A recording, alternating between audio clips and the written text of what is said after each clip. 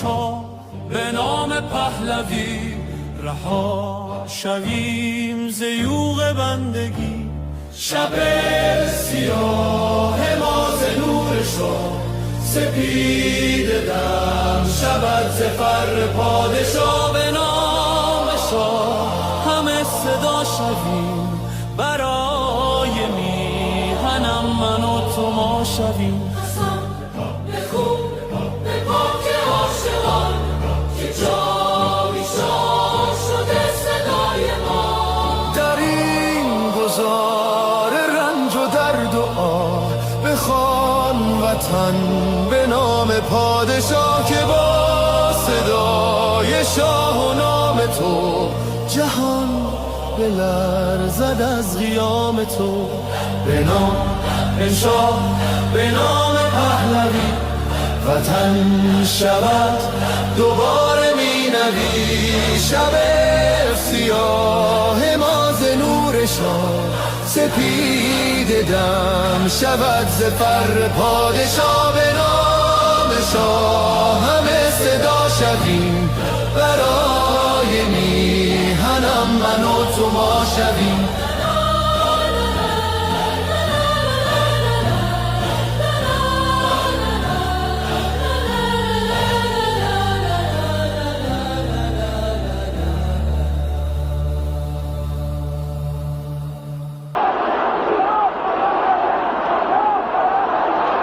When you look at the crowds today, you have maybe 5,000-6,000 people here. On the streets yesterday, 1 million people, 1 million Iranians in the street for the Ayatollah Khomeini. Does that not give you concern? Does that not make you afraid? Because they are afraid, yeah, that's right. And most of the people don't say anything because they are afraid. And they are in silence, you know, they don't say anything. Is this the silent majority of Iran out here now? Yes, that's right. Do you want the Shah to return? Yes, Shah, return to the country. What about you,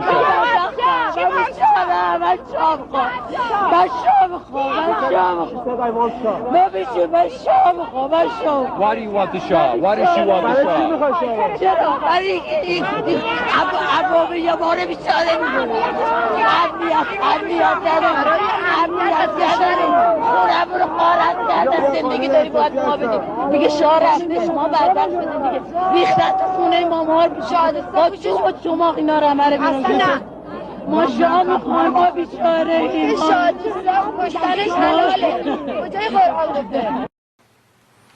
The so-called Islamic Republic is not the government of Iran. It is a hostile occupying force that's hijacked our homeland. After invading 5 neighboring countries and sowing chaos across the region, this regime has invaded Iran itself, using foreign terrorists, Hezbollah fighters, Iraqi militias, and other mercenaries to slaughter the Iranian people. This is no longer mere repression.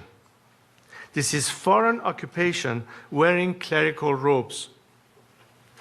Just as Saddam Hussein drowned the marshes in blood, and Bashar al-Assad turned barrel bombs on his own children, Ali Khamenei and his thugs have committed mass crimes against the Iranian people and against all of humanity. And just like those other tyrannies, the Islamic Republic will fall, not if, but when. The world must hear this clearly. The battle in Iran today is not between reform and revolution. It is between occupation and liberation. And the Iranian people have already chosen their side. Their heads are bloodied, but unbowed. Yet the cost has been heartbreaking. The people of Iran are being slaughtered in the streets and in their homes by a regime that shows no mercy. More than 12,000 Iranians were massacred in 48 hours.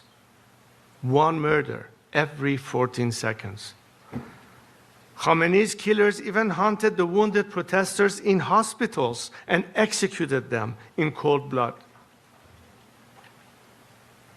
The regime collected piles of bodies with dump trucks and forced worried families to search unlabeled body bags. They refused to return bodies for burial without payment for the cost of the bullets that killed their loved ones. And where a family cannot pay up to several thousand dollars, and most of them can't, they bury the dead in unmarked mass graves. And despite the lies you're hearing from the regime, its bloodlust has not diminished. The slaughter has not stopped.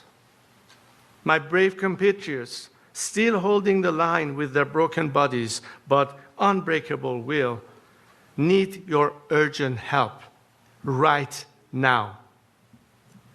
Make no mistake, however, the Islamic Republic is close to collapse. Ali Khamenei and his thugs know this. That's why they are lashing out like a wounded animal, desperate to cling to power. The people have not retreated. Their determination has made one thing clear. They are not merely rejecting this regime, they are demanding a credible new path forward. They have called for me to lead. The bond between me and the Iranian people is not new. It's been with me since birth, and it cannot be broken. Even in exile, I pledged my life to the service of the Iranian nation. این آخرین نبرد پهلوی برمیگرده.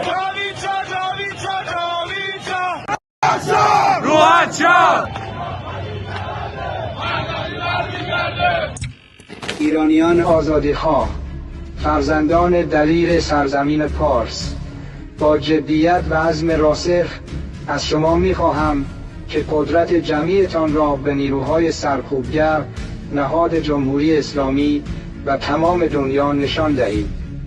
برخیزید و اتحادتان را به نمایش بگذارید تا تاریکی عقب نشیند. از شما آزادیخواهان می‌خواهم که در کنار هم و در یک روز و یک ساعت در سراسر ایران بزرگ قدرت جمعی خودتان را به صورت امن به نمایش بگذارید. نیروهای سرکوبگر توان مقابله با شما را در همه شهرها و خیابانها ندارند. به نیروهای مسلح ملی فرمان می‌دهم در خانه بمانید. در آن روز بزرگ که مردم قدرتشان را آشکار می‌کنند، از مقابله با برادران و خواهران ایرانی خودداری کنید. به یاد آورید که شما نگهبانان ملت هستید، نه ابزار سرکوب. کشورهای خارجی تنها برای پیشبرد اهداف خود عمل می‌کنند و نبایستی مسئولیت تغییر و جایگزینی حکومت را بر گردن بگیرند. این حرکت نهایی بر دوش شما مردم آزادیخواه خواهد بود. پیروزی نور بر تاریکی قطعی است. به نام ایران و به حکم رسالت تاریخی از شما می‌خواهم که به یاری ایران بیایید. افتخار شما در نگهبانی از تمامیت ارضی ایران و جان و مال ملت ایران است. برخیزید. آزادی شما در همبستگی و شجاعت شماست. این آخرین نبرد پهلوی برمیگرده. این آخرین نبرد پهلوی برمیگرده. این آخرین نبرد پهلوی برمیگرده. این آخرین نبرد پهلوی برمیگرده. این آخرین نبرد پهلوی برمیگرده. این آخرین نبرد پهلوی برمیگرده.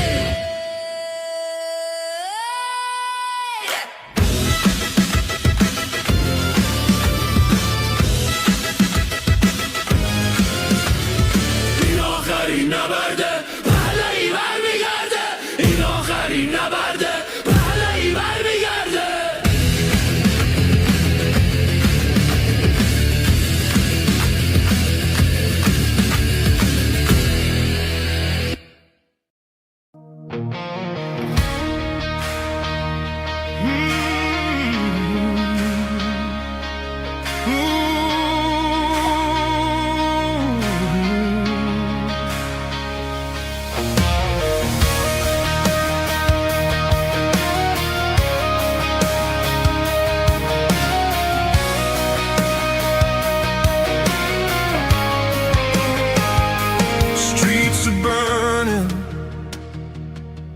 voices rise, peaceful hands beneath the skies. Police in black, they draw the line. Basic GIRGC crossing every sign. They shoot at us, no shame, no fear. 11 souls have gone this year. We march with hope, we stand as one. Oppression ends, the fight's not done. Act, Mr. Trump, a genius, bold and strong. You never surrender, that's where we belong. Act, Mr. Trump, we're calling you tonight. Act, Mr. Trump, be the fire, be the light. Locked and loaded, you said it loud. Hear the cries, hear the crowd. Act, Mr. Trump, don't turn away. Hope is rising, lead the way.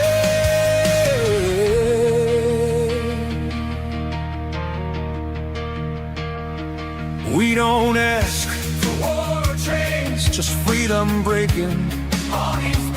They beat us down, they steal our breath. Community regime survives on fear and death. The world is watching, time is now.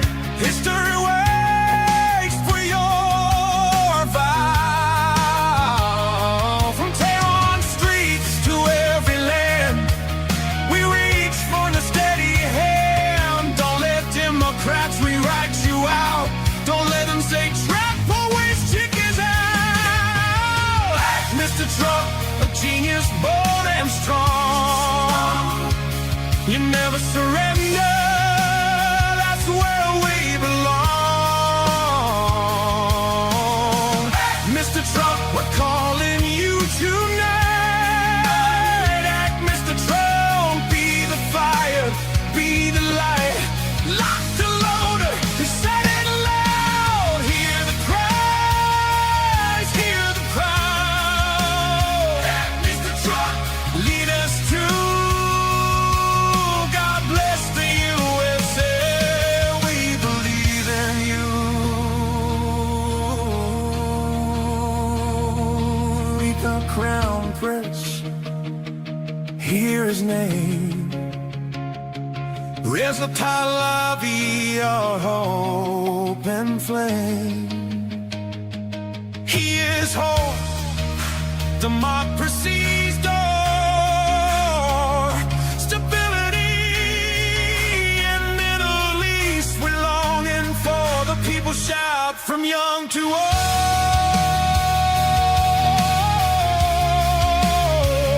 One leader, brave and bold. Friendship keeps the future free.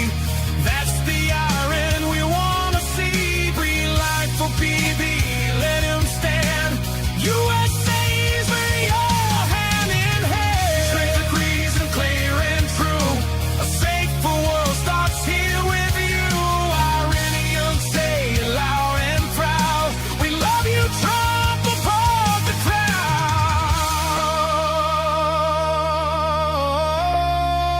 crowd. A genius mind, a patriot strong, a doer, fighter, where we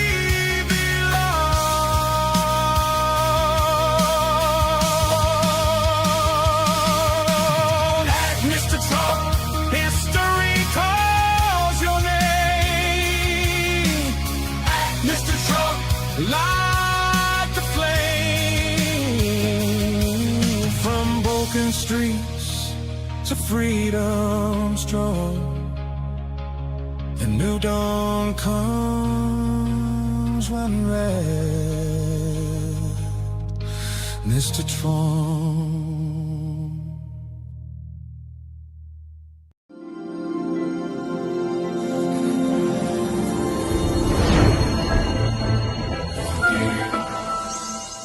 ملت بزرگ ایران، این صدای آزادی است. جمهوری اسلامی سقوط کرد.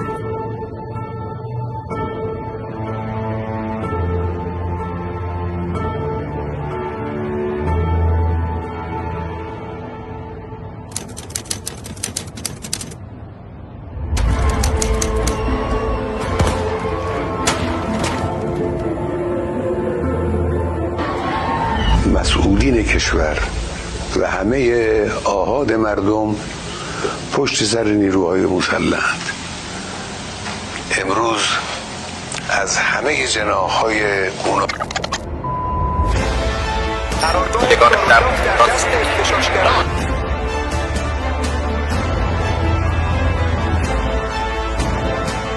آنچه آغاز شده برگشت ناپذیر است. دستگاه سرکوب رژیم در حال فروپاشی است.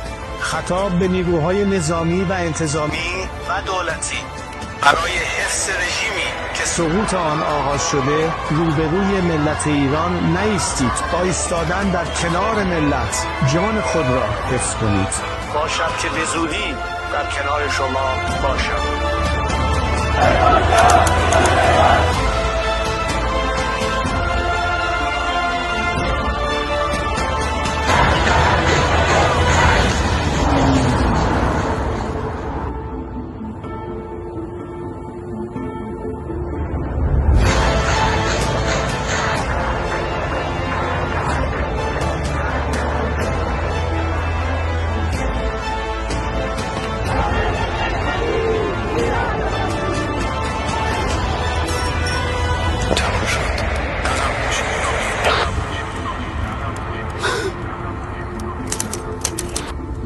اینجا دیگر صدا و سیمای جمهوری اسلامی نیست. این صدا و تصویر تلویزیون ملی ایران است.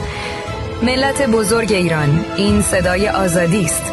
جمهوری اسلامی سقوط کرد.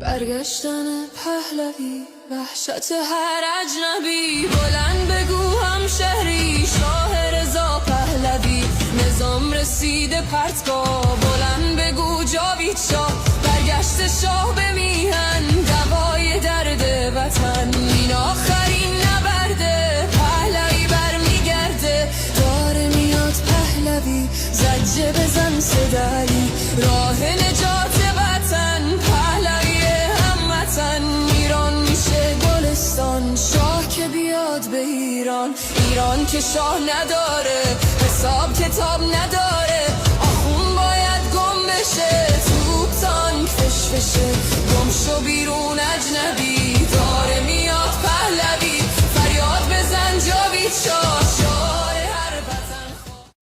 To all of our friends around the world, under the yoke of the Islamic Republic, Iran is identified in your minds with terrorism, extremism, and poverty. The real Iran is a different Iran, a beautiful, peace-loving, and flourishing Iran. It is the Iran that existed before the Islamic Republic, and it is the Iran that will rise again from its ashes the day the Islamic Republic falls. So let me be clear about how a free Iran will act towards its neighbors and the world after the fall of this regime. In security and foreign policy, Iran's nuclear military program will end. Support for terrorist groups will cease immediately. A free Iran will work with regional and global partners to confront terrorism, organized crime, drug trafficking, and extremist Islamism. Iran will act as a friend and a stabilizing force in the region, and it will be a responsible partner in global security. In diplomacy, relations with the United States will be normalized, and our friendship with America and her people will be restored. The state of Israel will be recognized immediately.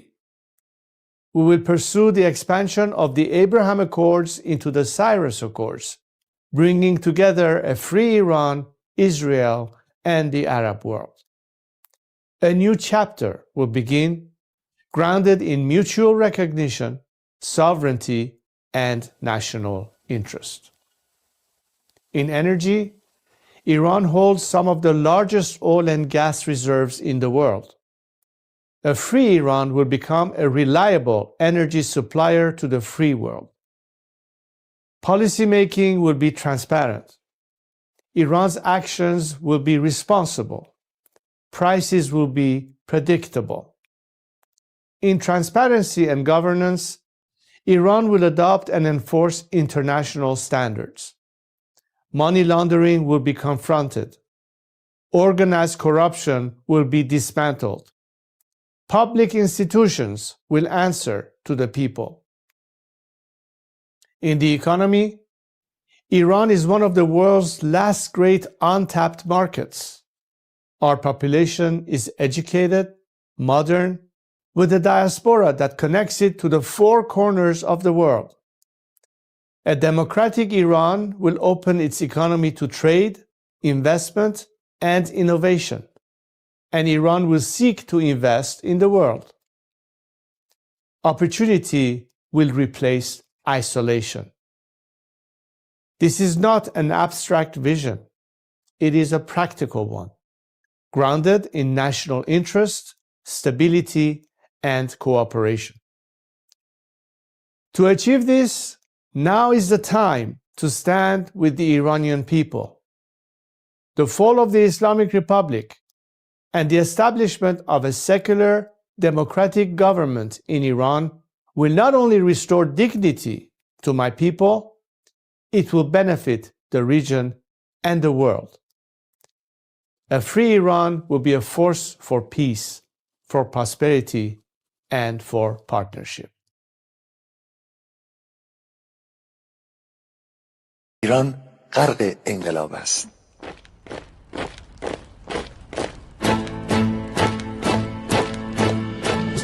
کشور ما، تاریخ ما در سیدگر فرا گرفته، گویی اهورا مستا دوباره در نور خود مرا گرفته. اکنون سرودی سر میدهم باز فارغ از رنج و تشویش. ایران غرق انقلاب است، به پیش به پیش به پیش. ایران غرق انقلاب است، به پیش به پیش به پیش.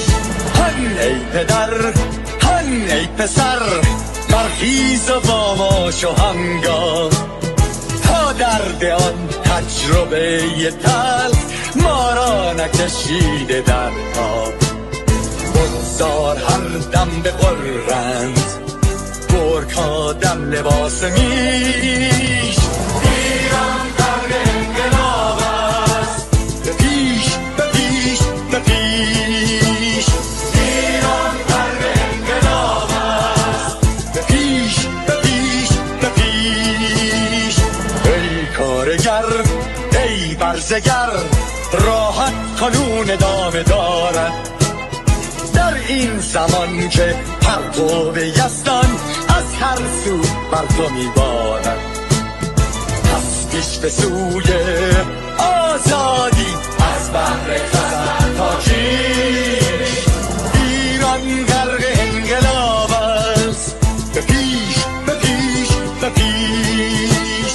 ایران غرق انقلاب است، به پیش به پیش به پیش.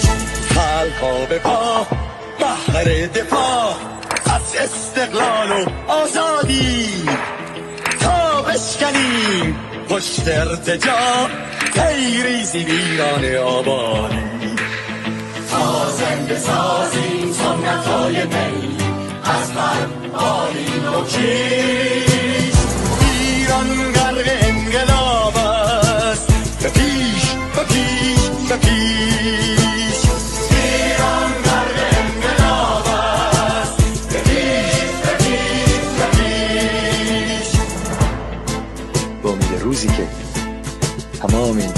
بشور و انقلاب تموم بشه و ما در روشنایی، نور و سعادت مردم کشورمون غرق بشیم.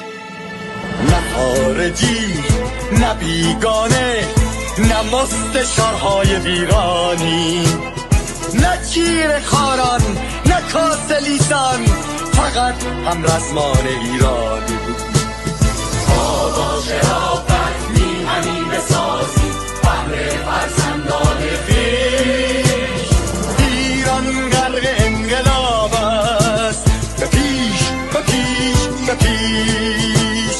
ایران غرق انقلاب است، به پیش به پیش به پیش.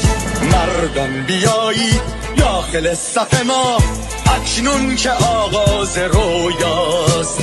دشمنان بدانید ما زنده هستیم، بعد از ما هم ایران پابرجاست. آن روح شیطان ما را فریب داد با صد شعار مردمیش.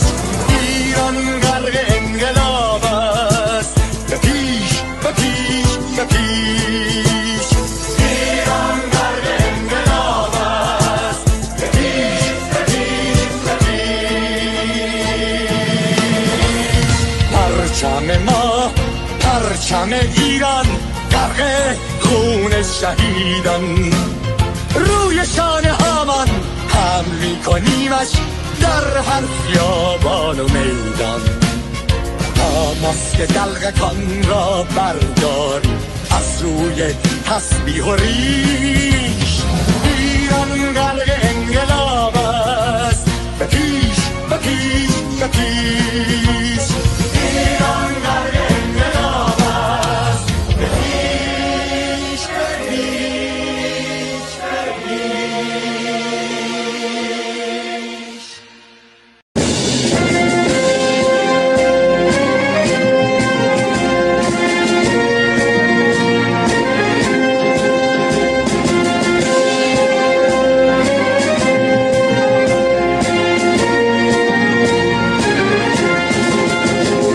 تو ای خاک پربار ایران من، تو ای مظهر عشق و ایمان من، تو ای زادگاه نیاکان من، تو ای مهد آزاد مردان من.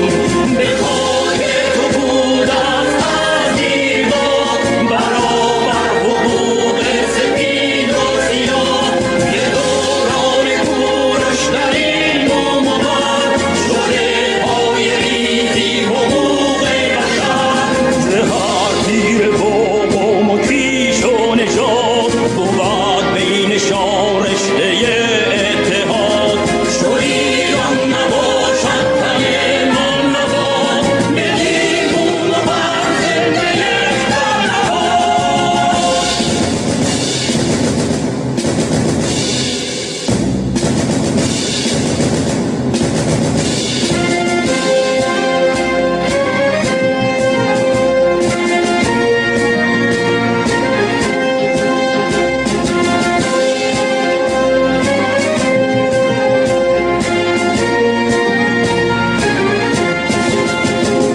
جهان آفرین تا جهان آفرین، نیاورد جز مهر و نیکی پدید. بداندیشی و کینه و دشمنی، بود خوی و کردار اهریمنی. زمیندار گفتار و کردار نیک، همیشه پدید آید آزارنی.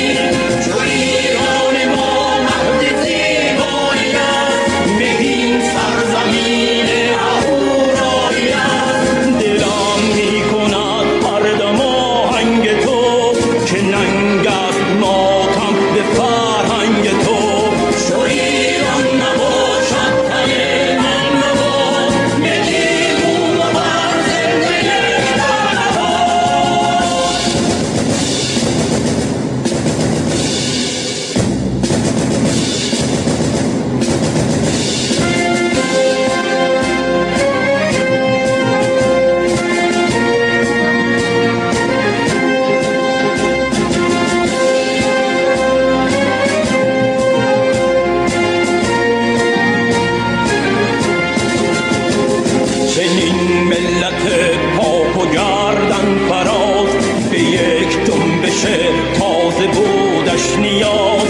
شد انجمن از دلیران پارس ز پاکان و روشن ضمیران پارس در ایران زداید نشان بدی بر افروزدان پره ایزدی سپروان کند بزم ناباد را کند بارور از هنر خاک را هنر دانش و رامش و شادیت هماهنگی و صلح و آزادیت چوری آن نباشد من مباد یکی بود و بر زنده یکتر نباد.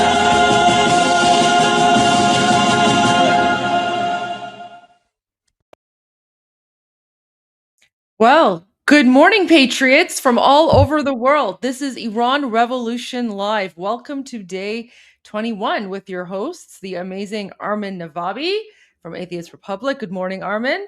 And of course, morning. myself, Goldie Gamari. How's everyone doing today? Good I'm morning. doing a lot better. Yeah, did you get some sleep last night?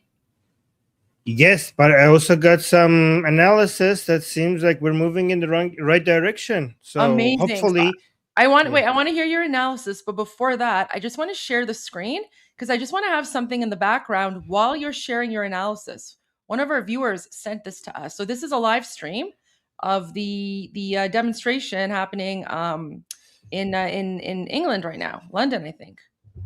So I just figured I would put this on while you're giving your analysis. right. Okay. Okay. So should I do it now? Okay, Yeah, I'll do it now then. give your analysis. By the way, Yeah. guys, just before I say this, okay, nothing is 100% certain, but this is what the overwhelming, the experts, the political analysts, the military analysts, this is what the overwhelming consensus seems to be.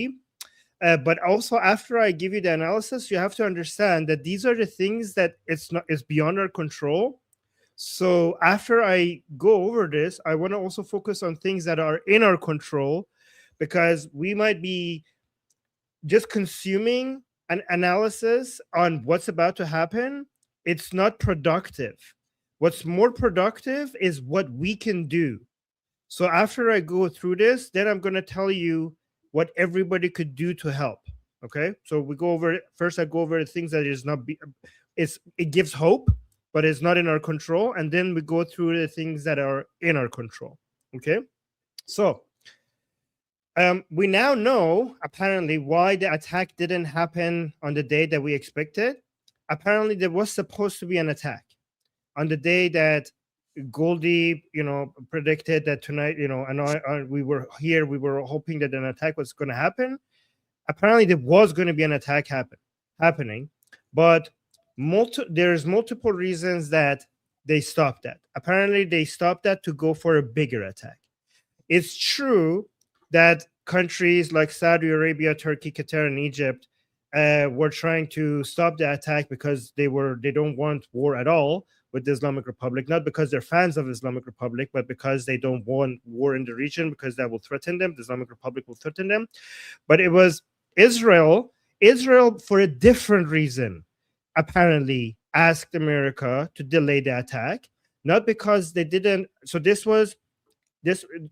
it's not that the Americans consulted with the Israelis, and the Israelis came to the conclusion that the scale of the attack that originally was planned was not good enough, and it would be only symbolic. It will not result in a regime change. It will not do much to give the protesters an upper hand. So they needed to prepare for a higher level, much bigger scale of an attack. And that's why they delayed it. And that's why what I'm going to tell you right now is happening right now, right? So first, let's go to the aircraft carrier deployed. The U.S. is moving an aircraft carrier, which is the USS Abraham Lincoln aircraft carrier, and its strike group. So it's not alone, okay? And its strike group towards the Middle East. And so we're expecting that to get to the Middle East on the weekend, right? So, by the way, this is a lot of people think that one way or another the regime is falling because this is too big of an opportunity for Israel and United States to to basically just let go of. The Islamic Republic has never been this weak in its 46-year history, and the alternative to the Islamic Republic is so pro-American and pro-Israeli that it just makes absolute no sense to not to take advantage of this opportunity. So military, and I have some new videos showing like helicopters flying over, different areas. So I could show you that as well. Military assets from air, land, and sea are moving into the region to give President Trump options for a potential strike. So let me talk about the almost strike that happened. Strikes seemed ready to happen a few nights ago. Jets were heard over Iraq. Airspace was closed. Base evacuation in Qatar, but it was called off. So a lot of people, it's true that Saudi Arabia, Turkey, Qatar, and Egypt were asking for the attack to be called off, but it seems that they were not the main difference maker. It seems that both United States and Israel together came to the conclusion to pause. So the other countries, the Saudi Arabia, Turkey, Qatar, and Egypt, they were fearing a regional war where the Islamic Republic would retaliate against them, and also skyrocketing oil prices and stuff like that. Not that Saudi Arabia would mind that, but the other countries might mind that. But and also some of these other countries, they worry about that United States will come do like help with the regime change, but they will not stick around for the messy aftermath, and they would be left alone to deal with the aftermath. But the Israelis' concern was something else. Israeli concern was that the attack needs to be decisive, it needs to be very effective, and it needs to be something that actually makes a difference rather than something symbolic, right? So the weekend is critical, not just because the USS Abraham Lincoln, the aircraft carrier, and the strike group is going to be getting close by that time, but it's also because market hours. Again, this is a pattern that has been true all the time, but it's not a guarantee that it will continue. But President Trump historically prefers military action when the stock market is closed. So that's another indication for when the attack might happen. There's a 3-day window, so Friday to Sunday, with Monday being a holiday, market is closed. There's a 3-day window right now where strikes are more likely. The track record, major actions like the Soleimani strike, Houthi strikes, and recent Venezuelan actions all happened on weekends. So what are the options? So we have kinetic strikes and we have cyber warfare. So kinetic strikes just basically means physical attacks on regime headquarters, leadership figures, or the secret police, like the besieged police facilities. And then we have cyber warfare that we could see shutting down regime communication to break their command chain, doxing, basically leaking the identities and addresses of this secret police. By the way, you see why the police, the anti-riot police, when they show up in the streets of Iran, you see they're all wearing masks, because they're afraid of being identified. If they're identified, the Iranian people could find out where they live, and that's something that they're really trying to avoid. But if if the United States helps dox them, then a lot of them might stay home. This will scare them. This is actually a very effective way of scaring them. Internet access, trying to restore internet to more areas, to more protesters, so they can share their stories to the world. But the key way is, we already have Starlink being available, but the regime has found a way to use, a Chinese technology to stop the signals to come out. It's easy to identify the place where they're sending out these waves. I don't know what they are. They're microwaves. They're sending something out that jams the signals from the Starlink, but it's very easy to identify where they're coming from, and you could target them, which means that Starlink internet access will become more accessible again. So let me just go to the things these are the things that are beyond our control. Now let me just move to the things that are in our control, and these are the things you need to be focusing on. Okay, so whatever the US does, whatever the Israel does, they're not going to ask me. They're not going to ask Goldie, and they're not going to ask you guys in the chat either. They're not going to ask for advice. But these are the things that's somewhat beyond our control. This is what we could do. First of all, to Iranians, it's really good that you're putting rallies, Iranian rallies out there.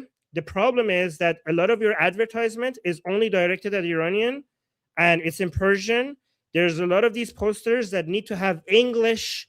You need to be asking everybody to join. Right now, a lot of the marketing. So Goldie and I, yesterday on our stream, we were translating some of your posters because you didn't have. It seemed like you're not even asking other people to join.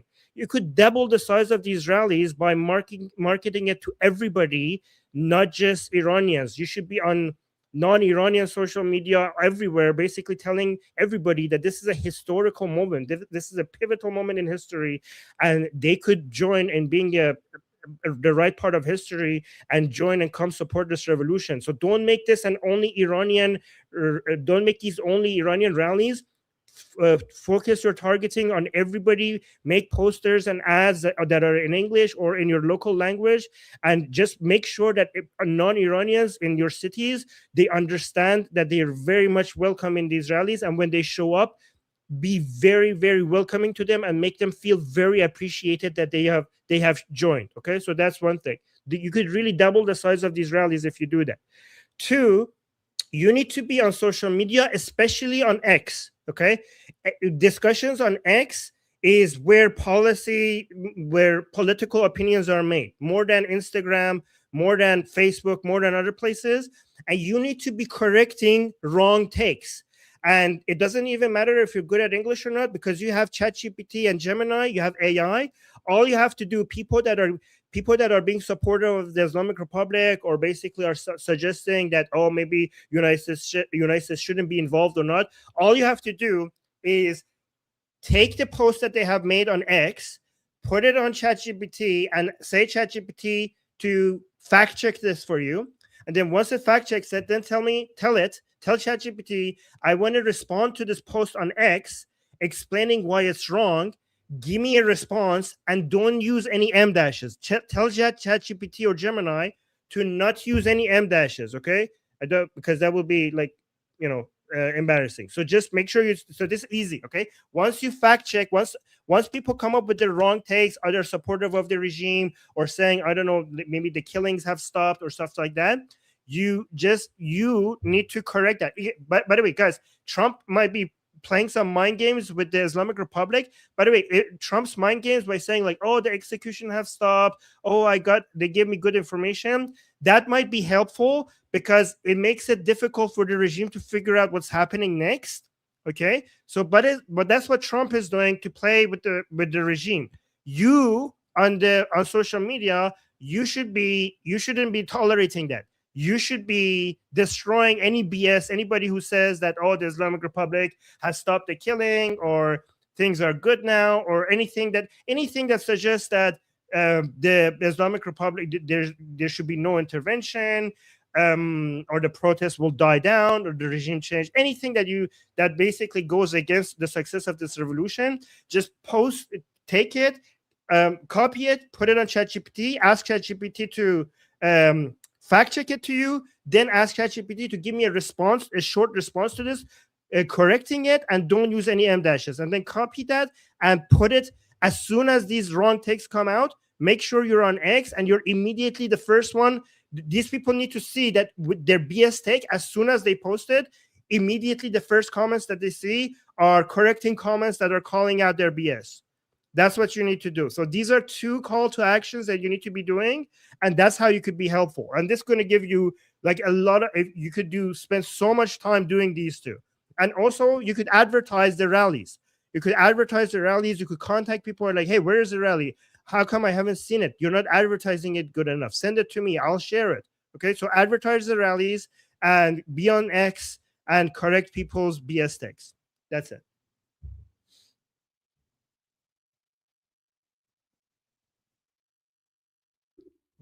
Thank you, Armin. Thank you so much for that. Appreciate that. Sorry, I was just looking at some of the comments here. So here's some footage from the UK. And one of our viewers also told us about a live stream from Sweden. So these are both happening right now. These are the pro-Iran demonstrations where Iranians are going out in support of Iranian people, of course.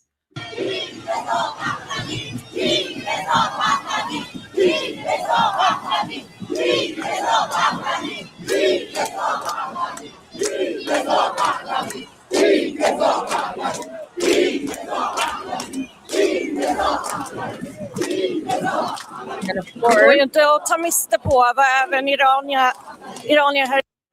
of course, if we go to the UK, I think everyone's eyes is on UK, Armin. اما امروز زمان سوگواری نیست. اما خشمگین شو. به آتش خیزش بدل At this moment, This crowd. You hear that?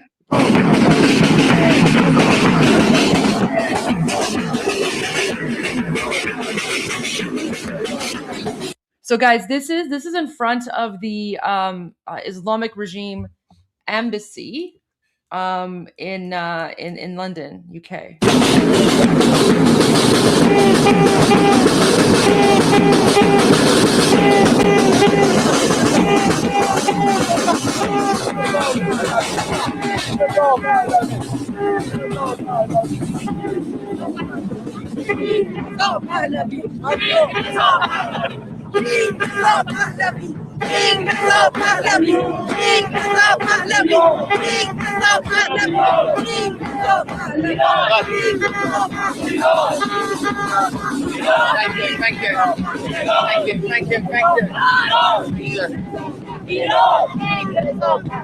You can see the American flag. Let me go back a little bit, or I'll show it again. But see, like how Iranians, no matter where they are, they have the American flag with them, right? This is live. This is right now. This is a live stream.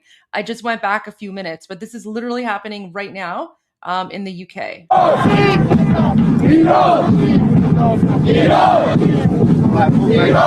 We're all back over the other end now. Sorry, can I try pass? Thank you. I'm just walking up the other end now. See if we can have a little look from the other side. Don't know where the others have gone at the moment. But let's have a look in here. Can I? So for I was just gonna say for my channel members, for the channel members who are paid members, you probably recognize these photos because you have all of these as emojis. I also added 2 new emojis for channel members.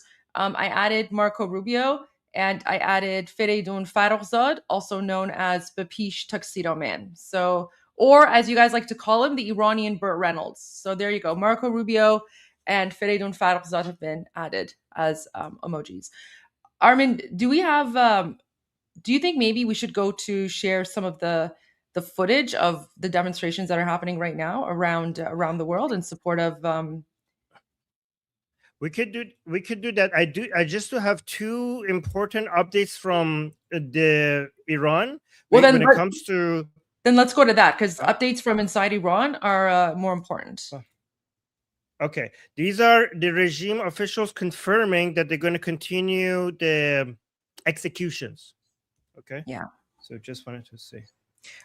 Do you have like a I think I saw the posts on X, so I'll bring it up here. But yeah, regime officials, they have confirmed that they're going to continue. Yeah, there you go. Okay. Wait, there's no audio. Let me bring the audio up. There we go. So this is Ejei. He's the head of the judiciary, one of the most powerful people in the Islamic Republic, and one of the most hated one too. عمل به موقع اثری داره که همون اقدام رو اگر شما بکنید ولی با تأخیر دیگه اون اثر رو نداره. So he's saying that when Wait, sorry, Armin. Armin, quick question. Someone is asking, where can we send footage? I'm assuming footage about the demonstrations or something. Armin, do you have like an email or something that people can send footage to your team? Yeah, my email is armin.navabi@gmail.com. Okay, I'm going to put that here. Armin. Thank you. Let me fix the screen so that we're not hiding your face. Oh. All right. Okay. All right. Continue. Sorry. That's okay. Oh, I got new footage from. Okay, that's fantastic. Thank you, Sohail. All right, so This is AJE. And AJE, okay, let's just play this. This is 2 minutes. عمل به موقع اثری داره که همون اقدام رو اگر شما بکنید ولی با تأخیری اون اثر رو نداره. So he's saying we have to take action immediately because if we delay the action, it's not going to have enough effect. و واقعا یکی از همه‌تون بودید دیگه تو صحنه‌های مردم که این تظاهراتی که داشتن، یکی از خواسته هاشون همین بود دیگه که آقا اینا رو تسریع بکنید در محاکمهشون، در مجازاتشون. So he's saying that the people are demanding that we expedite the execution. So he's saying that the Iranian people want the executions of the protesters to happen faster. So these people are still living in the delusion that the Iranian people are on their side, and the Iranian people are asking the officials to please don't delay the executions. That's what he's saying. This is regime propaganda, by the way. دو کسانی هستن که ممکنه اسلحه دستش نبوده، نه سلاحی، نه چاقویی، نه قمه‌ای، نه کوکتل مولوتوفی، نه احیانا بالمباشره فرض کن جایی رو آتش زده، اما ما میدانیم که عامل اصلی اینه اقداماتش رو قبل از روز و شب درگیری انجام داده، اقدامش رو در همون حین زمان انجام. So he's talking. There are some people that might have not had like a knife or like cocktail. You know, I'm not going to say the whole thing, or like any weapons. Those he's deciding what to do with those people. نه سلاحی، نه چاقویی، نه The people who didn't have weapons in their hands. کوکتل مولوتوفی، نه احیانا بالمباشره فرض کن جایی رو آتش زده، اما ما میدانیم or they haven't burned any places. عامل اصلی اینه اقداماتش رو قبل از روز و شب but there still might have been influential. درگیری انجام داده، اقدامش رو در همون حین زمان انجام داده. اینا در مرحله بعدی هستن. خب اگر Okay, so he's saying we're first going to go after the people, like punish the people who had weapons in their hands or were burning places, but then we're going to go after the people who didn't have weapons in their hands or didn't burn any place, but they were the people who were effective, and most of their work was basically before, like they were a part of the preparation plan. اینا رو ما شناسایی کرده باشیم که عوامل اصلی که these are the main influencers, the main هدایت کننده پشتیبانی. These are the people who are guiding others or they're backing the protest. کننده، تهییج کننده این افراد برای اغتشاشات بوده، انگیزه دادن اونها برای اغتشاشات بوده.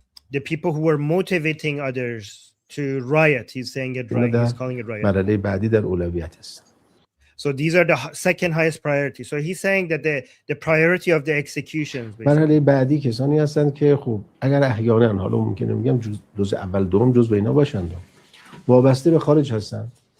Oh, so the third priority are the people who are who are basically connected and dependent on the West, on foreigners. وابسته به سرویس‌های خارجی هستند. از طریق فضای مجازی آموزش دیدن یا آموزش دادن حتی. So these are the people who have been trained on social media or even have been training other people on social media. یا هر دوش. کسانی هستند که فرض بکنید که توی مسائل پولی، مسائل رد و بدل کردن پول حالا یا به صورت So for example, these might be also people who have been exchanging money. ریال خودمون، ارز ما، هر چیزی به هر شکل دیگه. پشتیبانی‌های تبلیغاتی، پشتیبانی‌های مالی. People who have been supporting with advertising the protests or people who have been supporting the protests with money. پشتیبانی آموزشی، پشتیبانی با ارتباط با سرویس، با ارتباط فرض کنید با آمریکا، با So for example, they might have been connected to America. رژیم قاصب صهیونیستی یا So he's saying the occupying Zionist force. So he's basically Israel. So people connected to United States or Israel, these people are their third priority. اصلا جریان بیرونی که احیانا اونا بتونن باید. اینا باز یه مقدار اینا هستن که در مرتبه سوم در اولویت ها هست. So that was just the three priorities of who are they going to be executing. The first people they're going to go through, and then the second and third person. And this was this guy. آمریکا ترامپ توییت زده بود و تشکر کرده بود که Okay, so they're asking, this is in Namaz Jomeh in the Friday prayer. They're saying that President Trump posted a tweet. I mean, it's not on Twitter, but okay. He's that's what he's saying. Okay, he's saying he's asking this guy. This is the Friday prayers in Tehran. Okay, so he's interviewing this man. He's saying Trump, and they released this video on state TV, Sada Sima. Okay, so when they release it on state TV, that means that they agree with this message.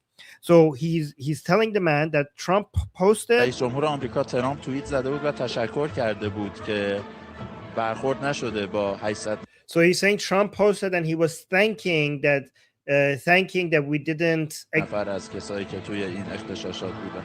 So that we didn't execute 800 people, right? So you know how Trump said like, oh, the Islamic Republic stopped executing 800 people? He's mentioning that. رئیس جمهور آمریکا ترامپ توییت زده بود و تشکر کرده بود که برخورد نشده با 800 نفر از کسایی که توی این اغتشاشات بودن. خب ترامپ همیشه حرف مفت و بی جهت خیلی میزنه. So he's saying Trump says nonsense things all the time. میکنه. برخورد نشده با 800 نفر از کسایی که توی این اغتشاشات بودن. خب ترامپ همیشه حرف مفت و بی جهت خیلی میزنه. غلطم میکنه. He's using a swear word like an insulting way against Trump. ما برخوردمون برخورد قاطع، بازدارنده و سریع هست. But he's saying, but our response will be decisive. It would be a deterrent, and it will be fast. و الان تعداد زیادی از پرونده هامون منتهی به صدور کیفرخواست شده. Oh, okay. This is an actual official. This is an official in the judiciary. He's saying, no, we are actually going. We have all of these people's cases, and we're actually going to be going forward with the execution. Yeah, so he didn't say execution, but he said that so Trump said that Trump said that we're not going to execute them, but he said he's basically talking nonsense. The cases are there, and we're going to be going through all of these people decisively, immediately. So he's basically saying that they're going to go through with the executions very, very fast. And this is apparently the official responsible for it in the Friday prayer. Okay, so that was an update from inside Iran. So we saw both from Israel and this official that what they're saying is that the executions are going to go through. However, please understand that because Goldie says that when Trump says that, oh, it seems like the executions are not going through, the reason why that could be the right thing to say, even if it's not true, is that we need Islamic Republic to not understand what's about to happen, right? So the Islamic Republic, if the Islamic Republic is certain that, okay, like this weekend an attack is going to happen, then it's good to make them keep guessing. So it could be mind games, and I hope it is mind games, because the executions are going to go through. Sooner or later, they are going to go through. Well, I mean, yeah, but the other thing as well is when you look at what President Trump actually said, he didn't say that he believes them. He just repeated what they told him. And that's the key distinction here. Posted on Truth Social. Let's see. Did President Trump post something on Truth Social? He posted about ICE. What do you mean posted on Truth Social? I don't get it. He didn't post anything new on Truth Social. I'm looking at his account. There's nothing there. He posted something about ICE, but ICE has nothing to do with the Iranian Revolution. But this is what I'm saying. Like, President Trump has never actually said that he agrees or believes anything the regime has told him. All he does is he says, this is what they've told me. That doesn't mean he agrees. That doesn't mean that he believes it, right? Even if you look at his wording on Truth Social, right? So he says, I greatly respect the fact that all scheduled hangings, which were to take place yesterday, over 800 of them have been canceled by the leadership of Iran. Thank you. So he says, all right, you've told me that they're going to be canceled. That's great news. Thank you. So, but, then again, why the heck is Senator Lindsey Graham, in Israel right now? And why are those, why is that like carrier ship or all those like big US military things. Sorry guys, my military terminology is terrible. So once we, once it gets to like the attack stuff and like all like the, pew pew and the missiles going around, that's where we're going to have to rely on ARMIN for the terminology, because I don't know, like to me, it's all like, I don't know the difference between like a missile or like a ballistic missile. Like, I don't know. I don't know. To me, it's just, fighter jets and ships. That's it. So you'll have to just. All we need to know is that Aircraft help carriers. seems to be on the way. No, all we need to know is that it seems like help is on the way. That's all we need to know. Yeah. Yeah. So, but you're absolutely right about that. Some people are also asking about chemical weapons. So, let me just. I have updates on that. Well, yeah, let me just go through my timeline really quickly here, because I have some updates there as well. So I'll just go. No, I have it ready. Okay, all right, go ahead. Okay, so this guy just give an update. Oh, this is actually. Yes, absolutely. That, you know what, this is an excellent comment, an excellent analysis.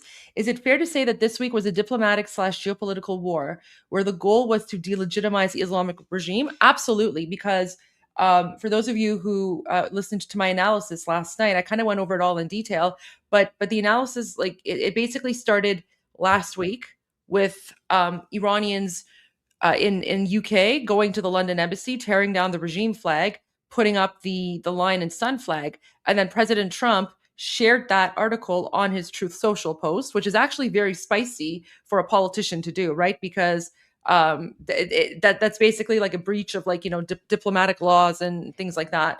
So President Trump did that, like posted that on his Truth Social, which is sending a message.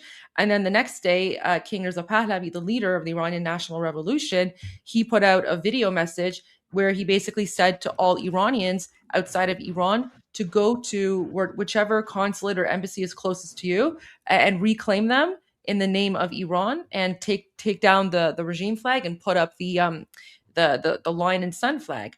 And then, that's kind of what we saw throughout the week, just that constant, Iranians going and doing that, which then culminated in his international press conference yesterday morning in Washington, D.C., where just right off the bat, he started off and he said that the Islamic regime is not a legitimate government. It's an occupying force. So absolutely. So for many right now, the Islamic regime, I mean, for us Iranians, we've always seen it as an occupying force. And I've always referred to it as, occupied Iran and the Islamic dictatorship. And 1979 was not a revolution. It was a coup d'etat.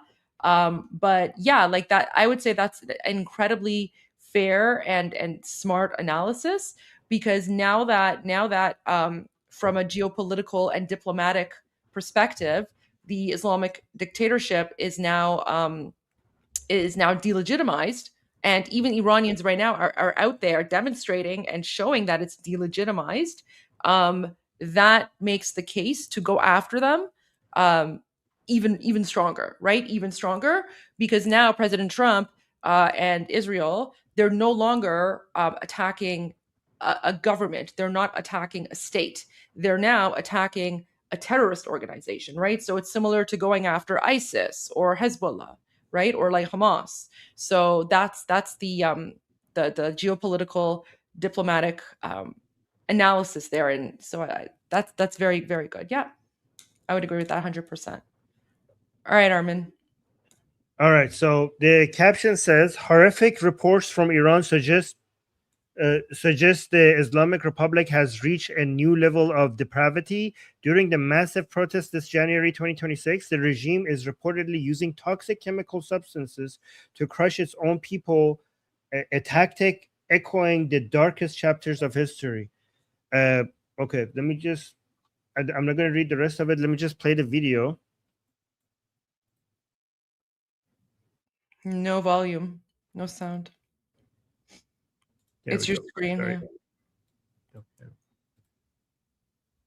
I'm a member of the Labour foreign policy group, and I received a report just before we came on air tonight. I hasten to add, this is not verified yet, but it's a credible report to me, and it says the city's prison is overcrowded with detained and arrested protesters. The court halls are filled with families of detainees, and no lawyers are being allowed to defend those who have been arrested. People believe that some kind of toxic chemical substance has been used against protesters, causing some of the injured to lose their lives days later. The number of those killed and injured is very high. If that is true, I think that's extraordinarily concerning. Wow. So just to clarify on that then, Bill, the information that you seem to be getting there is from credible source, so that the Iranian regime, the Ayatollah, might have used some sort of chemical weapon against their own people, against protesters, and we are now seeing a delayed reaction to that then. So we're a few days on from that, a couple of days on from that, and now we're starting to see loss of life as a result of that. Yeah, I mean, look, you know, there's history in this part of the region. You look at Saddam Hussein, you know, who used gases against 5,000 people in Halabja and murdered them brutally. And I feel this has got real echoes of that. Well, and where is our red line on this? Where is Trump's red line on this? I suppose that's the more pressing question, really, given that he would unquestionably be the one who would launch the first strike if there is one. You know, if this is true, no reason to doubt it. If this is true, that chemical weapons have been used on the Iranian people by the regime, I think all of that might be the sign to do something. But the key question is, what do you do? You know, because it's very different externally, and you know, I was part of it in government. Foreign interventions sometimes have adverse consequences. I just think it's just got a nightmare written all over it. And the thing is, if Trump goes in, you know, are we looking at what are the consequences? Are we looking, you know, it's very, very volatile in the Middle East in so many aspects of the Middle East. Are we looking at, you know, a monumental escalation towards World War III? I don't know. It's terrifying. And what terrifying? World War III? What are you talking about? How could this be World War III? You think China and Russia? Guys, don't let people scare you of World War III, because for this to be World War III, you need to have other countries coming in defense of Islamic Republic. Not a single country in the world is going to come in defense of Islamic Republic in a war. This is absolute lunacy. Guys, there's not going to be war. The Islamic Republic has no allies other than its proxies. And even its proxies will abandon it immediately as soon as they realize that this is a sinking ship. There is no World War III possibility here. It's just the Islamic Republic. What upsets me, and I think we always need to remember that in the middle of all this are people and families and kids, and you know, it's just heartbreaking. It really is heartbreaking. All right, so that was that. I mean, guys, you want to show something? We know for a fact that the Islamic regime uses chemical weapons on Iranians. They've been doing it for a very long time. During the Mahsa Amini uprisings 3 years ago, they used chemical, they used gas to like poison schoolgirls in their classrooms in order to scare their parents and discourage people from going out to protest. They've also in the past put like chemical weapons in subway stations where, you know, it's a big crowd and not a lot of air ventilation. So they've also like, you know, put toxic gas in there as well. So yeah, this chemical weapon news that's coming out, it's not new. I would say that the only thing that surprises me about this is that the mainstream media is actually picking up on it this time, because this has happened several times, but no one ever picked up on it. So the fact that it's being reported this time, that's what, quite frankly, is news to me. Pleasantly surprised, pleasantly shocked, because yeah, like it's this is not new. This is not new. This is how they've been murdering us for the last 47 years. So yeah, I have a video from we could play this later, from a man that just left Iran and he was part of the protest, and he gives his account of what happened during the protest. Is this the phone call? No, it's a video. Okay, all right, let's do that. Yeah. This one. Okay, yeah. So let me actually see which days he was in the protest. He participated in the protest on 18 دی و 19 دی ماه. I don't know what those are in group. Yeah, so two days of the protest, he was in the protest. So now he's outside of Iran, and he's basically explaining what he witnessed. So I'll convert the days. So you said it was what? Hijda day? 18 دی و 19 دی. So Hijda day, that's January 7, and then so January 7 and January 8. So January 7 and January 8 is when they shut down the internet, and that was like when the 12,000 Iranians were slaughtered, I think, on January 7 and 8. Yes. Okay. Yeah, exactly. So he witnessed all of that, and he's now outside of Iran explaining what he saw. So this is 3 minutes. I will translate it. با همه عمرم با همیشه فرق داشت. به خاطر اینکه همه دست ایران کف خیابون بود. So he's saying that this one in my entire life, this one was different from the other ones, the other protests, right? Because everybody was united. و صدا می‌زدن ناجیشونو. And they were calling out their savior. Like everybody was basically on the same page, and everybody was calling out their savior, meaning Prince Reza Pahlavi. ناجیشونو صدا می‌زدن. جاوید شاه، این جاوید شاه از یه حرص قدیمی، از یه قصه قدیمی، از یه کینه قدیمی داره. So he's saying everybody was saying Javid Shah. This Javid Shah comes from a really old grudge. میاد. یه خشمی داره میاد که آقا صدای ما رو بشنوید. It comes from a rage, it comes from an anger that is asking to people, asking for their voices to be heard. جاوید شاه آقا بشنو، یکی بیاد کمک کنه ما رو. Javid Shah, come help us. Somebody come help us. ببین من خودم شخصا با کمک خارجی، با هر چیز خارجی به مملکت و وطنم همیشه مخالفم و همیشه مخالف بودم. So he's saying like I was always against foreign help and foreign intervention. I was somebody that was always against foreign help and foreign intervention. اما من این صحنه‌ها رو دیدم مردم ایران دنبال ناجی می‌گردن.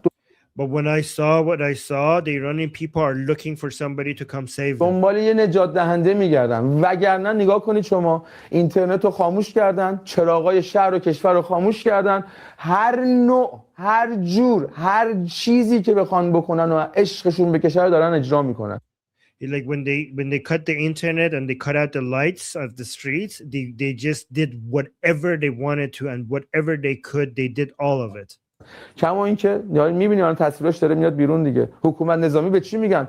حکومت نظامی اینه که آقا 10 تا 20 تا 50 تا موتوری داره میره با اسلحه، همه از پنجره دارن نگاه میکنن، کسی وجود نمیکنه صداش در بیاد. به این میگن like it's martial law, like they're motorcycles with people with guns on them, and people are watching them from the street, from their windows, and nobody dares like raise their voice because if you raise their voice, the motorcycles are going to get off their bike and come into your home and kill you. حکومت نظامی حتما نباید اتفاق خاصی بیفته که ترس رو تو دل مردم انداختن دوباره، یعنی میکشیمتون. کشتن شنبه یک شنبه تیکه بذار ویدیوهاش شما بیاد like he's saying on Saturday and Sunday they killed so much. Just wait for the videos to come out. Eventually the videos will come out and you'll see what they have done. توجه میشه قتل عامی کردن که حالا اینترنت باز نمیشه. They have committed the massacre that like the internet is closed right now, but he's basically saying the massacre that you're about to see is going to be so big once the internet is back. بهتون قول میدم این صدای منو شما به یادگار دارید. حالا like I promise you my voice is being recorded. The massacre that you're about to see that was recorded that hasn't gotten out yet, the videos haven't gotten out yet, you will see the scale of حالا it. اینترنت باز نمیشه به خاطر اینکه قتل عامی کردن که حتی حساب نداره.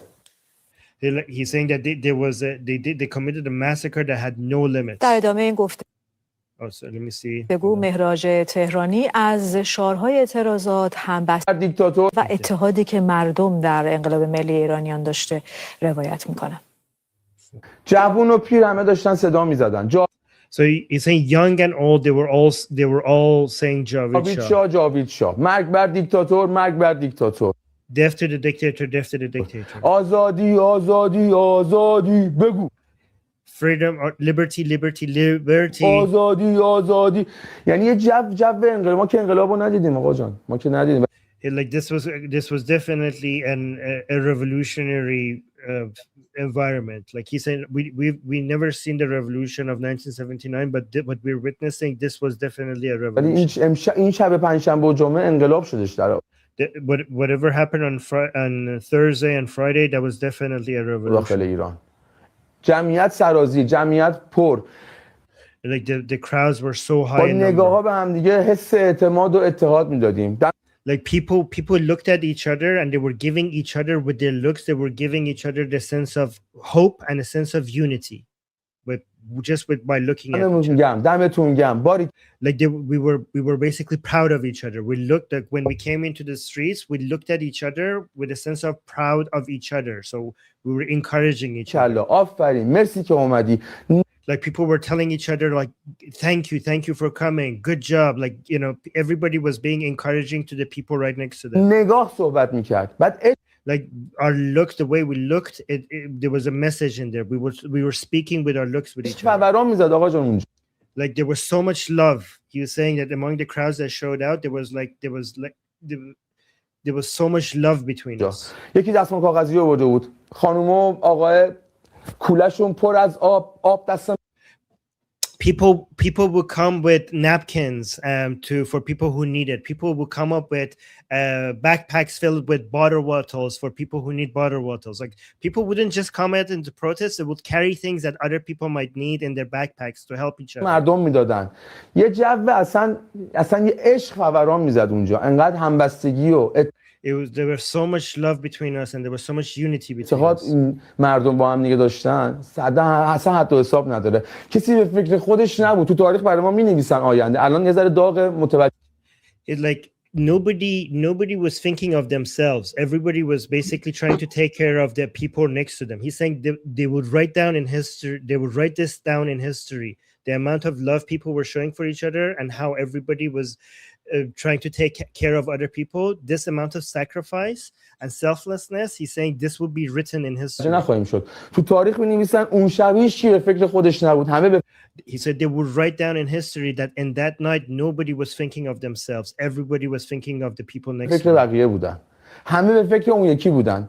برخلاف این سالا که ما ایرانی‌ها با هم دیگه اتحاد نداشتیم و ما رو به هر حال like he's like unlike the previous years where we Iranians were not united. دور کردن اصلا. چه داخل اروپا like but we were like they were separate. There was division between us and inside Europe, inside Iran there was division between us, but now we just had all unity. چه داخل ایران چه داخل کل جهان.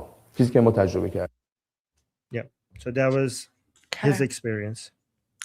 I want to go to so 2C TV starting soon, but here, let me show you Sweden.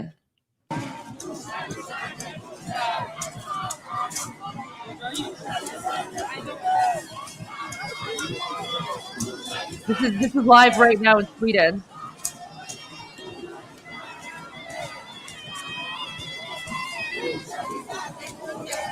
They're saying امسال سال خون سیدعلی سرنگونه, which means this is the year of blood. This is the year of blood, and Khamenei is gone. Now they're saying until the mullahs are dead and gone, Iran won't be our homeland. It won't be healed. Nu säger de ta Achon kafar nashavad tills dess att Achon betyder mulla. Tills dess att mullan inte är svept i liksvepning så kan inte vi landsmän vara landsmän.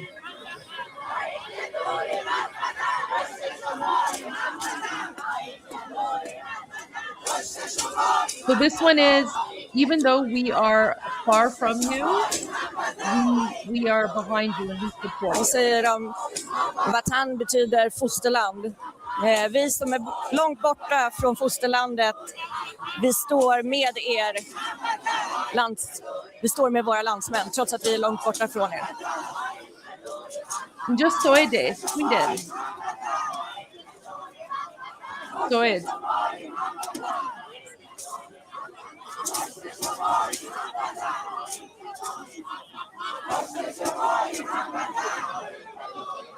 This is Sweden. I'm assuming it's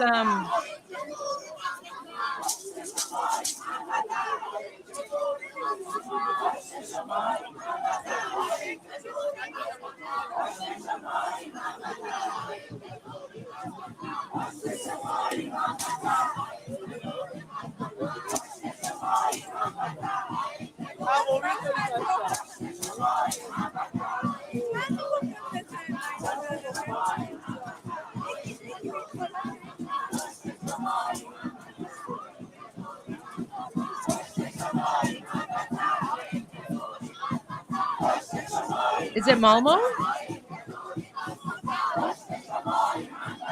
Tusi's almost starting. When he starts, I'm going to go to him.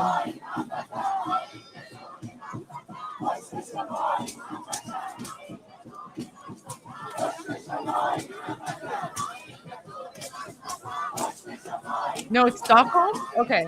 The Swedes are saying it's Stockholm.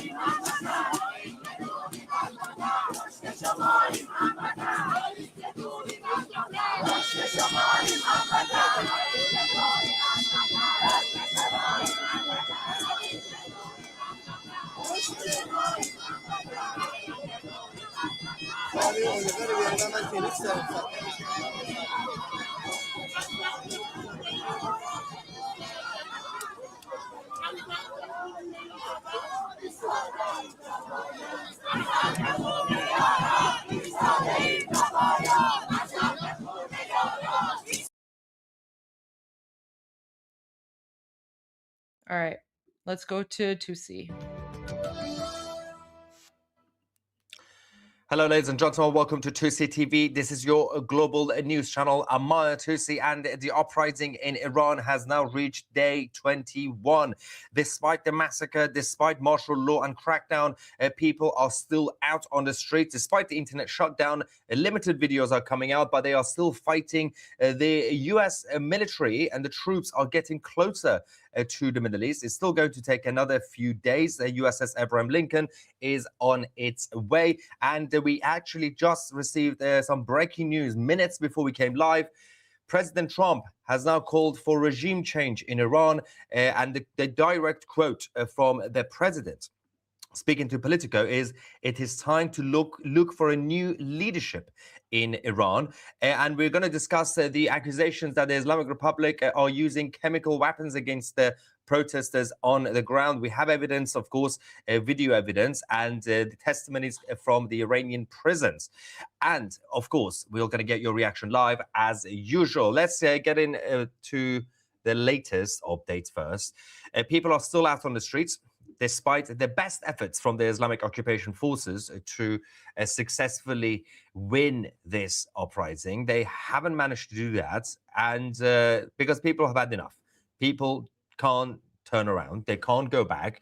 They are still fighting. But the biggest thing about this revolution and this uprising is not even about people being on the streets. It's the fact that the whole system, the whole country is on shutdown. There is no banking. The currency has completely collapsed. There is no economy. Internet being closed obviously also affects the economy and the regime themselves. Nobody's trading with Iran apart from China and Russia. And of course, everything else is falling apart at the top of the regime. To the videos, the latest videos that are finally coming out of the country. People still out on the streets. The last couple of nights, the fight continues in especially big cities like Isfahan. Security forces being chased away by the people.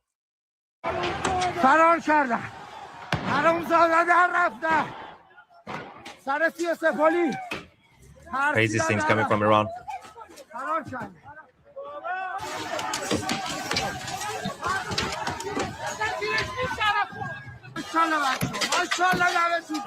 Now, this isn't the first time that the Islamic Republic have used dirty tactics like chemical substance or poisoning. Saddam Hussein in Syria, in Iraq, also used that, both against the Iraqis and against the Iranians during the 8-year war. But this is from Isfahan. Now, there is an investigation at the United Nations. I know we don't really trust the United Nations, obviously, here, but their inspectors are now doing their investigation in terms of the chemical substance to find out what they actually are using. We're going to show you a video of the regime, obviously, in the hazmat suits and masks on the streets. But even if it's basic poisoning, the results of it is coming a few days later. I'm going to explain that, but more videos from Isfahan.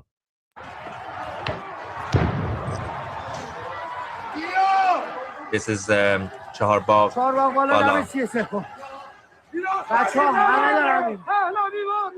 They're still calling for the return of the Crown Prince on the streets. The guy says everybody's out on the streets.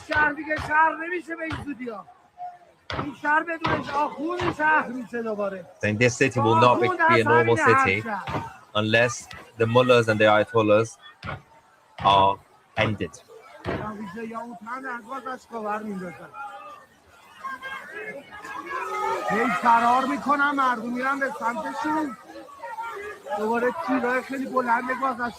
have a huge group joining the Middle East from the US troops. A number of warships, more troops coming from Europe as well and from the United States, but a lot coming from South China Sea. Let's talk about the chemical substance, because the reports came directly from the Iranian prisons, and the former government ministers have also confirmed in the UK the reports. The United Nations inspectors are going to be reviewing this. Again, I don't really trust the UN, but they usually do cover-ups of the cover-ups. That's their job.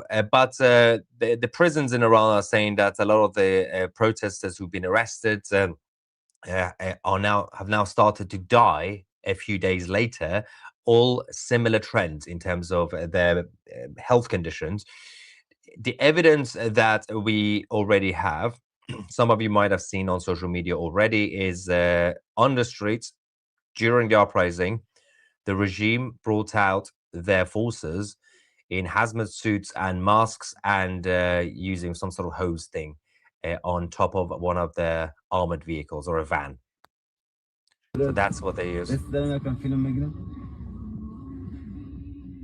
that's the thing. That's the guy in a hazmat suit, surrounded by the rest of the IRGC actual security. The two of them are wearing masks, you can see. One of them is the one in the white hazmat suit, and the other one who's just security and is wearing black, obviously, black uniform. Now, these allegations, of course, are extremely serious and they need to be addressed, but I'm not really sure exactly how the UN or any of these international entities could actually do anything useful, because there's no access to Iran. All we have is the whistleblowers, all we have is the leaks, and of course the documents that are coming out, because the regime from within is falling apart. So they are briefing against themselves. They are trying, the rats are obviously abandoning the ship. A lot of the IRGC leadership have already left Iran. Their families have already left towards Europe. But there is more to come. And there is a lot of big reactions happening on the ground, which the media is not really reporting. For example, as I said, the Americans are still on their way. Still going to take another few days, as you guys know. But meanwhile, more embassies are getting closed. So first we had the British embassy that was closed down, then New Zealand, then Portugal, and today we have Ukraine and Slovakia, and more countries from Europe are closing their embassies in Tehran. They know this is the end. They know things are about to kick off completely, and they know that there is no normality in Iran. Nothing is going to go back to normal. Nothing is going to go back to your everyday dictatorship, but stable dictatorship. Stability is gone. And the biggest thing in the middle of all this, as I said, is that the USS Abraham Lincoln and other warships and US troops are getting closer and closer to the Middle East and to the Iranian border. Now, in the next few days, we're going to see huge developments in terms of the US military buildup. We now have more information about what happened a few days ago. Earlier this week, the United States was about to launch a number of airstrikes. And as we went live, literally last minute, the airspace closed. There were a lot of rumors and speculations of what happened. The reality has now come out in terms of a factual situation. So President Trump and the White House didn't really comment at first. Then the Israelis, the stories came out about the Israelis, but then Israel then confirmed that, yes, there was a last-minute change of plan. Prime Minister Netanyahu did say that the airstrikes that were planned a few days ago by the Americans were not going to be enough. And President Trump reassessed the military risks as well, realized that, well, this would be a pointless exercise because sometimes President Trump has used the carrot and sticks as an approach. He did hit Syria once in 2019, to basically paralyze ISIS and Daesh. He has done that in Iran about 6-7 months ago during the 12-day war to send a message. That's the stick that he uses as part of the carrot and sticks approach. But they realize the carrot and sticks doesn't really work in this situation because you're not trying to punish the Iranian regime. You're not trying to send a message. They have crossed the line, and there is no way for anybody to go back to normal. So the reassessment was, let's basically make a U-turn last minute, a few days ago. Let's bring in the USS Abraham Lincoln. Let's bring in more warships. Let's bring in everybody else. And that way, we don't even have to rely on anybody else's airspace, including Qatar, including Saudi or whoever else, or Iraq. And this is going to be, as far as we know, this is still a military buildup.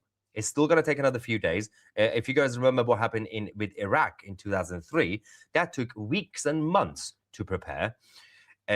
Obviously, that was a whole different operation. That was a terrible war, and they didn't really know what they were doing. And the Americans actually lost more long term. They lost their strategic positions in the Middle East and in Iraq. They also didn't really get much out of it. So the whole region became completely crazy because of the lack of exit strategy in 2003 with Iraq. But obviously, those times have changed. This is a whole different operation. The Americans don't really have to go take over Iran. This is simply, the aim should be to have a full objective to paralyze the regime, get rid of them, so that the military, the actual army of Iran with the people, could go and take over, so that the crown prince could return, and then they can have the referendum and then have a new country. Having said that, the military buildup is one thing. The White House is still telling us, be on standby, stay tuned. They're not telling us anything else, right? But the military buildup is happening regardless. Whatever they decide last minute is up to them. But action is happening, as you can see. A lot of people thought that the Americans are not going to take action, but the action has already been taken. Meanwhile, something weird is happening in Iran. Today, we now receive reports from the capital. Once again, mysterious explosions in Tehran. Multiple explosions, at least 3 so far this morning, one near Abbasabad. Quickly go and see this. همین الان طرفای مصلا و سیدخندان رو زدن. سیدخندان. یه دود مهیبم. There's another one, the right side. معلومه یا نه. از این سمت داره میاد. Yeah, one. ور سمت غربه. ولی اون دود مهیبی که اونجا هست. There's one on the left. دود شدید و Yeah, so something is happening. Covert operations. Say that it was a very loud explosion. 3 explosions. There's supposed to be martial law in Tehran, by the way. تقریبا حدود منطقه عباس‌آباده. Abbasabad, near Abbasabad. It's just near the center. So that's the thing, by the way. The actual uprising, as I showed you the videos that are coming out now, most of the actual protests on the ground are happening outside of the city, outside of the capital. But because people are everywhere, in every single province, the 31 regions in Iran, everyone is out everywhere. The regime don't have the resources to put security everywhere. So they have put in major places a hotspot. So Tehran, Mashhad, and Karaj, but they can't really control everywhere, including Shiraz, including Tabriz. The camera's gone. Don't worry, it's going to come back. It happens when I'm not at my home studio. Basically, everywhere else, the internet is terrible, apart from our own home studio. It will come back in a few seconds.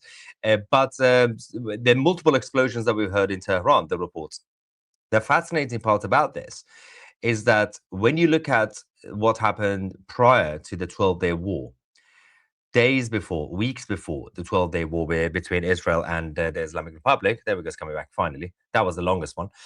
There were a lot of mysterious explosions. The Islamic Republic called it gas leaks.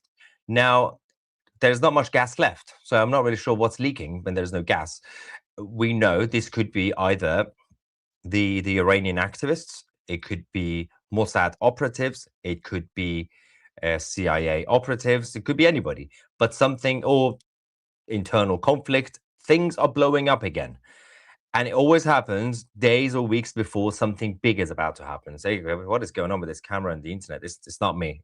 I'm not taking responsibility for this absolute chaos when I'm not in the home studio.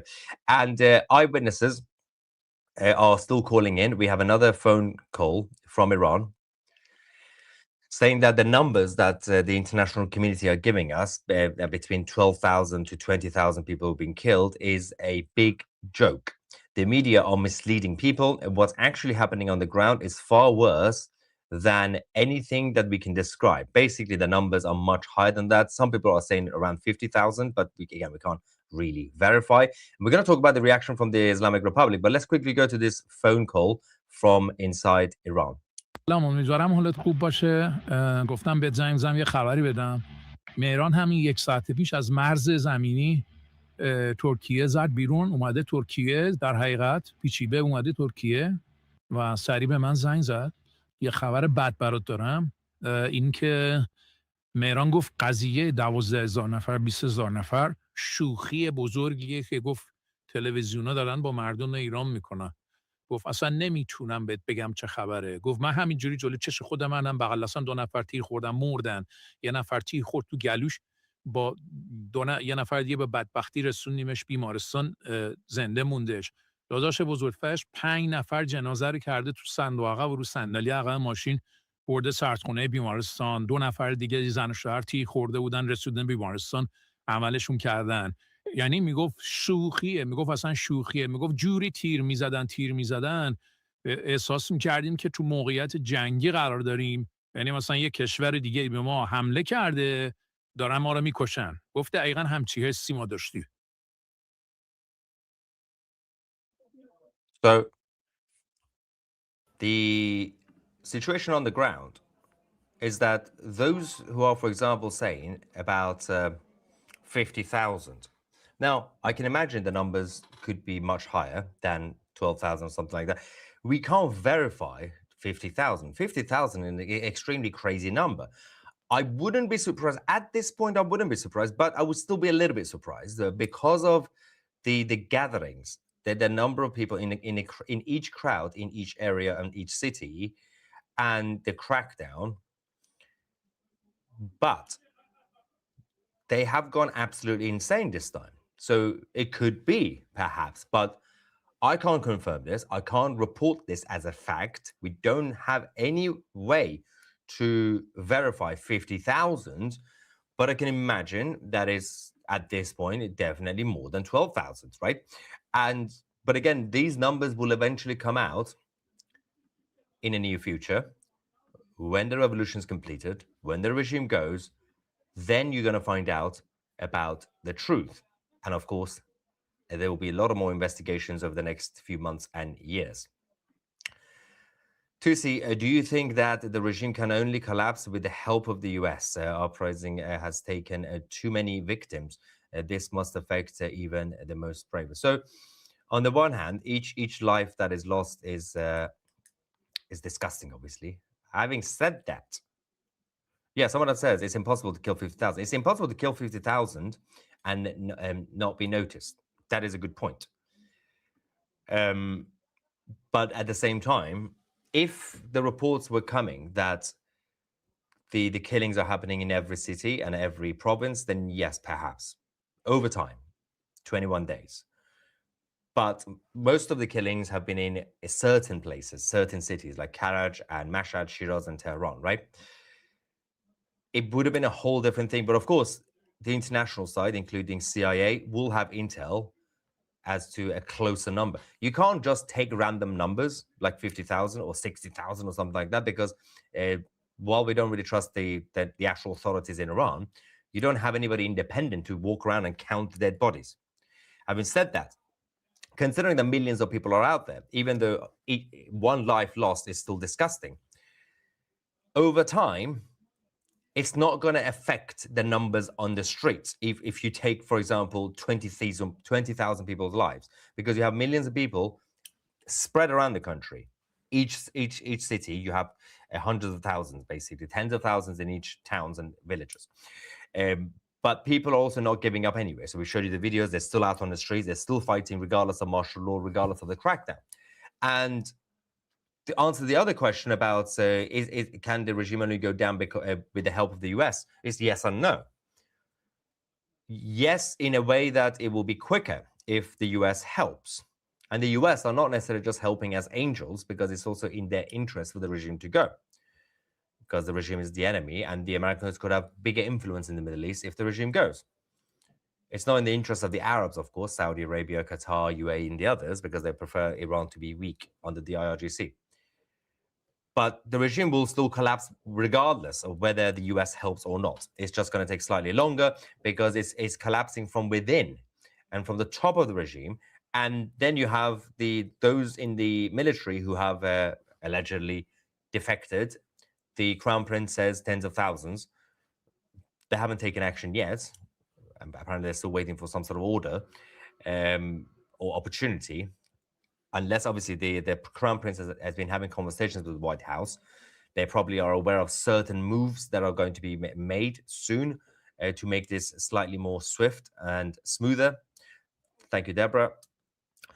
I hope we won't take too long. They spared 800 people from execution but murdered 1,600 on the streets instead. Horrible. So the regime did come out earlier to say that 4 people were executed. I think it was 4. Yeah, 4 people were executed that they confirmed a couple of days ago, 3 days ago. That was when they basically told President Trump that we paused the executions. But they said that the 4 were for murder charges or drug charges. Obviously, I don't trust them, right? They just lie all the time. But today, the regime are poking the bear once again, not just about the chemical weapons, allegedly, but also about the fact that the regime came out today and said President Trump is talking nonsense. We didn't promise to not do executions. We are going to start the public executions soon. So we'll have to wait and see if they actually have the balls to do this, to start the executions. The camera's going to come back, don't worry. Or if they are actually still surrendering to the president and they're going to delay and delay and delay to basically buy some time for themselves. It's a big leverage that right now the Americans have, the prisoners, the political prisoners. Any chance that Trump thinks that the people can win this on their own, or he's simply getting all necessary assets ready to get them out and prevent a civil war? So it's both at the same time. The intel from the DC is when they made the U-turn last minute a few days ago, on the one hand, it was the fact that the airstrikes were not going to be enough. You need a full-on operation. So the USS Abraham Lincoln and the other warships are coming. We know that. But there was also this conversation at the time, a few days ago, that has the regime gotten weak enough? And at the time, I would say no. The longer you leave it, yes, more people will die, unfortunately. But this is war. This is not, people are seeing this as some sort of, unfair. People are doing some democratic protest. Oh, they just have some democratic demands and the regime are killing. No, this is a war. This is a war on the ground. Both sides know it's a war. It's not really, oh my God, innocent people are protesting. They just want to vote. No. Both sides know what's going on. They're attacking each other. A number of IRGC members have also been killed. Hundreds. So, but the longer you leave it, obviously more people will die, just like in any bloody revolution. But as you do the build-up, and as they are doing at the US military, then it will be much easier to do it quicker because the regime will be completely weak, because it's not really about what's happening on the streets. It's about, even if everybody goes home right now, it's still going to work, because it's not about protests on the streets. It's about the fact that the country is not functioning right now. Everything is closed. Shops are closed. Banks are closed. There are no ATMs or cash points. There is a whole situation with the currency. Nobody's trading with Iran apart from China and Russia and Cuba. Even Venezuela is not really able to. It's a complete mess. So even if everybody stays at home, the longer it takes, it will be easier because the regime will be weaker and they're all killing each other at the top of the regime. So, and then you can actually, it's not really to prevent a civil war because there's not going to be a civil war in that sense, but there will be a civil war in a final stage. The remaining members of the IRGC, the fanatics, will fight back on the streets. So you have to basically catch them or kill them. Can the chat be restricted to members only? Oh, so I forgot completely to just make it for subscribers only. Apologies. I will do that. This is the new thing that we have to do these days, by the way. There we go. I've now enabled this, even though it's now a little bit too late, but I hope it helps slightly. Thank you for the heads up. Somebody needs to remind me before I go live to do that. Ivan, you're the chief mod on our private Discord server. You have to tell me every day. If you tell me for the next few live streams, trust me, I'll get used to it. It's just any change that we have to do, I'll forget every now and then. So yeah, Ivan, it's your job now. Your responsibility. Just message me on Discord before the live to restrict chat. The UN will investigate for 10 years and nothing will happen. Yeah. Yeah, I don't really trust the UN inspectors to look into this matter about the chemical substance. I hope your reporter is okay after last night. They might have a great deal to answer for. So not only Niak is great, is fine. Tomorrow, for those of you watching who are in the UK or would like to come to London, tomorrow is a big day. Tomorrow, we will be gathering outside in Westminster, outside the BBC, and there's going to be a huge protest in the afternoon, and then outside the Prime Minister's office. I will be speaking alongside many others. Big names are coming, by the way, tomorrow. It's going to be a huge crowd. We're going to send a message to the BBC. We're going to send a message to the British government, the British state, to stop supporting the terrorist regime of Iran. Can the Islamic Republic regime continue to pay the IRGC and the Iranian military and the Islamic proxies in the long run? No, because they can't afford them now either. We showed you at least one of the security officers yesterday who sent us a video saying that the regime are ordering him to go out there to do a crackdown, to shoot at their own people. And they only gave him the equivalent of, I don't know, it was like $100 for the month, which doesn't actually help him to even pay for transport, let alone his rent. They are desperate. The people who are the pawns, the police officers, the security forces, the IRGC thugs, the paramilitary, the IRGC military itself, they are struggling because, firstly, they are running out of money anyway. Secondly, the big spending from the Islamic Republic, guess where it's going? To the proxies, to bring them all the way from Iraq and Afghanistan and Pakistan. There are 3 different groups. And eventually they're going to run out of money for them as well. They are idiots. They are paying more for the proxies than their own security forces on the ground. But they do have over 5,000 foreign forces on the streets in Iran. So those 5,000 need to be taken out, either by the US military. That's going to be hard because they're just on the streets. The US are not going to, unless the Americans are going to put boots on the ground, which will be a very, very complicated operation. I'm not really sure I'm in favor of that. You need precise targeted attacks on the government buildings, the IRGC sites, and the Supreme Leader and the IRGC generals. But you do need those from the armed forces of Iran who are defecting, who are on standby apparently. They need to get out there eventually, not yet, eventually, to finish off the proxies. The good thing is, most of the proxies of the IRGC have already been taken out by Israel. The other good thing is, almost the majority of the proxies are now on the streets of Iran, which means they are trapped. If you close off the country, you take over, you destroy the regime, you send out the good military, go wipe out every single one of the proxies.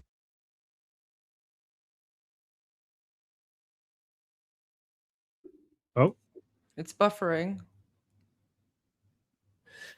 It's not on my Japan. end. It's his connection. Japan. Everybody will Oh, benefit. there we go. The same Saudi Arabia who's having a I'll be right meltdown back. because their oil price is going to be affected, they will be still happy. They know they will be happy. But right now, they don't want their business to be affected because they need the money. They don't need the money, by the way, because they got a lot more money than you think. I watched Channel 4 News Friday and saw a report from Skandar Kamami saying that the streets in Iran are now quiet. Yeah, of course, the regime would say that. And the security forces have triumphed.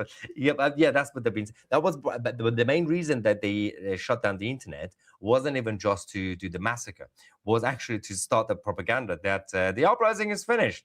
And then videos keep coming out, including the ones I showed you again today from Esfahan. People are still out. The videos are not coming out.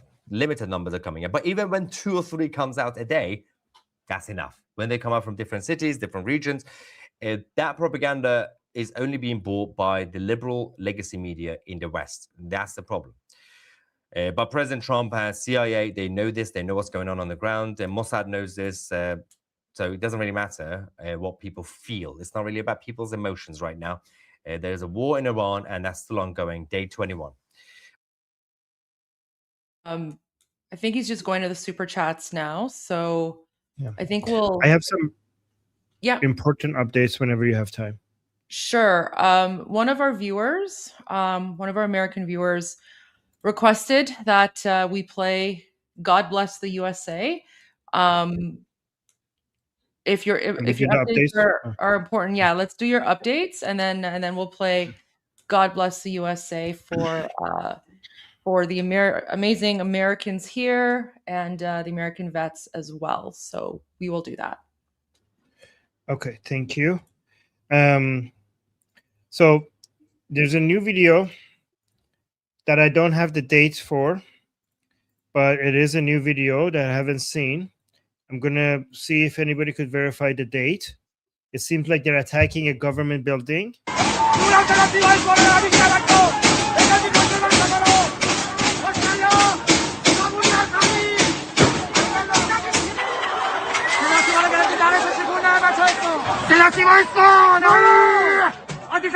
Wait, did he say صدا سیمای اصفهان? Yeah. Is So that- so I think we got the news from a few days ago. I think it was like this might be from last week, but we haven't Yeah, seen but the this video. video is new. Yeah, the video is Yeah, yeah. new, but I think this happened last week. Yeah. He said.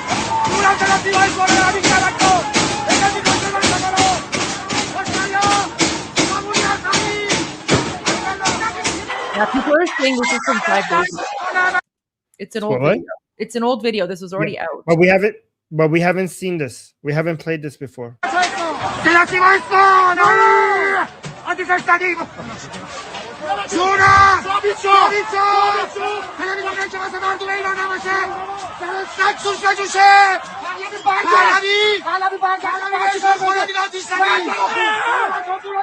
So guys, this is Esfahan City. This is the state TV center. Okay, so this video I know is new because this is directed to Trump from inside Iran.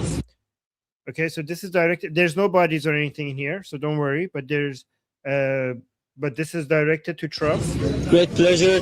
It's only disturbing because of the blood in the car. But there's no body. To President Trump here in Iran, they are killing innocent people. As you can see, there are blood evidence. They killed innocent people in the street.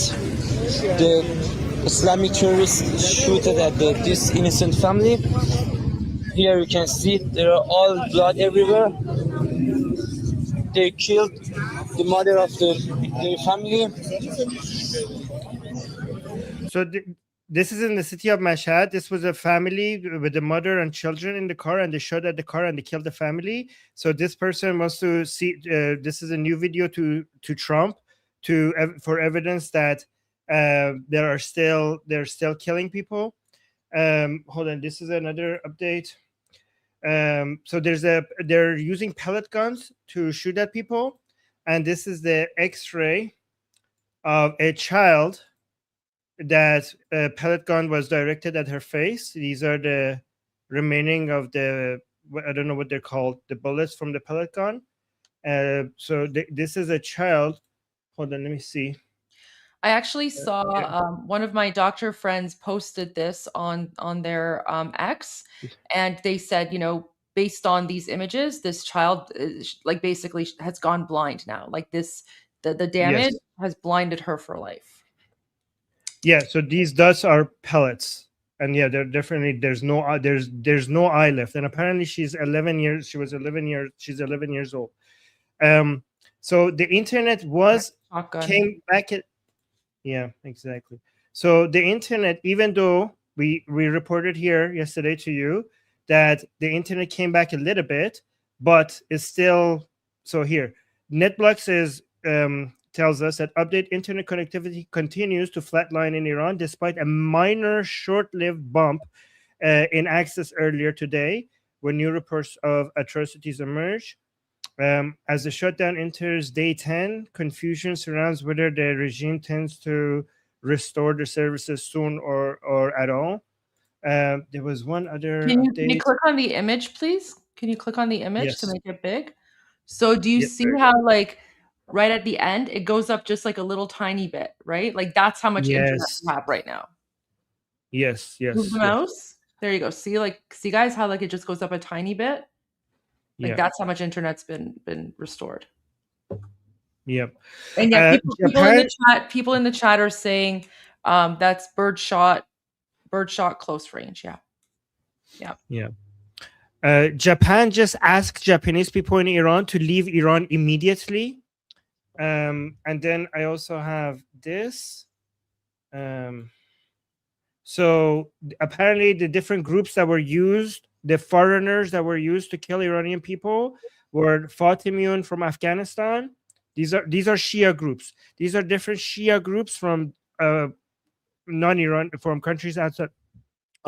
These are military groups that They're terrorist proxy groups. Terrorist proxies of the Islamic republics from Fatimiyun is from Afghanistan. Zainabiyun is from Pakistan. Hasht Shabi is from Iraq, or this is also in English is the Popular Mobilization Front.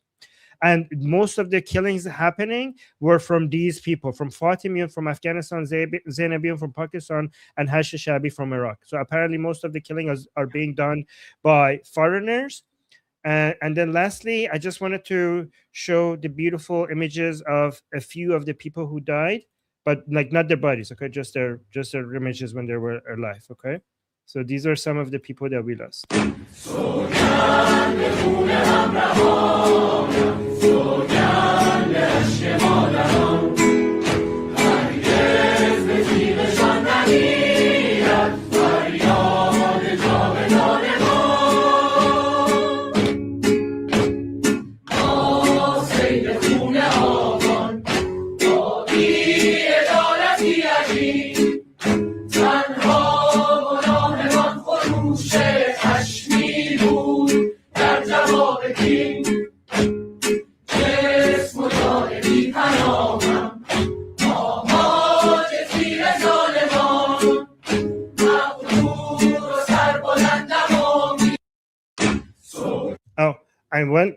One last one. One of the people who died, he had a tattoo. This is his tattoo. One of the people who died, his tattoo said, "For those I love, I will sacrifice." And they made a beautiful image of him because of his tattoo. This is him. And by died, Armin means murdered, like murdered. Murdered, yes. Sorry. Yeah, so his tattoo was for those I love, I will sacrifice. And he was murdered. Okay, so I'm done. Wow. Very, very sad. All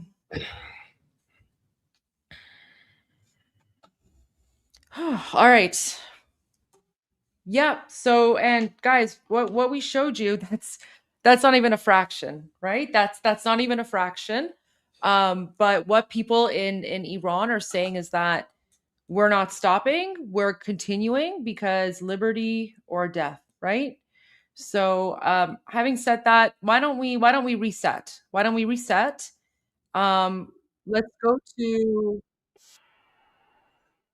based on a request of our American friends, let's go to God Bless the USA, just in support of American troops on the way there. And of course, to all of the American soldiers and vets who are here with us as well. So we don't usually do song requests, but we'll do this one. غرق انقلاب است.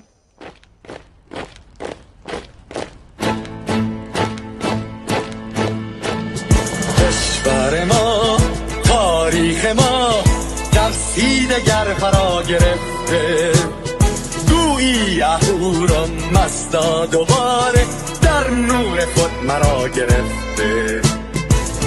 اکنون سرودی سر میدهم باز فارغ از رنج و تشویش، ایران غرق انقلاب است، به پیش به پیش به پیش. ایران غرق انقلاب است، به پیش به پیش به پیش.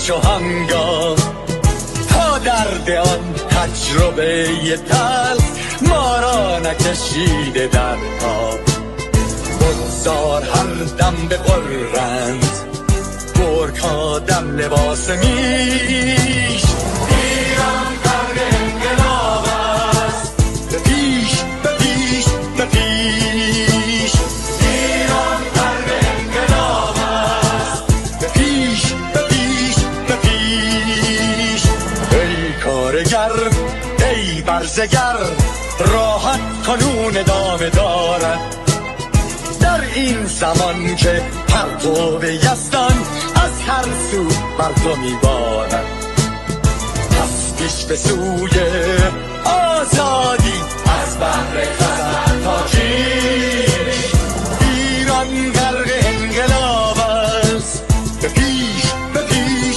به پیش ایران غرق انقلاب است به پیش به پیش به پیش خلقا به پا بهر دفاع از استقلال و آزادی تا بشکنیم پشت ارتجاع تیریزی ایران آبادی تا زنده سازیم سنت‌های می از من آلین و کیش ایران غرق انقلاب است به پیش به پیش به پیش ایران غرق انقلاب است به پیش به پیش به پیش با امید روزی که تمام این بلبشو و انقلاب تموم بشه و ما در روشنایی، نور و سعادت مردم کشورمون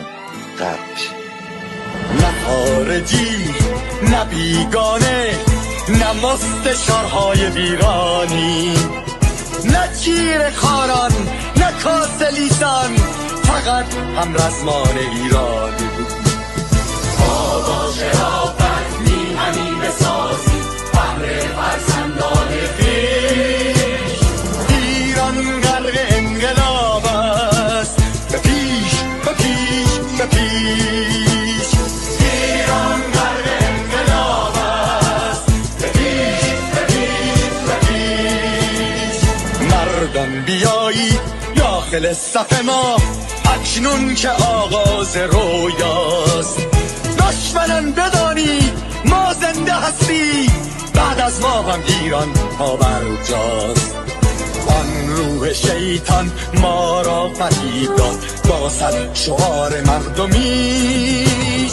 ایران غرق انقلاب است به پیش به پیش به پیش ایران غرق انقلاب است به پیش به پیش به پیش پرچم ما پرچم ایران غرق خون شهیدان روی شانه هامان حمل میکنیمش در هر خیابان و میدان تا ماسک دلغکان را برداریم از روی تسبیح و ریش ایران غرق انقلاب است به پیش به پیش به پیش ایران غرق انقلاب است به پیش به پیش به پیش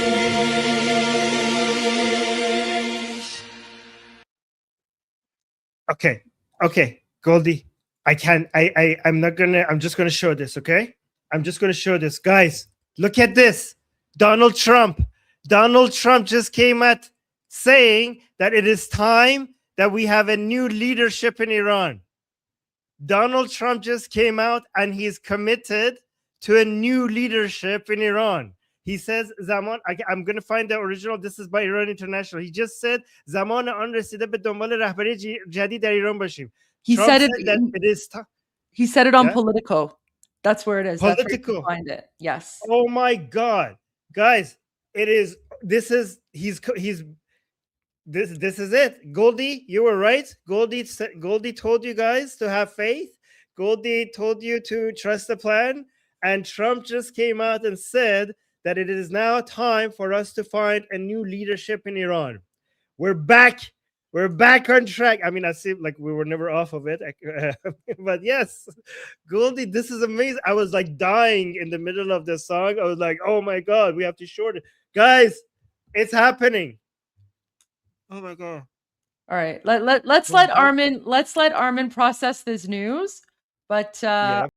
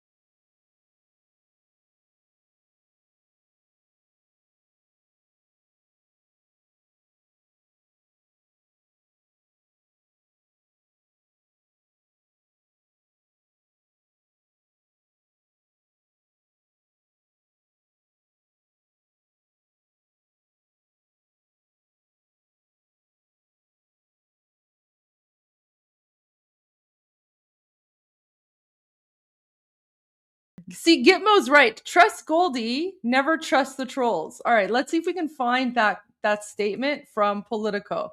And yeah, the guys, the song is not glitchy. That's all the censorship. So like I said, I will only play because you guys know, like I'm firmly against swearing and profanity. But when the attack happens, like I said, I made you guys a deal. When the attack happens, I will play the uncensored version one time. That's it. Because there's a lot of swearing in that. But I know it's a pretty awesome song for anyone who's seen Team America World Police. There you go. That's the deal, guys. That's the deal. But I just played that to hype up hype up Armin. Books, sushi, Band-Aids. Taco Bell. I especially get very emotional with the part that he says books. That like really touches me in my such favorite a deep level. my favorite part of the song is Taco Bell. Taco Bell is actually like my favorite fast food. Yeah. So Taco Bell. There you go. All right. Did you find the Politico article? I'll see if I can find it. Oh yeah, I thought you were gonna show it. Oh, okay. I can go find it. Sorry. Oh yeah, no, I have it. Here. Okay. You want to read it or should I read it? Go ahead. We'll share it on the screen and then yeah, go ahead. Yep, there we go. Thank you, Nilbani. She sent it to me. Remove and I think this is this one. Right. All right, so let's zoom in so other people can read as well. All right. So, yes, President Donald Trump on Saturday called for an end to Ayatollah Ali Khamenei's 37-year reign. I really Not you. I mean, like all the trolls. All the trolls. I told you Yes, so. All the yes, yes. trolls. I've been telling you guys for a week. I called this last week when President Trump shared that Fox News article on his Truth Social of Iranian Spider-Man. Remember? Yes. I called it. Yes, you did. Yes, you did. All right. Okay, hold on. Let me just read this. This is what Trump said exactly. He says it's time to look for new leadership in Iran. Trump told Politico as widespread protests calling for an end to the regime appear to have waned. Thousands of protesters across the country were killed over the last 3 weeks, prompting Trump to repeatedly threaten military intervention. On Tuesday, Trump called on Iranians to keep protesting and take over institutions, saying that help is on the way. The next day, the president abruptly changed course, saying he had been informed that the killings had stopped. So this is what Trump said. The best decision he ever made was not hanging more than 800 people 2 days ago, Trump said Saturday, when asked about the size of a possible U.S. military operation in Iran. Trump's comments came shortly after Khamenei's X account posted a series of hostile messages aimed at Trump, accusing the U.S. president of being responsible for deadly violence and unrest in Iran. Unbelievable. Khamenei said, we find the U.S. president guilty due to casualties, damages, and slander he inflicted upon the Iranian nation, Khamenei wrote.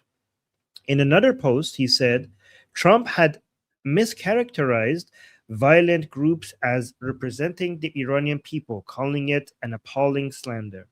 Trump, after being read the post, told you these people are idiots. Khamenei is actually our ally because he makes the exact right post that we need to get Trump to do what we need him to do. So Trump, after being read the post, said Tehran's rulers rely on repression and violence to govern. What he is guilty of as the leader of a country is the complete destruction of the country and the use of violence at levels never seen before, Trump said. In order to keep the country functioning, even though the function is a very low level, the leadership should focus on running his country properly, like I do with the United States, and not killing people by the thousands in order to keep control. Leadership is about respect, not fear and death, Trump added. The exchange underscores a sharpening rhetoric between Washington and Tehran at a volatile moment for the region. And as Khamenei recently made a public address in which he claimed that the Iranian nation has defeated America. Unbelievable. Trump went further in personal terms, denouncing Khamenei and the Iranian system of governance. The man is a sick man. The man is a sick man who should run his country properly and stop killing people, Trump said. His country is the worst place to live anywhere in the world because of poor leadership. Okay, that was it. Wow.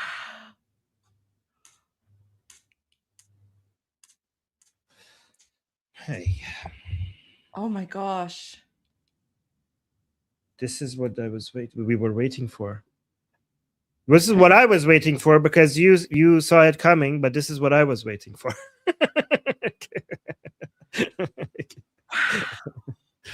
Oh my God. Guys, look at this. This is the line. This is the line that you need to pay attention to from Trump. It's time to look for a new leadership in Iran. And that leadership is Prince Reza Pahlavi. I mean, that's not what he said. That's what I added. Well, President Trump is never going to say that because it's not up to the United States, right? So this is where for all of our Iranian followers and listeners, okay, don't try to put pressure on President Trump to say who the next leader should be. Like that's up to us, right? And we Iranians, we've already decided, right? See, Jane knows. I'm always right. You guys just have to cope with it. President Trump, right? So see, Jane knows. But here's the thing. So self-determination is very, very important, right? And so President Trump, he's a very, very smart person. Okay, very, very smart. He is not going to derail the Iranian national revolution by going out and like endorsing anyone, because that would actually give the communists and the leftists and whoever like it would give them something to work with in terms of attacking us, because right now already the communists and lefties and progressive whatever, they're going around saying like, oh, this is Mossad, and like, oh, this isn't a not regular, they're already trying to delegitimize us. So President Trump is incredibly smart. So don't ask or don't expect President Trump to endorse anyone, right? Because that's not his role. But all the stars are lining up, right? And so right now, I mean, so this is why yesterday King Reza Pahlavi, he put out a message. He put out a statement and he said to Iranians in Iran, go out in the streets and tell the world who you want and what you want, right? He said to Iranians, and then Iranians outside of Iran right now are demonstrating all around and they're saying King Reza Pahlavi, right? So this is where our self-determination comes in. And I'm I'm very, very grateful to President Trump for not actually mentioning anything about, King Reza Pahlavi or anyone else, because by staying out of it, he's actually making our movement stronger, right? He's making our movement stronger because no one can come attack us and say, oh, like the Shah is a puppet, or, all that, like, communist jihadi nonsense, right? So President Trump, and that's why when people even asked President Trump, I think someone asked President Trump yesterday, well, what do you think of like Reza Pahlavi?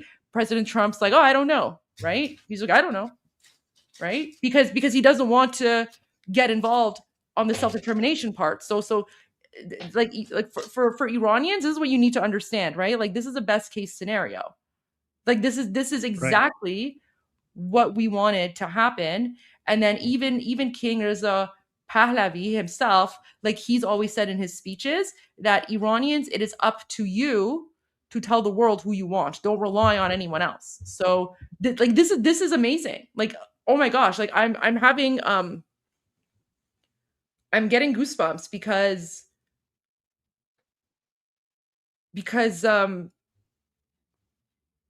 wow.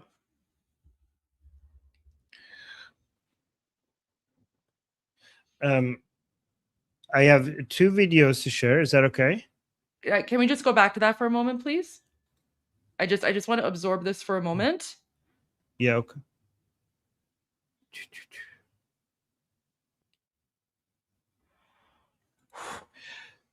So I think the strike is going to happen pretty soon. But what do you think based on this?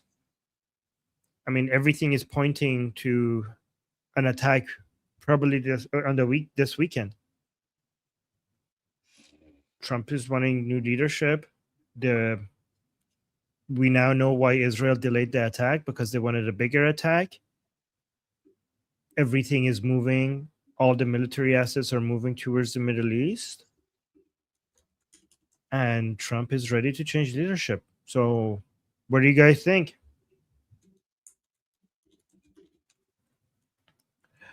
Give me a moment. Help us.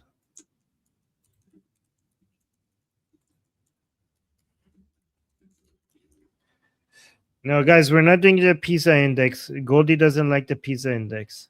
So we're not doing that.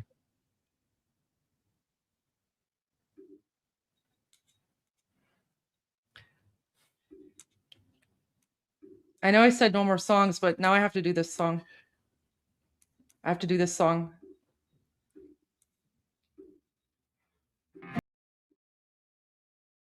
I had to play that. Oh my God.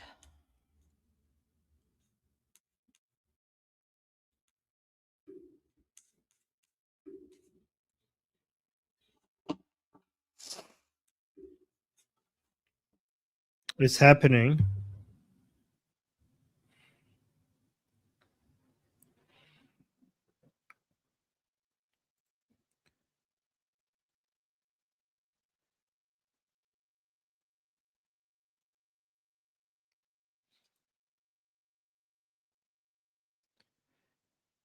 Can I celebrate one more person that got us to this point, that gave her life to get us to this point? Yes. Yes, go for it.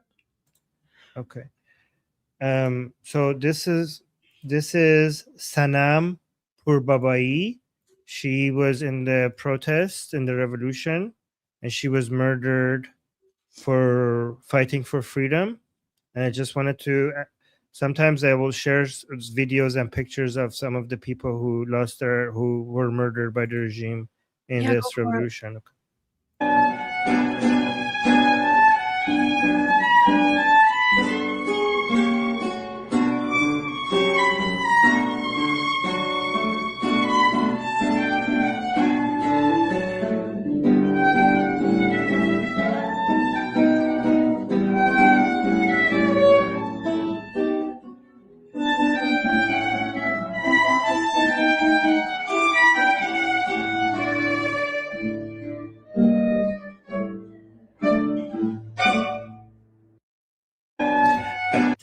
Guys, I share these not for us to cry over these, but to celebrate their lives and to celebrate their dedication and their sacrifice, and to motivate us to continue to all the way to victory, because we don't want them to have died in vain.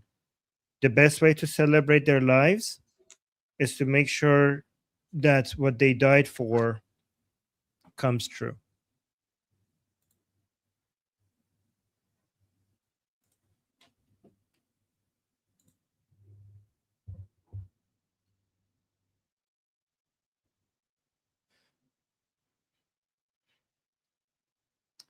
I have another video, somebody from Iran asking Trump to help. I think that would be fitting to play now. Yeah. Yeah. Okay. So let me bring that one. Mr. President Trump, So this is a new video from inside Iran, somebody asking Trump to come help. Mr. President Trump, we need your help to fight for justice and freedom. What we deserve is freedom. As you mentioned, freedom is something else. It's something different. And the people of Iran need it. Just please help us. Thank you for what you said and for your support. Our Crown Prince encouraged us to have courage to fight for freedom. And please just help us to make Iran great again. And like before, we can be friends together again. I hope we can welcome you and Mr. Netanyahu in Tehran soon. Thank you.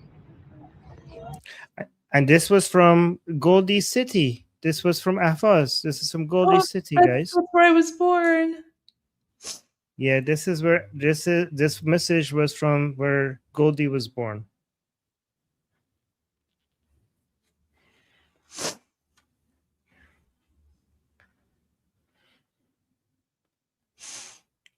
I like that comment from one of our viewers. I can't believe we're about to gain 90 million migas in the Middle East. My Mika. Yes, 90 million. She says at the very end that looking forward to having Trump and Netanyahu come visit Iran soon.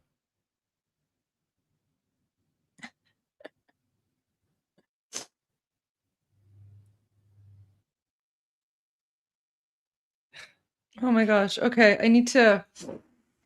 Whew, okay. I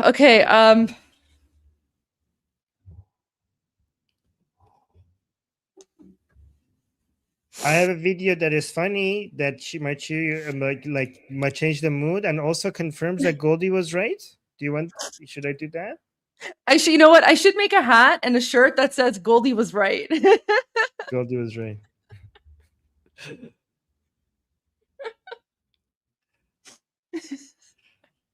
Should I show that one? Yeah, go for it. Go for it. Okay, so in another series of Goldie was right, we have a comparison video. It says guess the fake video level 1. Okay, guys, guess which video is fake. مردم عزیز ایران، من از فراز آسمان تهران امروز دوشنبه 22 دی ماه 1404 ساعت 15:10 برای شما گزارش میکنم. این تصویر حضور مردم تهران است، نمادی از اتحاد مقدس ایرانی ها مقابل سرکردگان. Do you want to explain to people what this is and what the context? So this was when I went on Piers Morgan, and then the Joseph Goebbels of the Islamic regime, he put this video out, and he was like, "Oh, look at this, like, look at this giant demonstration of, you know, like pro-Islam Iran." Because guys, again, you have to remember that like all the footage that they've been showing for the last 47 years, like that's not real Iranians. It's you know, a lot of it's basically their own supporters. Like, so, you know, all of like the Magbat Amrika nonsense, right? Like the Death to America, garbage, jihadi, Allah Akbar, terrorist nonsense. That's never been us Iranians. That's actually been the Islamic dictatorship that has occupied us. And because they control the media, they would put out like this fake footage, or they would like, you know, they would just film themselves yelling death to America. And because Iranians don't have access to the outside world, and because no media is allowed in occupied Iran, no one ever saw the truth, right? No one ever saw. So the only way that you guys are able to see the truth right now is literally because of you know, internet and social media, and then people like Armin and I who are, you know, who are sharing the truth with you, right? Oh, it's honestly less than 20%. It's actually less than 20%, because those are numbers that the Islamic regime. Wait. But No. I just, yeah, I would just want to say I would have said that like a month ago it was less than 20%, but I'm telling you right now, because of the massacre that's happened by the Islamic dictatorship, I would say Islam is done. Islam is done in the country. Iranians are literally going around burning mosques. Way less than 20%. Yeah, you're right. Yeah, I think Islam is dead after the genocide that's happened right now. After the genocide that's been happening, the number is going to be less. But the thing is, those numbers are put out by the Islamic regime, right? So according to the Islamic regime's numbers are 99% Muslim. That's the number by the regime. Yeah, but we're not Muslim at all. Yeah. And you know, we don't have that like Arab tribal mentality. No, Iran never hated you guys. Iran was a really big ally of the United States. It was when the Muslims, it was basically when the radical Muslims overtook our country. It was the Muslims that started chanting death to America, right? Like they're the ones who are murdering us right now. So let me show you, like, let me give you an example, okay? And this is something that like you haven't really seen in the media. I want to find that video of here. This is what I mean. Like for example, here's a difference between Iranians and like Palestinians. Okay. So I want to show you, okay? So for example, 9/11, all right? So on 9/11, this is how the Palestinians celebrated 9/11, okay? Look at this. That we're going to show you from the West Bank. These are Palestinian celebrations in the wake of Tuesday's terror attacks in the United States. Apparently, Palestinians took to the street chanting, "God is great." People were throwing candy, distributing candy to passersby. The U.S. government obviously has become increasingly unpopular, particularly in the West Bank and Gaza Strip, because Palestinians feel that the U.S. government has sided with Israel. One man, Nawal Abdel Fattah, wearing a long black dress, threw sweets in the air, saying, Actually, that's a woman, pardon me, saying she was happy because, quote, America is the head of the snake. America always stands by Israel in its war against us. Meanwhile, Yasser Arafat emerged to... There you go. So those are the Palestinians. Now let me pull up Iranians. 11. This is how Iranians. So while the Palestinians were celebrating and yelling Allahu Akbar and passing out sweets, this is how Iranians in occupied Iran. The U.S.-led war on terrorism is getting at least verbal support from some among a one-time adversary, Iran. In Tehran this week, demonstrators held a candlelight vigil for victims of the attacks in New York and Washington, and Iran's foreign minister was quoted today as saying his government wants those behind the attacks, quote, tracked down and severely punished. Where Iran's controlling mullahs stand is unclear. So that's a short one, but basically they were clapping and they were saying Amrika tasliat, which means America, condolences, right? So that's the difference between Iranians and Palestinians, right? Yeah, they absolutely, it was a huge risk to do a vigil, but you don't see this, right? Here's another one by Associated Press. So here, this one's about 2 minutes long. And this one wasn't organized by the government either. This was just Iranians going out and doing a vigil to honor the victims of 9/11, right? But you never see this in the media because this never fit the narrative, right?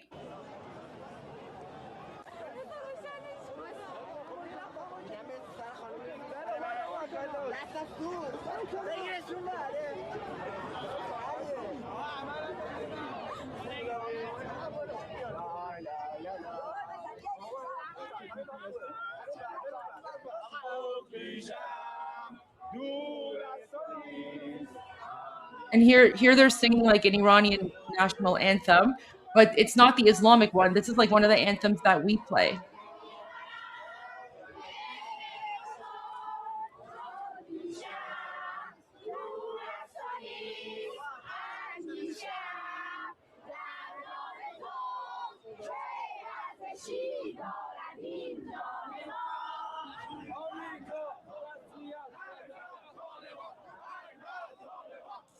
Oh, so here they're chanting Marg bar Taliban because it was like the Taliban, right? It was like Osama bin Laden and all those like terrorist jihadis that did 9/11. So here Iranians are marching and they're chanting Marg bar Taliban, which means death to the Taliban, right? Kind of like how right now they're chanting Marg bar Dictator. I know the volume's low, I can't do anything about that, but they're chanting Marg bar Taliban.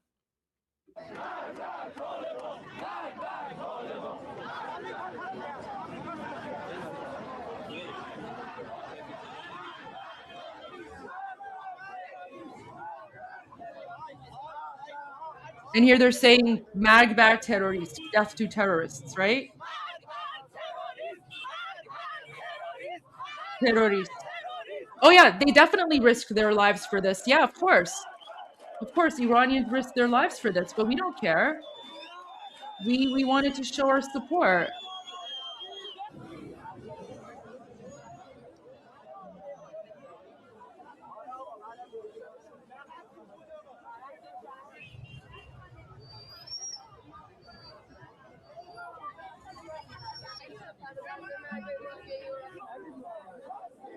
Oh.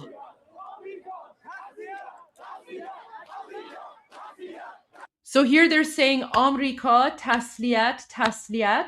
Tasliat means condolences. So they're saying Amrika tasliat. Amrika tasliat.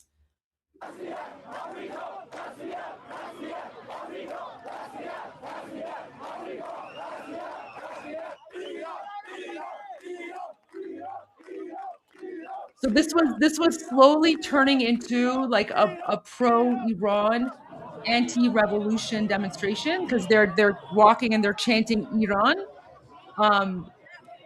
But it was quashed. So it never actually. Welcome back to Take On. It is very, very hard to get a clear. So it never ever actually got to that. But there you go, guys. Iran has never been the enemy, guys. You just got the you just got the news from the regime, because the regime has been controlling us and occupying us. And one of the ways that the regime existed and survived for so long is because the candles are just, it's like a white candle for mourning, right? I mean, it's like, they were mourning. So it's like, you light candles to honor the dead. But one of the ways that the Islamic regime has survived for so long is they have made the world think that Iranians are the enemy. And when they did that, it made a lot of people just lose sympathy for us, right? Because now people thought that, oh, who cares about Iranians? They're all a bunch of like savages that hate us, right? So it was, think of like this, giant wall, and Iranians were stuck behind that wall, and it started like inside, and then they can't communicate with the outside world. And Western media only ever shows the regime, and they only ever show the regime people. They never show real Iranians. And even when CNN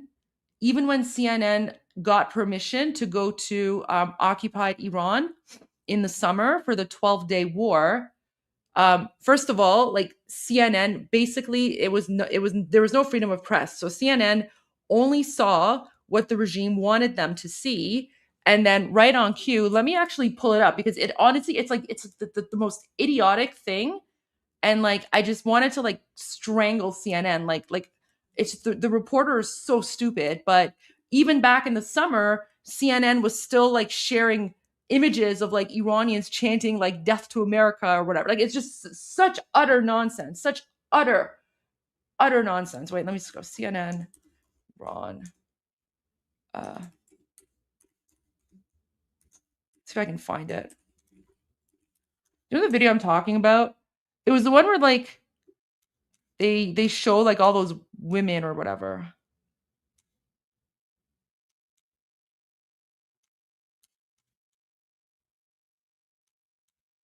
I can't hear you, Armin. I'm just researching. I'm not saying anything. Sorry.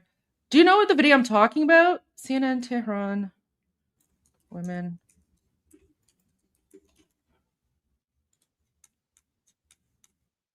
Oh yeah, here we go. It's this one. It's like literally the stupidest thing. So literally CNN. So this is back in the summer. Okay, this is back in the summer. Wait, how do I? What's going on here? I want to share this. This one. So basically everything is controlled by. But look at this. Martyrdom is a hugely important concept here in the Islamic Republic of Iran. We're currently at an event where hundreds of women hold their babies into the air to show that they're willing to offer their children as martyrs for God and for Imam Hussein. All of that goes back to the legendary Battle of Karbala, where Imam Hussein held his baby into the air, asking the enemy that was besieging Karbala to give the baby water, and instead the enemy killed the baby. Now, there's nothing more glorious here than dying as a martyr. And of course, right now, that concept takes on an even more important meaning as Iran is involved in this massive struggle.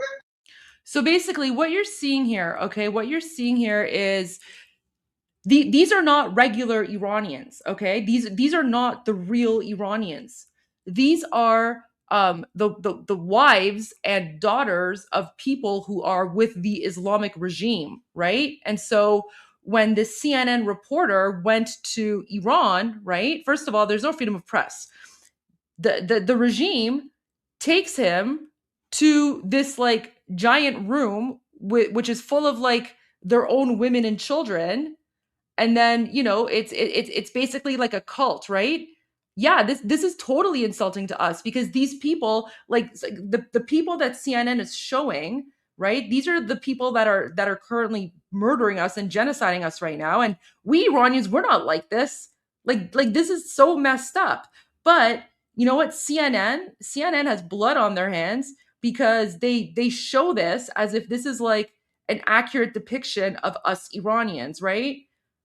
But these are the people that are occupying us. Oh yeah, it's totally cult status. But guys, these are not regular normal Iranians. These are those Iranians who are part of the Islamic dictatorship that are occupying us, right? But this reporter, he never said that. He just says, "Oh, look, I'm in Iran, and look at all these Iranians are offering their babies for Allah," right? So there you go. But this is how the Islamic dictatorship has controlled the narrative, and they've made you think that we're just a bunch of like Allahu Akbar savages who just want to like martyr our babies for Allah and Islam and Muhammad, right? Like it's so messed up. Like it's so sick. Like even us Iranians, like we're just like, what the heck is this? Because you guys, oh yeah, CNN is totally a mouthpiece for the regime. Like it's just so messed up. But yeah, there you go, guys. That's why you've thought, right? That's why you've thought that, because that's what the regime wanted you to think. Why? Because when the regime had convinced the world that we Iranians hate everyone, right? That made everyone lose sympathy for us. And then that way, when the regime has been murdering us for the last 47 years, no one cares, because they're like, oh, they're all a bunch of like, they hate us anyway. Who cares, right? So that was one of the way that the regime was holding us hostage, right? So there you go. Yeah, CNN, not just CNN, a whole bunch of other mainstream media. That's all they do. They literally just show videos and images of like regime people. Again, these are not regular Iranians. These are the regime people, right? They just show videos of this. They don't show the real Iranians. And Armin and I, we have been showing you videos of real Iranians, right, for the last week, and none of them dress like this. None of them look like this. We don't do this, right? This is the regime trying to convince the world that we Iranians are a bunch of like Allahu Akbar savages who want to like martyr our babies. And we don't dress up our babies in keffiyehs. Like we don't put green headbands on our babies. Like that's like, this is like a demonic death cult right here. Anyways. All right. I did some, yeah, CNN thinks this is diversity. Yeah, I know, right? Jeez. So messed up.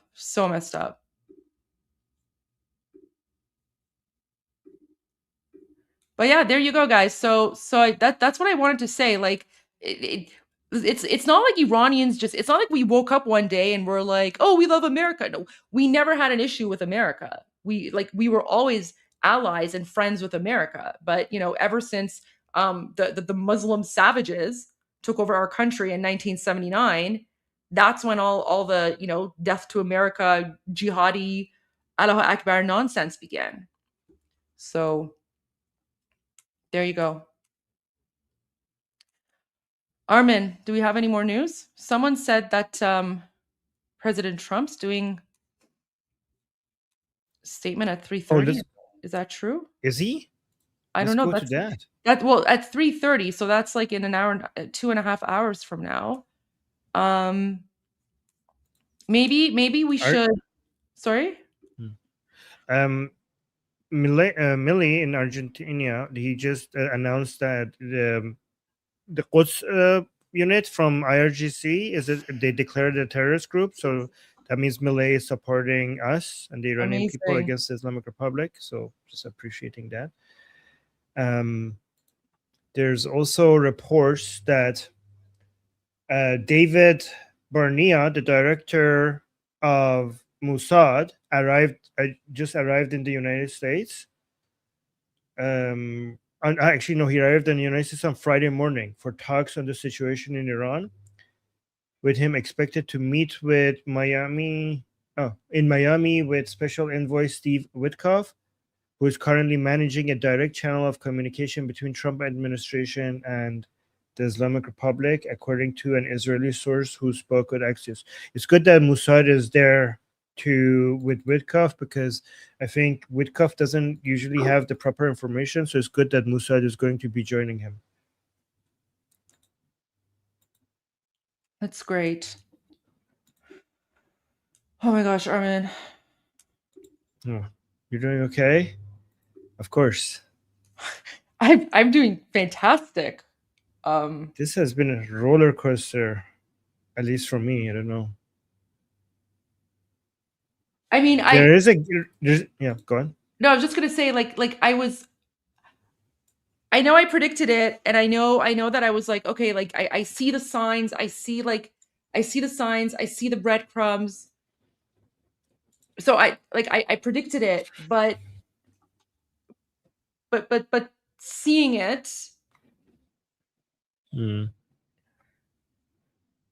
seeing it is something else.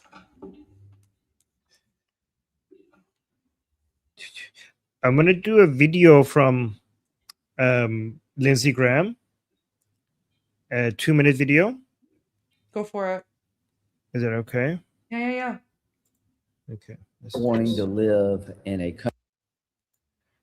So this looks new. So this is important. And then if it's okay, I'm gonna do a 4-minute video from Fox News. Yeah, go for it. I think this is also yeah. Okay.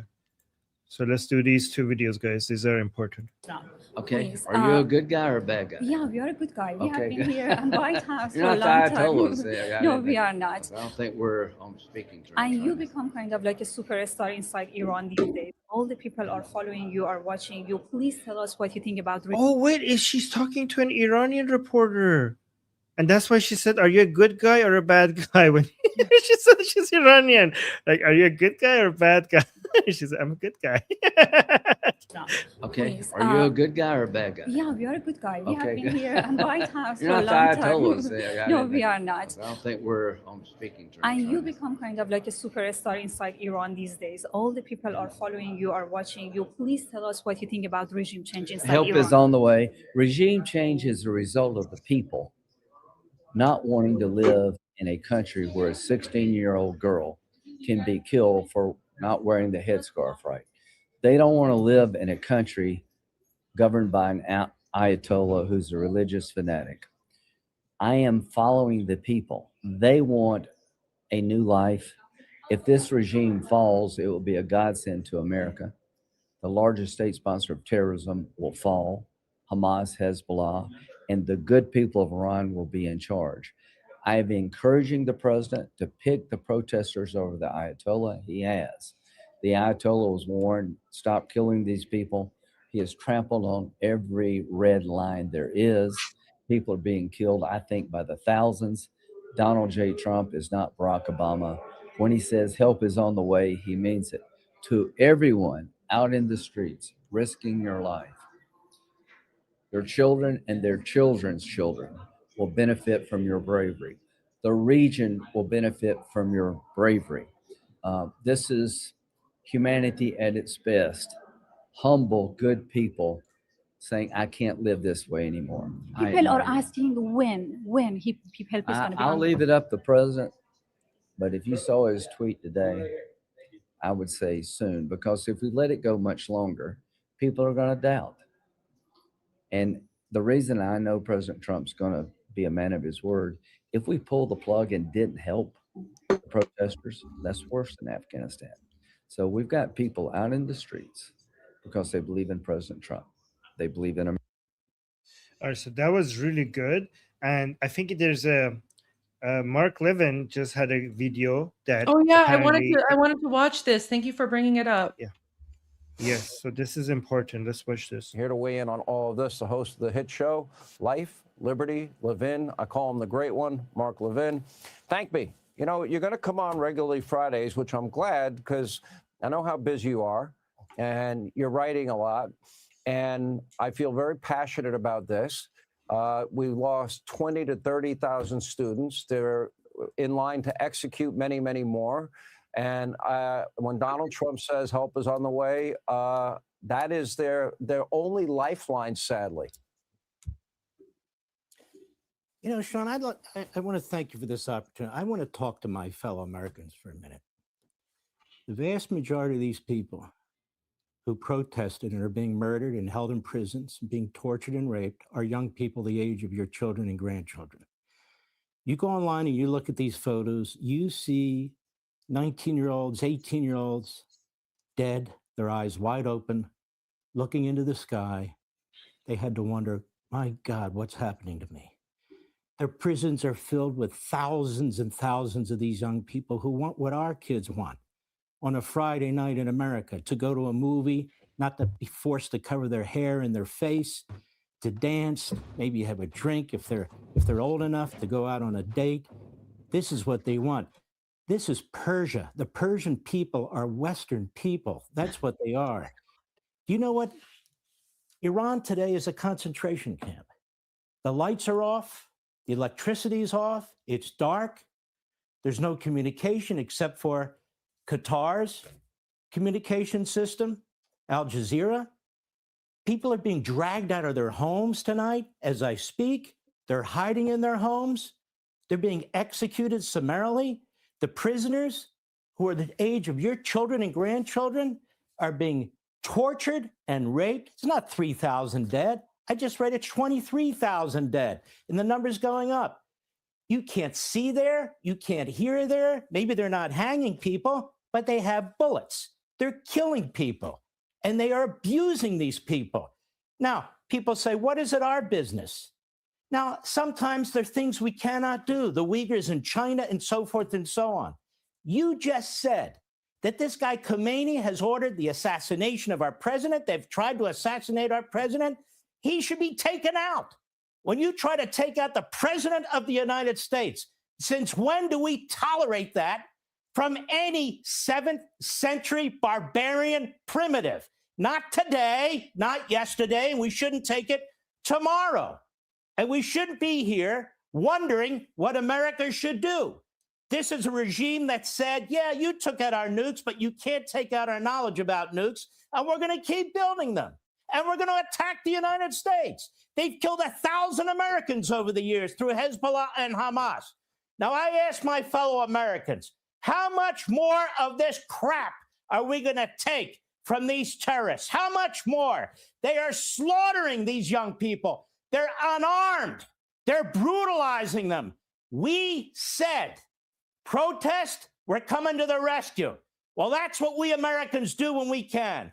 And the president, I believe in all my heart, is going to keep his word, because that's what he does. And when you see these young people in body bags all over the damn place, and when you see these young people staring into the sky, dead, and when these young people are in these prisons saying, my God, where's my mother and my father? Can somebody help me?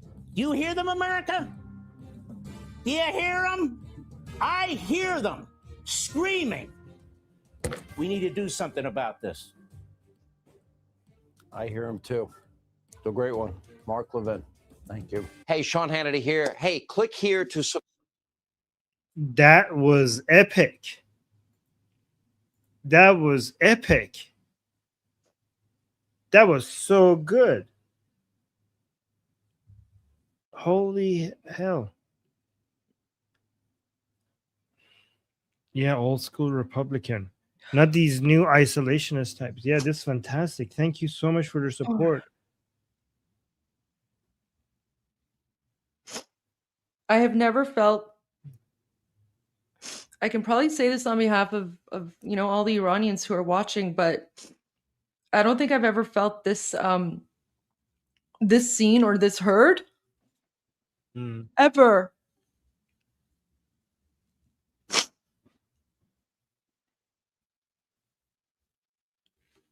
Oh my gosh. Can we play that again? Yeah. And by the way, guys, all of this is thanks to the Iranians in the streets of Iran giving their lives. That's what it took for us to get here. All the sacrifices that Iranians are making to be seen, for us to be heard. Yeah. So we should always remember them. We're going to spend decades and decades and forever remembering them. So let's play this again. Here to weigh in on all of this, the host of the hit show, Life, Liberty, Levin. I call him the great one, Mark Levin. Thank me. You know, you're going to come on regularly Fridays, which I'm glad because I know how busy you are and you're writing a lot. And I feel very passionate about this. We lost 20 to 30,000 students. They're in line to execute many, many more. And when Donald Trump says help is on the way, that is their only lifeline, sadly. You know, Sean, I want to thank you for this opportunity. I want to talk to my fellow Americans for a minute. The vast majority of these people who protested and are being murdered and held in prisons, being tortured and raped, are young people the age of your children and grandchildren. You go online and you look at these photos, you see 19-year-olds, 18-year-olds dead, their eyes wide open, looking into the sky. They had to wonder, my God, what's happening to me? Their prisons are filled with thousands and thousands of these young people who want what our kids want on a Friday night in America, to go to a movie, not to be forced to cover their hair and their face, to dance, maybe have a drink if they're old enough to go out on a date. This is what they want. This is Persia. The Persian people are Western people. That's what they are. Do you know what? Iran today is a concentration camp. The lights are off. The electricity is off. It's dark. There's no communication except for Qatar's communication system, Al Jazeera. People are being dragged out of their homes tonight as I speak. They're hiding in their homes. They're being executed summarily. The prisoners who are the age of your children and grandchildren are being tortured and raped. It's not 3,000 dead. I just read it's 23,000 dead, and the number's going up. You can't see there. You can't hear there. Maybe they're not hanging people, but they have bullets. They're killing people, and they are abusing these people. Now, people say, what is it our business? Now, sometimes there are things we cannot do, the Uyghurs in China and so forth and so on. You just said that this guy Khomeini has ordered the assassination of our president. They've tried to assassinate our president. He should be taken out. When you try to take out the president of the United States, since when do we tolerate that from any 7th century barbarian primitive? Not today, not yesterday, and we shouldn't take it tomorrow. And we shouldn't be here wondering what America should do. This is a regime that said, yeah, you took out our nukes, but you can't take out our knowledge about nukes, and we're going to keep building them.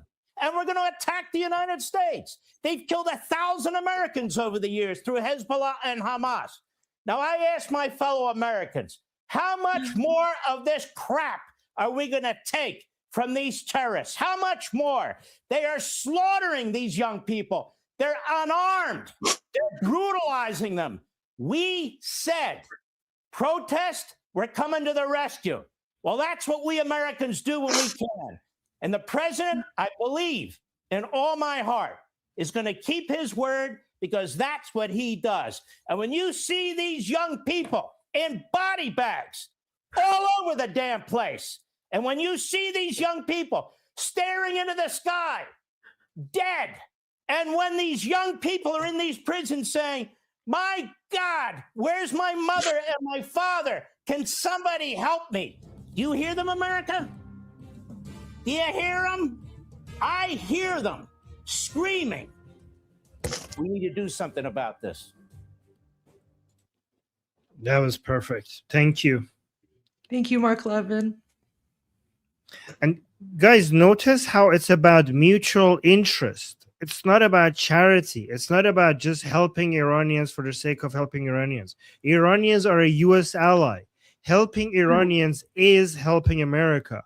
Helping Iranian is America first. Helping Iranian people take back their country is America first, because Iranians love America, and Iran will turn into a major U.S. ally. This is completely in line with America first. Not just America first, globe first, world first, because it won't just make for a safer America. It's going to make you safer in all of your countries because they're going to stop exporting terrorism. Oh my gosh, did you notice? Did you notice how he said 7th century barbarians? That was so good. That was so good. So on point. Oh my gosh. God bless Mark Levin. Someone sent a super chat. Can you show video reminding people of what Iran looked like in the 70s? Yeah, I have a video lined up for you guys. Here you go. Benam Shah. Yeah. Yep.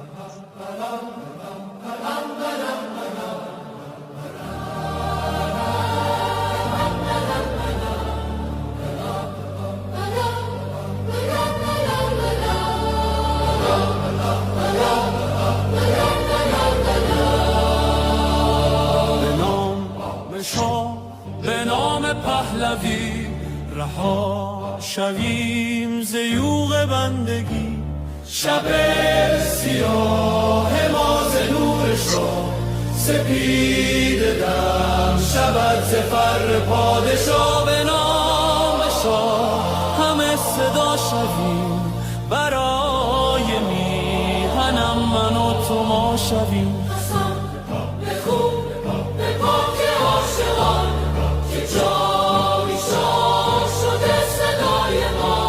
در این گذار رنج و درد و آه بخوان وطن به نام پادشاه که با صدای شاه و نام تو جهان بلرزد از قیام تو به نام شاه به نام پهلوی وطن شود دوباره می نوی شب سیاه ما ز نور شاه سپید دم شود ز فر پادشاه به نام شاه همه صدا شویم برای میهنم من و تو ما شویم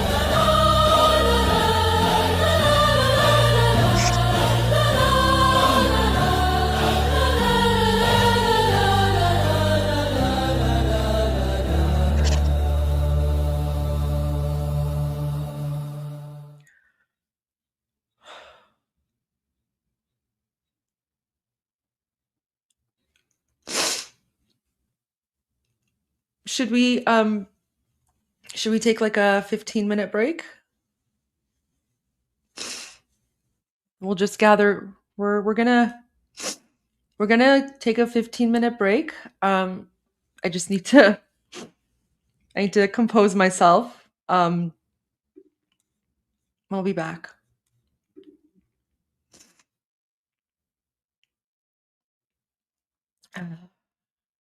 Where's the commercial break? I had it somewhere. Oh my gosh.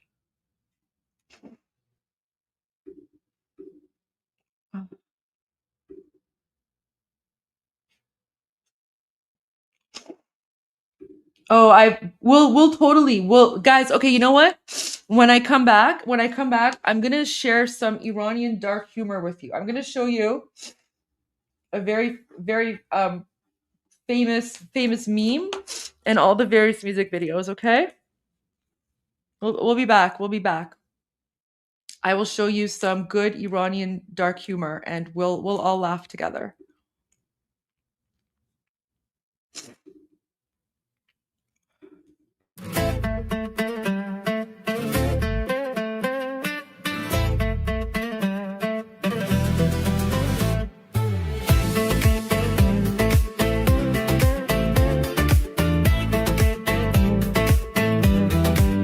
حالا پیدایی مثل سایه عقل تصویر توی امامه بهتره بمونی تو همون لانه دوران تو دیگه تمومه تو فقط یه دیکتاتوری با تو همون خدایی نوری نه مقدسی نه آسمونی دشمن جون این مردمی حتی اگه بترسونی بازور یا تهدید کنی شهر و کشور با سپاه و بسیج و زندان حتی اگه ببندی هر راهو به بدون که این صدا خاموش نیست، نه با هم میشکنیم این دیوارو. یالا یا خامهای بس این خدا سازی، این ملت بیداره دیگه فریب نمیخوره.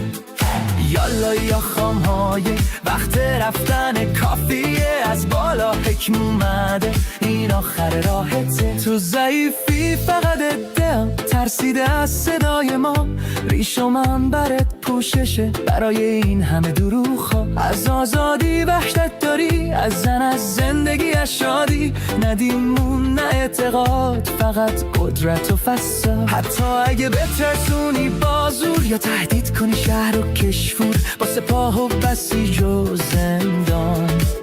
حتی اگه ببندی هر راهو بدون که این صدا خاموش نیست، نه با هم میشکانیم این دیوارو. یالا یا خامهای بس این خدا سازی، این ملت بیداره دیگه فریب نمیخوره. یالا یا خامهای وقت رفتن کافیه، از بالا حکم اومده این آخر راحته.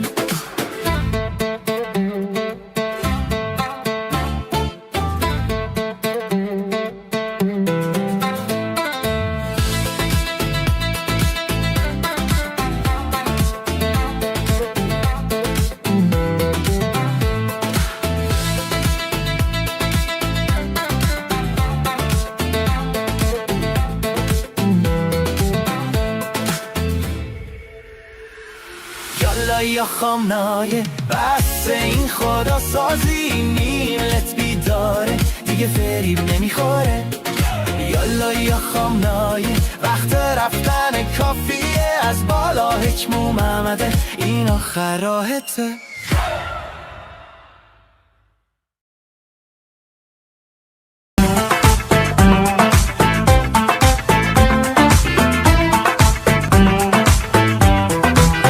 אתה נראה כמו סוס יאור, יש לך שכל של ציפור, עדיף שתישאר בבור כי בקרוב אתה תמות. אתה פשוט אידיוט גמור עם שיגעון גדלות חמור, אתה שטן או בקיצור אתה חלאת האנושות. גם אם תזרוק עלינו טילים או תאיים על הגלילים, החברים שלך מסוריה ואיראן.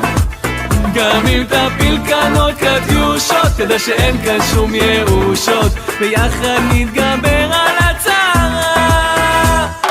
יאללה יא נסראללה, נדפוק אותך אינשאללה, נחזיר אותך לאללה עם כל החיזבאללה.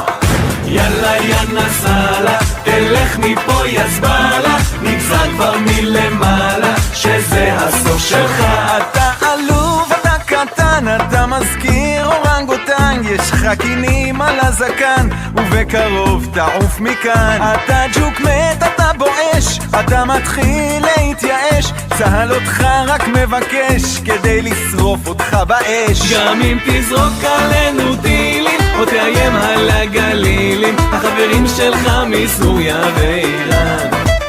גם אם תפיל כאן עוד קטיושות, תדע שאין כאן שום ירושות, ביחד נתגבר על הצרה. יאללה יא נסראללה, נדפוק אותך אינשאללה, נחזיר אותך לאללה עם כל החיזבאללה. יאללה יא נסראללה, תלך מפה יא זבאללה, נגזר כבר מלמעלה שזה הסוף שלך. יאללה יא נסראללה, נדפוק אותך אינשאללה, נחזיר אותך לאללה עם כל החיזבאללה.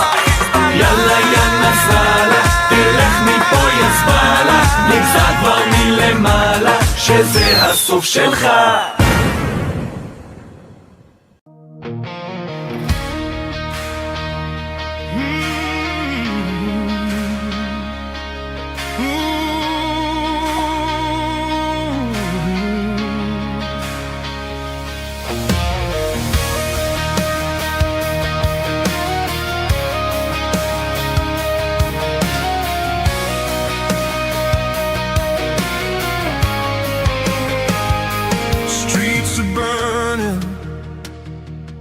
Voices rise, peaceful hands beneath the skies. Police in black, they draw the line. Basic GIRGC crossing every sign. They shoot at us, no shame, no fear. 11 souls are gone this year. We march with hope, we stand as one. Oppression ends, the fight's not done.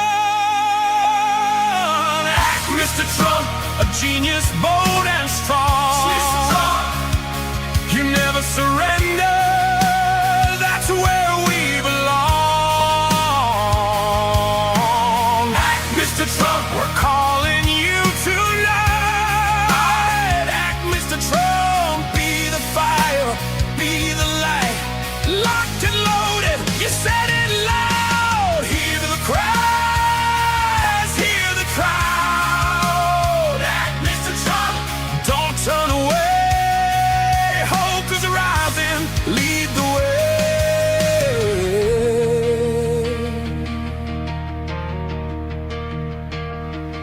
We don't ask for war or trade, just freedom breaking. They beat us down, they steal our breath. Khamenei regime survives on fear and death. The world is watching, time is now. History waits for your vow. From Tehran streets to every land, we reach for the steady hand. Don't let Democrats rewrite you out. Don't let them say trap or which chickens out. Act, Mr. Trump, a genius, bold and strong. You never surrender, that's where we belong. Act, Mr. Trump, we're calling you tonight. Act, Mr. Trump, be the fire, be the light. Locked and loaded, we said it loud. Hear the cries, hear the crowd. Act, Mr. Trump, lead us to God bless the USA. We believe in you. Meet the crown prince, hear his name. Reza Pahlavi, our hope and flame. He is hope, democracy's door. Stability in Middle East, we're longing for. The people shout from young to old.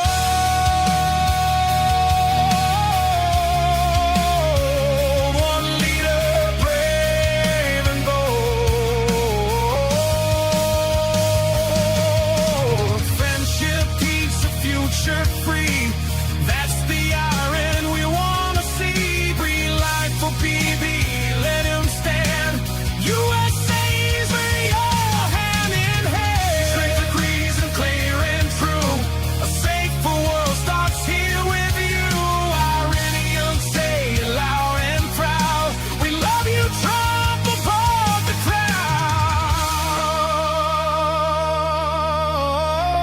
crowd. A genius mind, a patriot strong, a doer, a fighter, where we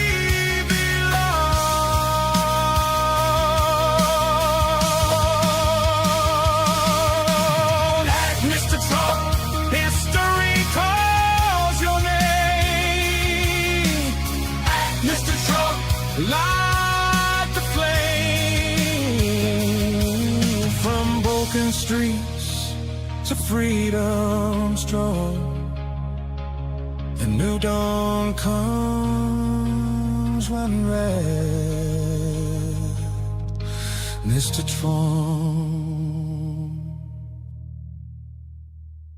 ایران غرق انقلاب است.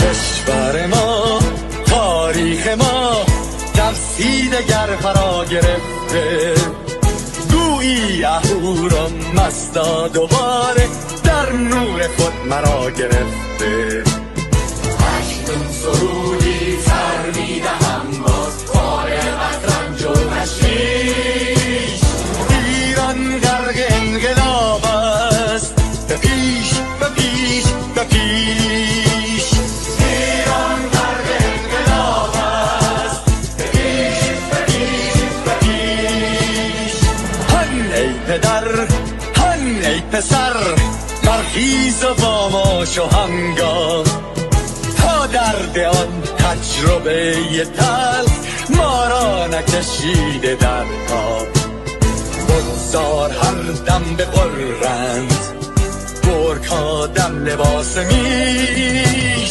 ایران غرق انقلاب است به پیش به پیش به پیش ایران غرق انقلاب است به پیش به پیش به پیش ای کارگر ای برزگر راحت قانون ادامه دارد در این زمان که پرتو یزدان از هر سو بر تو میبارد پس پیش به سوی آزادی از بحر خزر تا کیش ایران غرق انقلاب است به پیش به پیش به پیش ایران غرق انقلاب است به پیش به پیش به پیش خلقا به پا بهر دفاع از استقلال و آزادی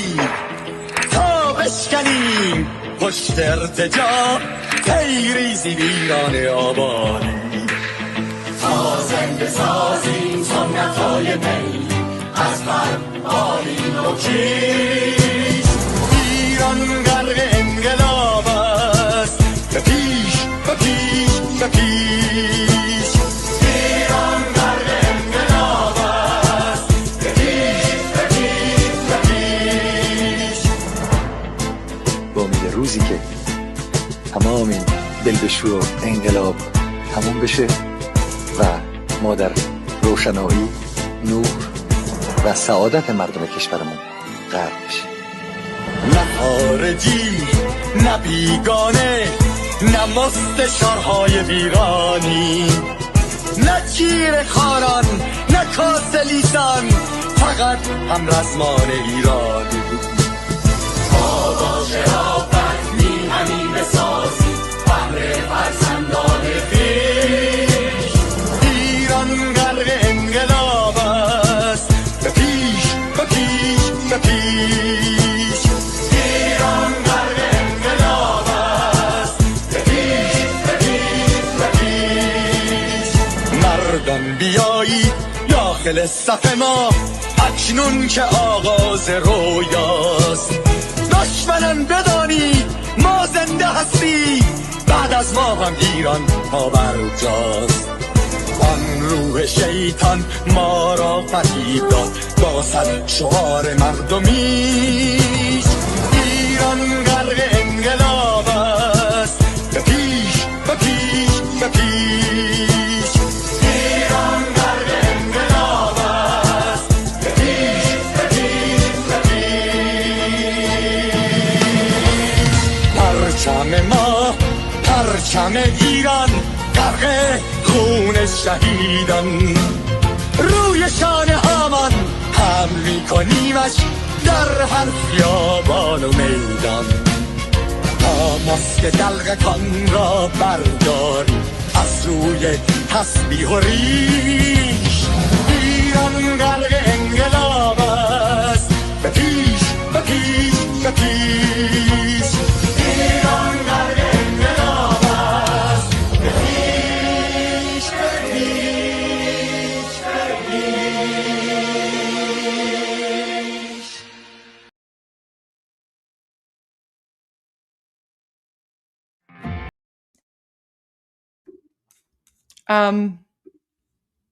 God bless the USA. God bless President Trump.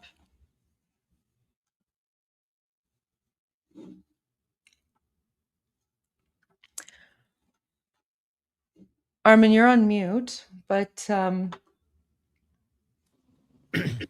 Okay, I'm back. I just quickly ate as much as I could.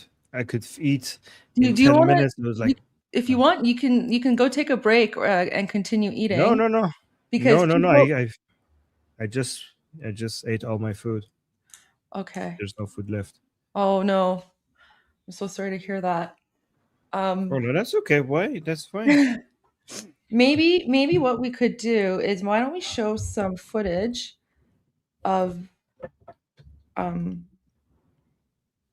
Iranians around the world who are currently out demonstrating in various cities in support of the Iranian people, but also in support of our leader, His Royal Highness King Reza Pahlavi.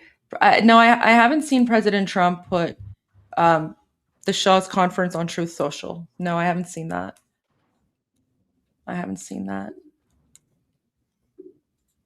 Thank you. All right. Okay. Thank you. God bless all of you. And yes, all of you from around the world who are watching and tuning in. Yes, we're all one big family. We're all one big family. Someone pointed out something really interesting, Armin. They said that in Mark Levin's video about Iran, he had a portrait of Abraham Lincoln behind his shoulder, and someone's mentioning that the Abraham Lincoln is on its way to the Middle East right now. Yes, USS Abraham Lincoln airstrike carrier and the entire group accompanying it. By the way, guys, if you don't know, each one of those by itself can take out multiple countries at the same time. So forget like United States military as a whole, military power as a whole. Forget that. Just that by itself is more military power than multiple countries combined.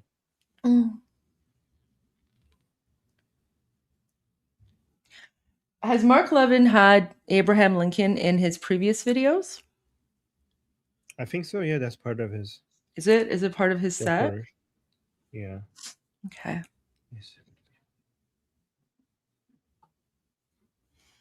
Oh my gosh, look at this. Wait, someone said the USS Abraham Lincoln carries 90 military fighter jets, and there's an estimated 5K Marines on board. Yeah, there's destroyers accompanying it as well, side by side. Oh, I actually have a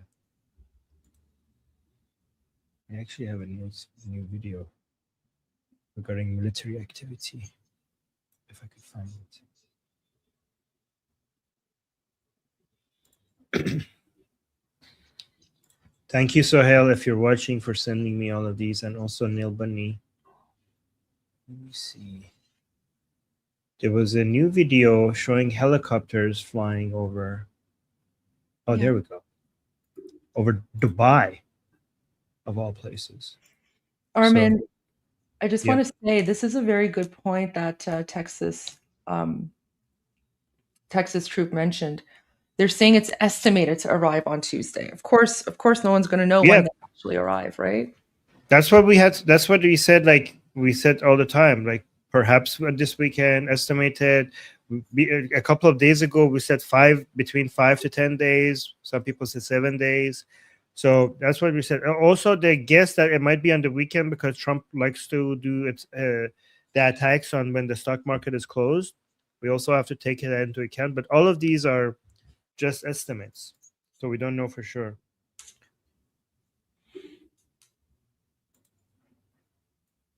Oh, we have no tolerance for lefties or like the woke progressives and center left is okay. Center left is okay. Yeah, we're referring to like the woke progressive, like the Bernie Sanders and the AOCs.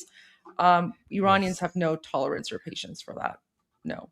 Actually, one of our anti-Islam pro-revolution chants is death to the three corrupt mullahs, leftists, and Mujahid. Mujahid is the Marxist communists. So Iranians, we're done. We're done with all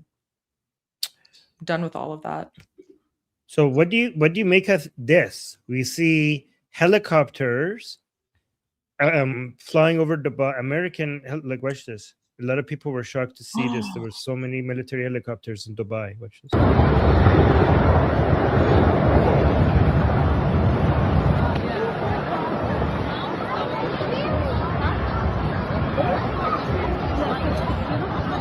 بچه این هواپیماها الان روی خلیج فارس داره میره.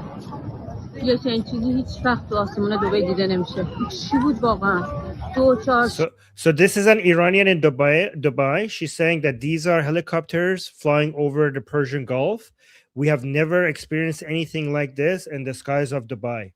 6 8 10 12 13 تا هلیکوپتر جنگیه.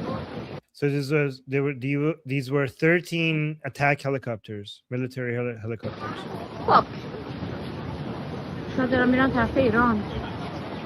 Like maybe they're going towards Iran. She said دارن میرن طرف Iran. Yeah, so she's like the helicopters are going towards Iran. That's an Iranian woman who's filming that. She's in Dubai. Yeah, she says شاید دارن میرن طرف ایران. Yes. Oh my god. چی بود واقعا؟ That's actually more than 13. But... Oh, so this is from a different angle.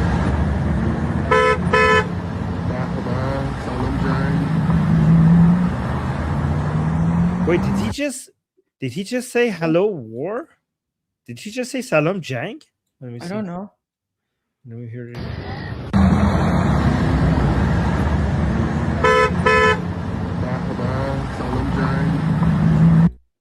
Oh, that's what I heard. So guys, there's a lot of Iranians in Dubai. If you didn't know, now you know.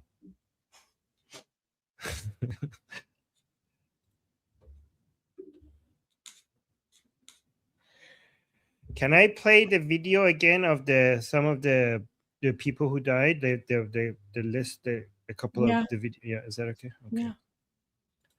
Just play. Hold on, let me put this. So guys, these are a few of the people who died during the revolution. Well, not died, murdered during the revolution. So it's just.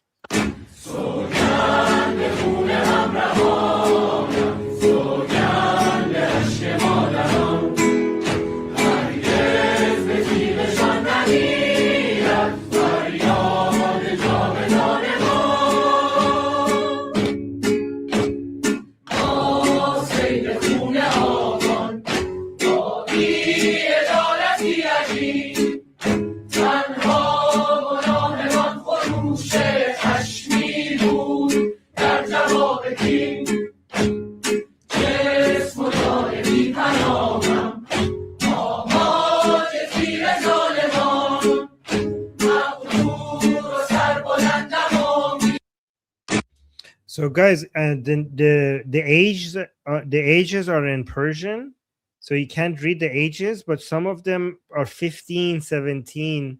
Very young. Yeah. My gosh. Look at this comment.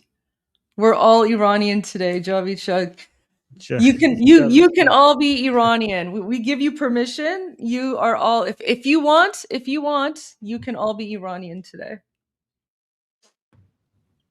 Yes.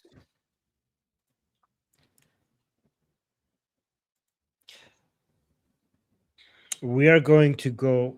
Well, I'm not going to say that right now, but you guys know what we're going to do once this revolution is over. We're not going to let these murderers get away. We're going to go after every single one of them. As we say in Persian, tak takishun. Tak takitun رو میگیریم. Tak takitun. Even the Zainabiyun and Fatimiyun and Hashd Shabi, all the ones that came from Pakistan, Afghanistan, and Iraq, if they go back to their countries, we will chase them down wherever they are. So let me actually show you the main killers, guys. The main killers are not even Iranian, right? So just a reminder. So these are Shia proxy groups of the Islamic Republic who are from outside of Iran. So Fatimiyyun is from Afghanistan. That's a Shia proxy group in Afghanistan by the Islamic Republic. Zainabiyun is in Pakistan. So they came from Afghanistan and Pakistan into Iran to kill the protesters. And Hasht Shabi, which is also in English is the Popular Mobilization Front. Those are from Iraq. It says بخش عمده‌ای از معترضان ایران رو کشتن. So a huge portion of the Iranians killed inside Iran have been killed by these three Shia proxy groups in Iran. These are proxies of the Islamic Republic that were called upon to come to Iran and kill the Iranians. So Fatim, we basically what I'm saying is that we will destroy Fatimiyyun in Afghanistan. We will chase them into Afghanistan, and we'll make sure that we could burn their roots. Make sure that there's anybody that has any membership or association with Fatimiyyun in Afghanistan. We will come and we will find you and we will annihilate you. We will destroy Zainabiyun in Pakistan, and we will eradicate Hasht Shabi in Iraq. We will come. It doesn't matter if you're not in Iran. We're coming for you, and we're basically taking out every single one of you. Just wait for it.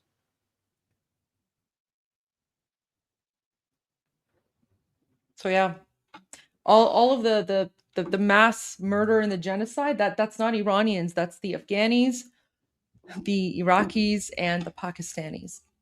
Same ones who are also trolling us in the chats, right? Right. By the way, for people who are new here, this is going to be a repeat of what the Jews did to the Nazis after the fall of Nazi Germany. This is what Mossad did to all the Nazis that were responsible for the killing of Jews during the Holocaust. They went and ran away and hid all across the world, but the Jews, Mossad, found every single one of them and brought them to justice. So we're going to basically repeat that. That's our model. We're going to repeat what the Jews did to the Nazis. Okay. So Armin, I was thinking, because people have asked me for some dark humor, to kind of, make us more energized again. So what I'm going to do is I'm going to go through, those mullah videos. I'm going to go through those mullah videos, and then maybe while I'm doing that, if you don't mind, if you could maybe just gather a whole bunch of videos from all of the demonstrations happening around the world, so that when I'm done with the mullah videos, we can then play all those videos of Iranians right now who are out in the streets all around the world, demonstrating, not just for just the new ones, or mix them with the old ones? Well, I mean, we can mix. Well, what I think there's a lot coming out from today, right? Yes, So I mixed them. I downloaded them, what I'm getting, and I mixed them with the old ones. Is that okay? Yeah, that's totally fine. That's totally fine. So yeah, whatever else you find, like just work on gathering as many as you can. I think Manoto and Iran International are posting a whole bunch of them, and also I have my own sources as well. Oh, perfect. Okay, then that's great. So let me guys. Okay, so we're gonna raise the humor a little bit. I'm gonna show you some dark Iranian humor. Okay. You guys are gonna like this. So let me find it.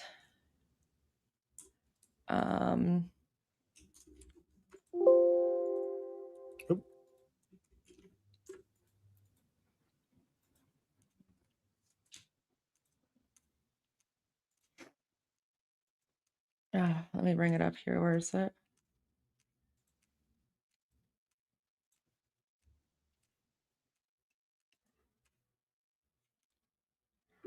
Okay. So you guys are gonna enjoy this.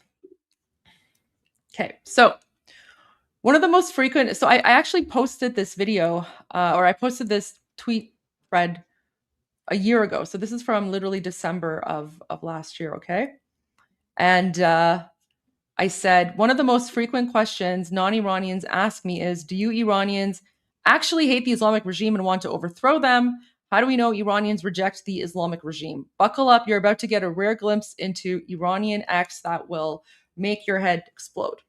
So basically what it is the Islamic regime, they do a lot of like propaganda videos, right? So one of the types of propaganda that they do is they always try to portray the Shah of Iran as a dictator who was, murdering Muslims, or, whatever, right? So we all know it's nonsense.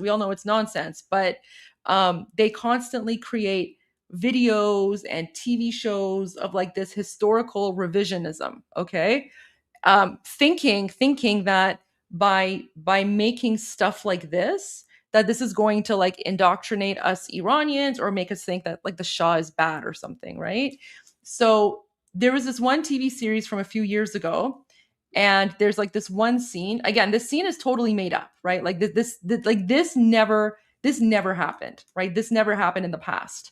But they made, so the Islamic regime made this propaganda clip, thinking that they are going to like convince Iranians that this is how the Shah treated Muslims and like imams before 1979, right? So, but then someone took this clip, an Iranian person took this clip and wrote, "I knew if I told you I'm from the future, no one would believe me. So I brought a video from the near future with me." So what he's basically saying is like, it's like a joke, right? He's saying like, I'm from the future, but I know none of you would believe me. So here's a video from the near future, right? So but this is basically Iranians who are, basically saying like, here's what's going to happen in the future when we overthrow the Islamic regime, right? So yeah, that's basically the joke, right? So then he plays this, right? And then you can see it's got like 3.6 million views, 10,000 likes. So this is the clip from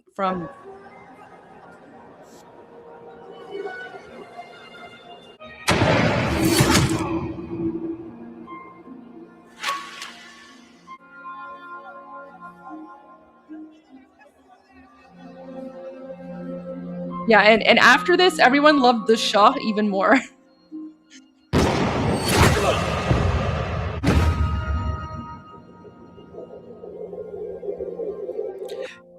This is for educational purposes only. We don't condone violence on YouTube. We're just showing the attitudes.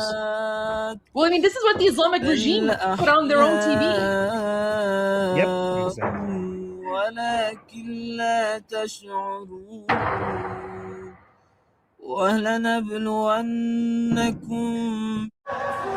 So this is Islamic regime TV, right? So basically they're saying, so the Islamic regime put this out there to try and convince Iranians that the Shah was murdering imams, but Iranians were saying, "Oh my gosh, what a beautiful vision of the future," right? So, "Oh my gosh, this is what's going to happen in the near future," right? So, oh yeah, of course, this is exactly what they're doing to Iranians right now, right? So every accusation is a projection. So these people are actually like the terrorists and the savages, right? It wasn't us. So after this video came out, Iranians took that clip and they added different soundtracks to it. So this one, right, like this account writes, "This one isn't bad either. The song lyrics are in complete harmony with the image, and it's Manowar." So live talking about me is how can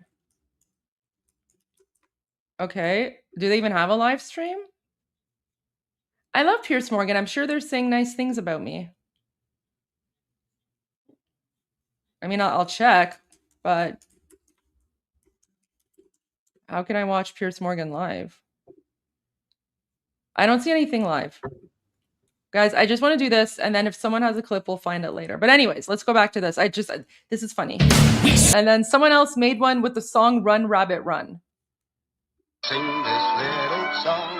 Love this song. Run, rabbit, run, rabbit, run, run, run. Run, rabbit, run, rabbit, run. Sing this little song.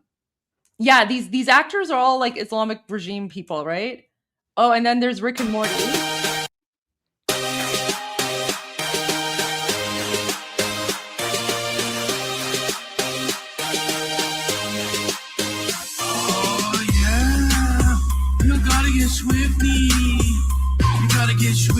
in here. It's time to get swifty. Uh-oh, we gotta get swifty. Oh yeah. Take off your pants and your panties. Shit on the floor. Time to get swifty in here. We gotta shit on the floor. I'm Mr. Bulldogs. I'm Mr. Bulldogs. Take a shit on the floor. Take off your panties and your pants. It's time to get swifty in here.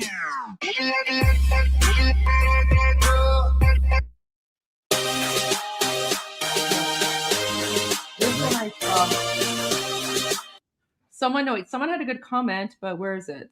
It was like, yeah, this one. Yes, You didn't exactly. censor that. Yeah, go ahead. Sorry, I just want to read this comment. Like, this is perfect. Exactly. So Iranians were turning the narrative with this video, using the IRGC propaganda against them. Like, yes, we will be able to do exactly what you're accusing. Yeah, pretty much, because that's pretty much what they've been doing to us, right? So that's the perfect explanation there. And then, Can I just say something? This also shows how out of touch the regime is with the Iranian people. That because they put this out there to make us feel like, oh my God, the poor mullahs don't kill them. The fact that they don't understand their own people makes this more hilarious. They're so out of touch with the population in Iran. I love this one.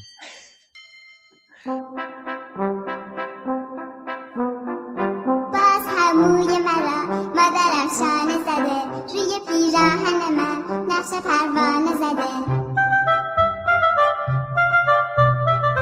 مادرم داده به من کیف زیبای مرا پس امروز قشنگ همه چیز و همه جا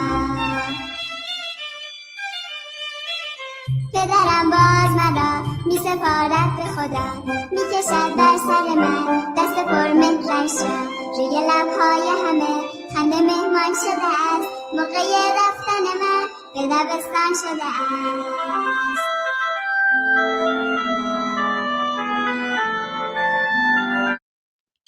So there's that one. Just to be clear, that song is about how everything is beautiful, how everyone's smiling. It's like rainbows and butterfly, and I'm going to school. So it's like a very happy, like beautiful, everyone. I have a whole bunch more I'm going to show you guys. And I see a request for Keith Toby, Red, White, and Blue. Yes, I will get to Keith Toby, Red, White, and Blue in a little bit. But I want to play these videos because even last time I didn't get to play all of them for you. They're very important because it ends it by saying Maman Rumbash Hamashon Mordand, which means mother, be at peace. They're all dead.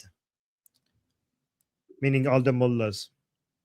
I hope this also shows you guys like when Mark Levin says Iranians are westernized, we really are, because it's like the same culture and everything, right?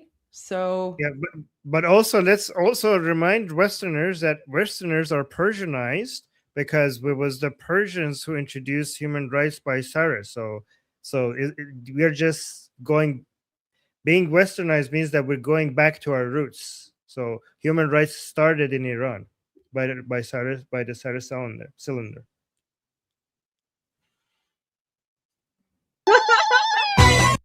Oh my God! Music of my people. Oh, and then there's like Iranian dance music. Here's Iranian dance music now.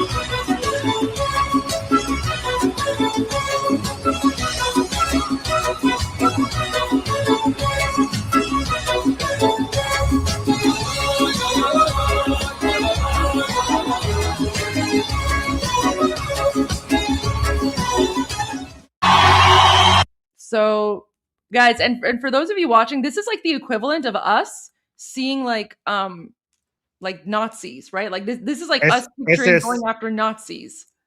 SS officers. Yeah. So that's what it's like watching this. It's like we are seeing like the Nazis being like gone. This is the future. Jewish IDF soldiers hunting out remaining SS officers. That's what it looks like to us.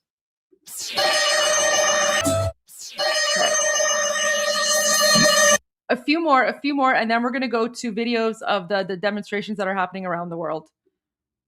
I mean, if they want to report, like I'm just playing like Islamic regime TV shows. Like this is a TV show that the Islamic regime itself produced.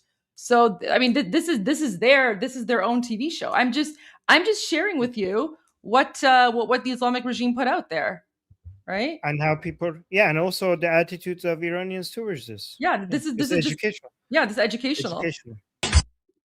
And like these are all Iranians, right? All right. Oh, there's a Lord of the Rings one. There's a Lord of the Rings one. Look at this.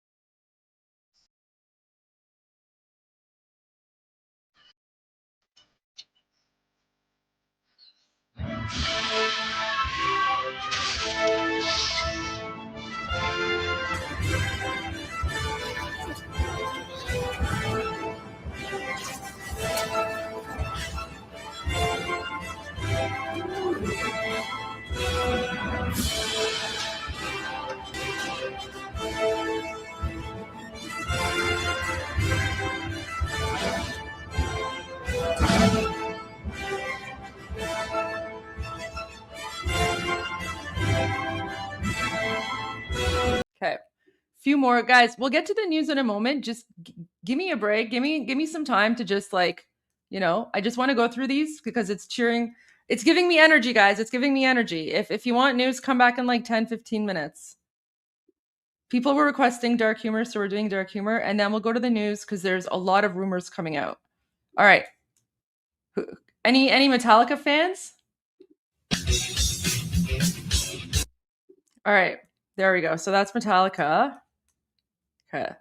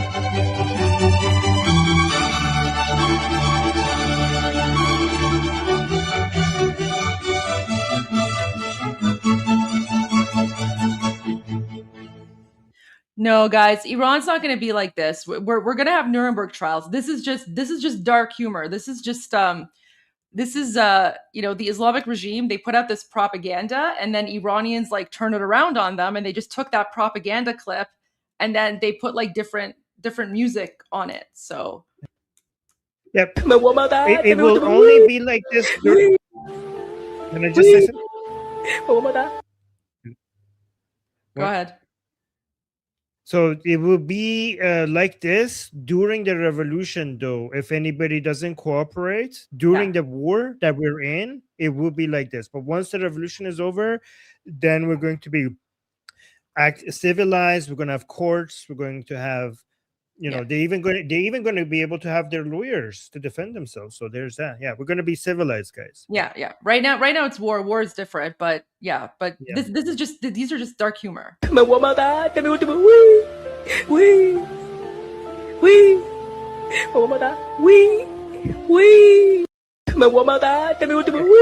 more. Oh, okay. That was oh wait, okay. Benny Hill. Okay, wait. I got two more. I'll Last save one. Benny Hill Oh. for last. Oh my.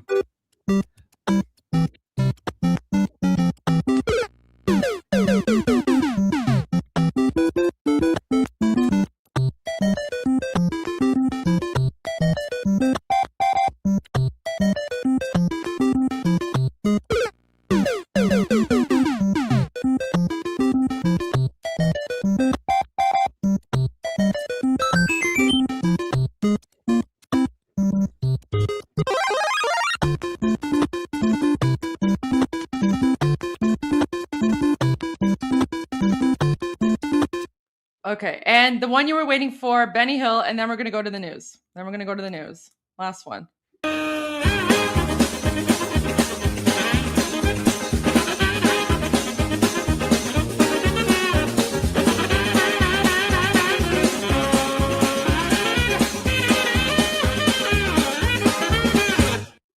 There we go.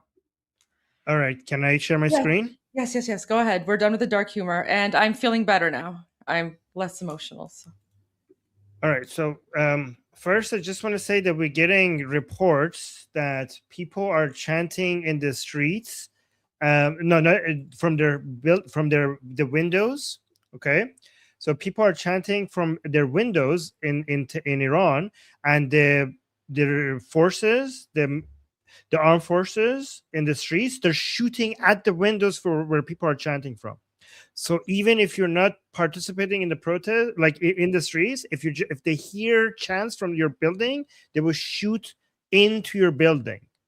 So that's one thing I wanted to give you an update from on, and also I wanted to share reminder that Arakchi. So before I share the next video, I want to remind you that Arakchi had said that only a few hundred people had died, and because I want to show you, Khamenei just gave a speech which contradicts exactly the lies Arakchi was saying on Fox News. So just a reminder what Arakchi had said, and then I will go to Khamenei and I will translate what Khamenei said after this interview by Arakchi in Fox News. And for people who don't know, Arakchi is the foreign minister of the Islamic Republic, and he was invited on Fox News to spread his lies. But I mean, Fox News did a good job challenging him. But look at this lie that he just said here. The number of deaths, although they tried hard to increase the number of deaths, are only hundreds. The exact figure would be announced very soon, perhaps tonight, by our authorities. So you're saying it's less than 1,000 people? No, hundreds of people. I certainly, deny the numbers and figures they have said. It is an exaggeration. It is a misinformation campaign only to find excuses to do another aggression against Iran. The number of deaths. So now, oh my God, I got a new video from inside Tehran as well. Let me just download that right now. Okay, so while you're doing that, I'm just gonna go to one of the super chats. Just let me finish this point because I don't want to get interrupted in the middle. Okay, so let's go to Khamenei. So Khamenei just recently came out and gave a speech. So let me translate this. This is in direct contradiction to what Arakchi just said. Watch this. I'm not gonna. He's basically accusing the protesters of different things. I'm not going to translate that part. I'm only going to translate the part where he contradicts what Arakchi said.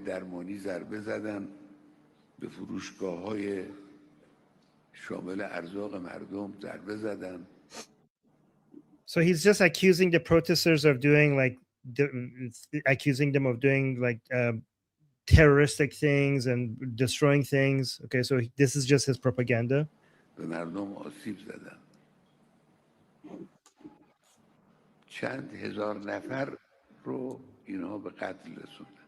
Okay, so he says that they killed a couple of thousand people. Okay, he's accusing the protesters of doing that. So, but by doing that, he actually is confirming that thousands of people have died. So he blames it on the protesters, which is obviously a lie.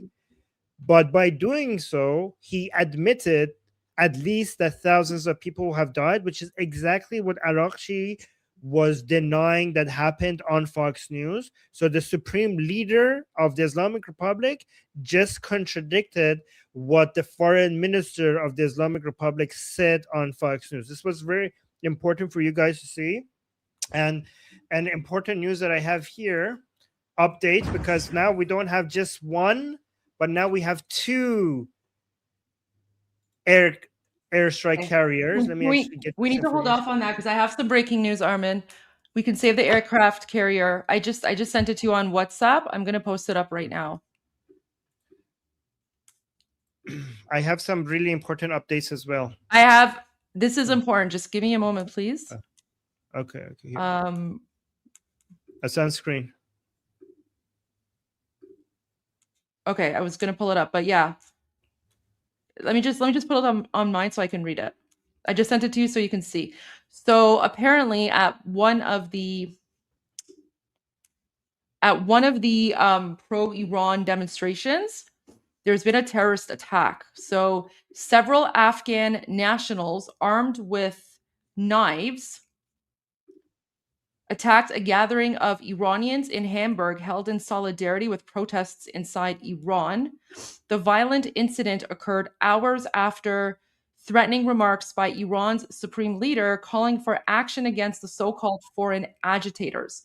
The message is clear. The Islamic Republic targets Iranian protesters both inside the country and abroad. So yes, this happened in Germany. And it was the Afghans. So the Afghan people, armed with knives, attacked Iranians who are supporting.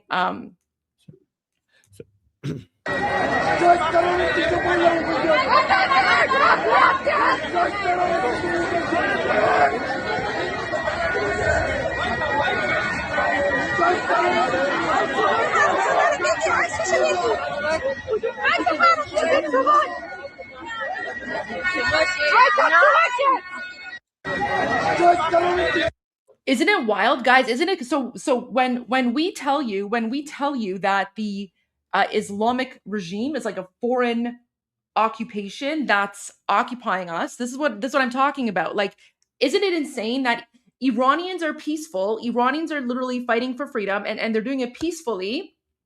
And yet it's the Afghanis, right? It's the Afghani people who are stabbing Iranians who want freedom. So the Afghans who are, they're the ones murdering Iranians and occupying Iran right now. And then in Germany, they're attacking Iranians.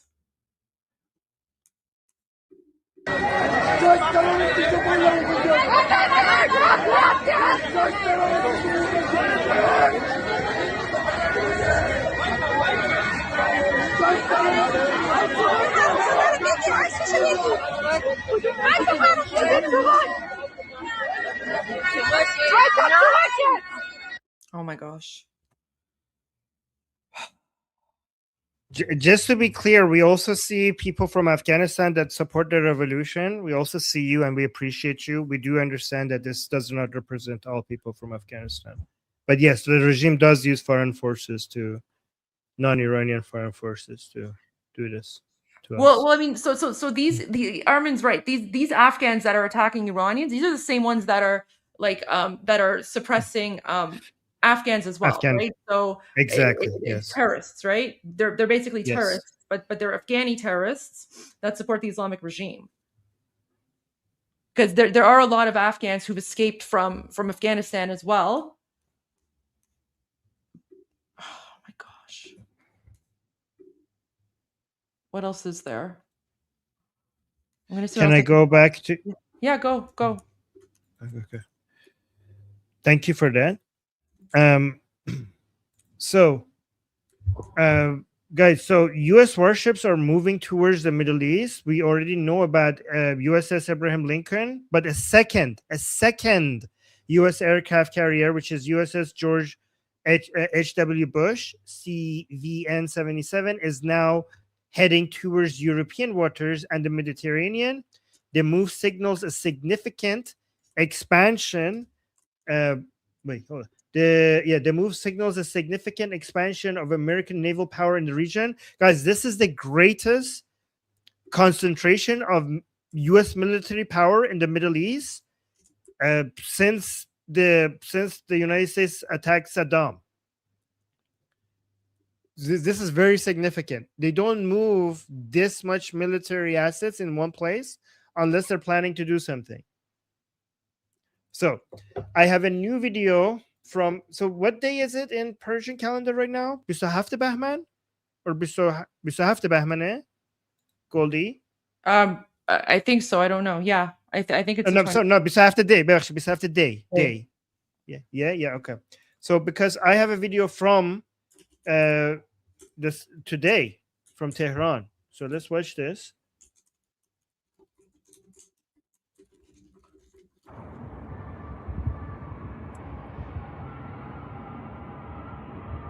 So what you hear is people chanting from their windows because there's so many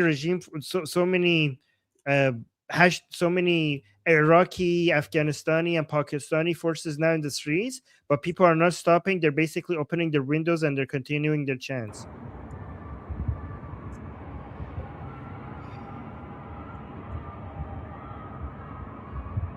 Okay, some people are saying make it louder, Armin. I gave it a 25% boost over the original video. So listen to it again.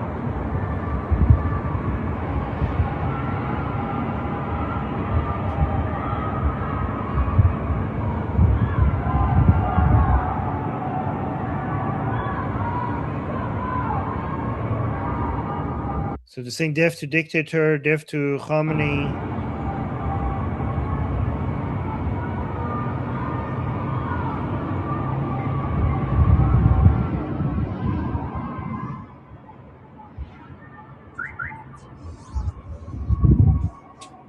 We'll go back to the terrorist attack in Hamburg when Armin's done. These are videos coming out of Iran, so let's play these ones, and then I have more footage from Hamburg. Let's go back to Hamburg. That's the one that I had from Iran. But I also want to share footage from inside occupied Iran because that's important, and we don't get a lot of that. So any new videos from inside Iran, that's important as well. Thank you. Okay, so here's another video. This is at the freedom, like the peaceful Iran freedom rally.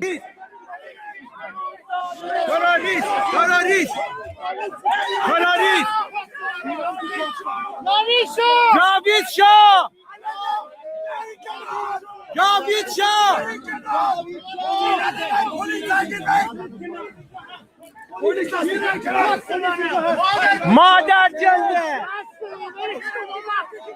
مرگ بر خامنه ای مرگ بر خامنه ای مرگ بر خامنه ای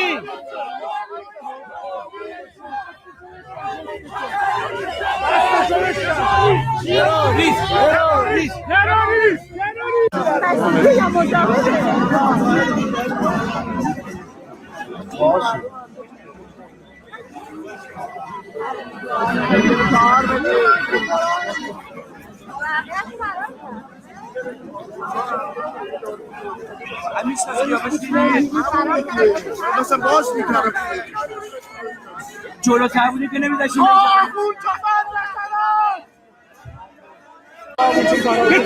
بیته علی سقوطی بیته سقوطی اون دوتا هم آلمانی بودن گیزی باشه سقوط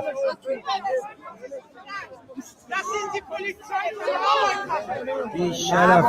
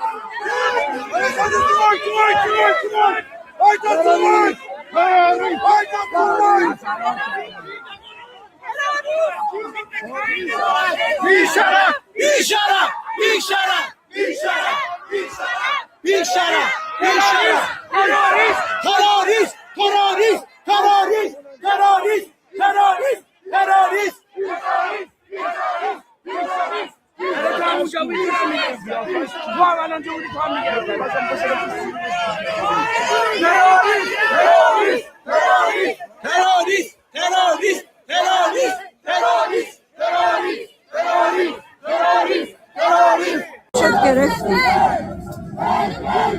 میخوام چهرهشو بفرستم برای شما دیدید قشنگ آها شاده چهرهش معلوم نیست There you go. That's the Afghan radical terrorist whatever that supports the Islamic regime and went out into the crowd of Iranians tonight who were peacefully demonstrating in Hamburg, and he started stabbing them. He started stabbing them because he supports the terrorist Islamic dictatorship. And Europe's full of them. So is North America, by the way. آها اینه اوکی مرسی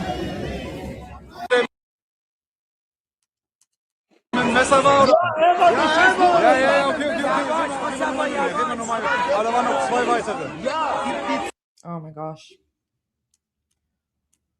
Here you go. Images of the moment where mercenaries of the Islamic Terrorist Republic attacked the gathering of patriotic Muslims.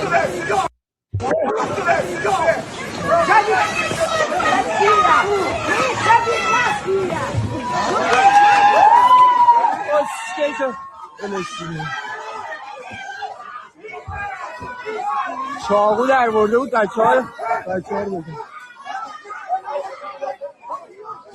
چاقو در برده بود بچه‌ها رو بزنه شب ویدیو راحت Did anyone get hurt? How many people get hurt? I don't know if anyone got hurt. I don't know. I think they caught him before, because apparently he brought out a knife and was stabbed. I don't know if anyone was hurt. I don't think.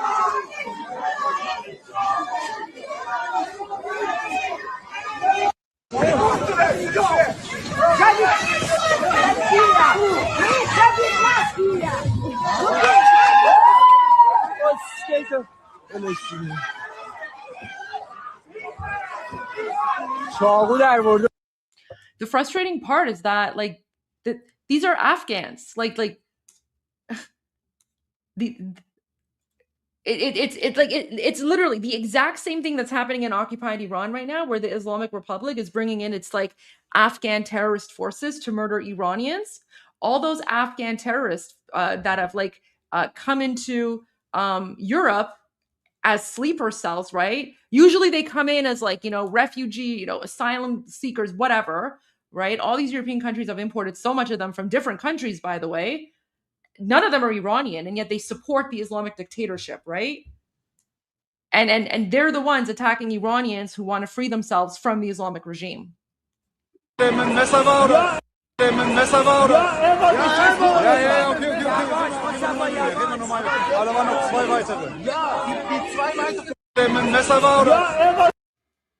It's crazy. Okay, so open source is reporting that, so according to Build, at least 2 people were stabbed. Oh wait, here's the article. Okay, whatever this is. I have to translate this. Oh, by the way, I'm gonna be leaving in 20 minutes to the discussion group. I'm gonna post the link to the discussion group in the chat. If people want to come ask me questions or anything, there, the link is in the chat. Okay, perfect. 20 minutes. All right, so if you're gonna do that, then can I take a 15-minute break? Okay, but can I show you some 2 AI videos that you're gonna love? I think you're gonna love. It will boost as mood boost. Okay. If you need one right now. And then I want to go to Okay, I quick think break to get some coffee and eat something. Okay, because I'm trying to find stuff that boosts your mood sometimes. Oh, my mood And is then- fine. Well, it could be better. Okay, Thank you. The stabber was Afghan.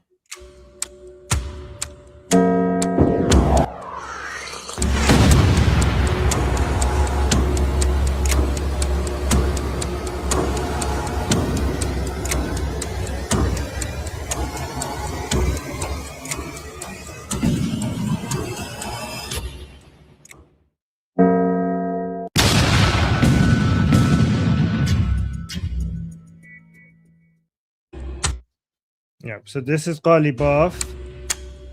This is AJ. Ghalibaf is the head of the parliament, the speaker of parliament. This is AJI. This is the head of the judiciary. This is Pezeshkian. This is the president. So those are the three heads of the three branches of the government: the judiciary, the executive, and the legislative. They died.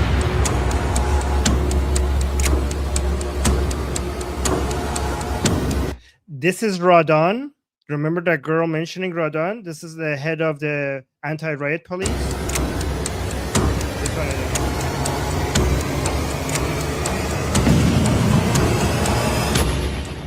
and look, Khamenei. Yeah.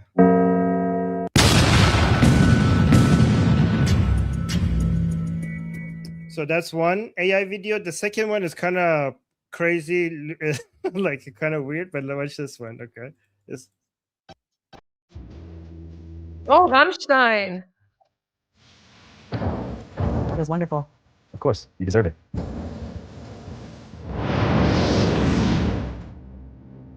I love my bitches. They treat me like a king. You look very happy today. Here is the extraction point for dialogue. There. Right there. Very good.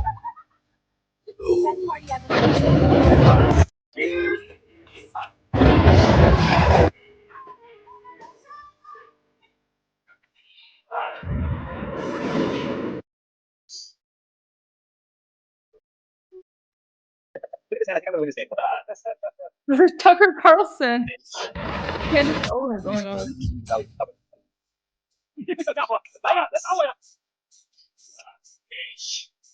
Hey there.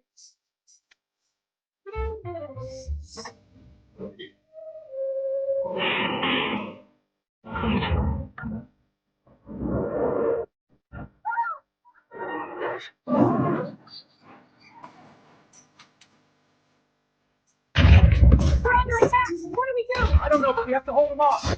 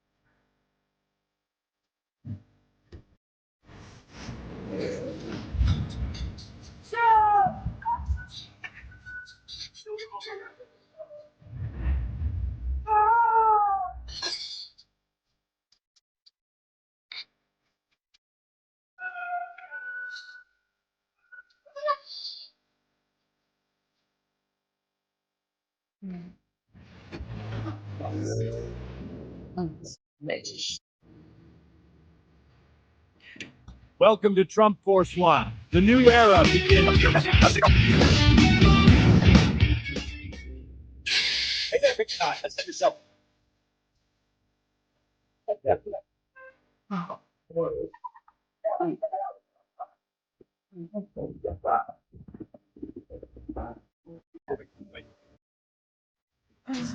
All right, you little terrorist.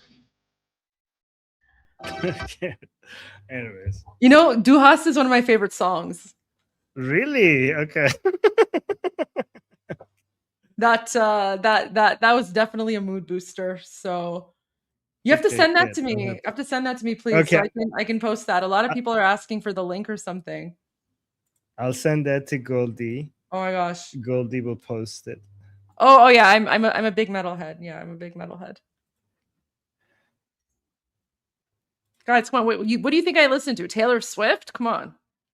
Not that there's anything wrong with Taylor Swift. It's just not my jam. Taylor Swift is fine. I don't want the Swiftie army coming after me. But yeah. Okay. So Armin, I'm gonna take like a 15-minute break, and then I'll come back. So that you should I show? You can do whatever you want. Okay. Whatever you want. I'll be back. I'll be back. But show's yours. Okay. All right. Let me just give you one total update on something that I mentioned before, and I think this is very important for everybody to understand, because everybody is confused about what's happening. Is an attack coming, or is an attack not coming? Why did we expect an attack to happen earlier, and why didn't it happen on the day that we expected it? Did Israel really try to delay the attack?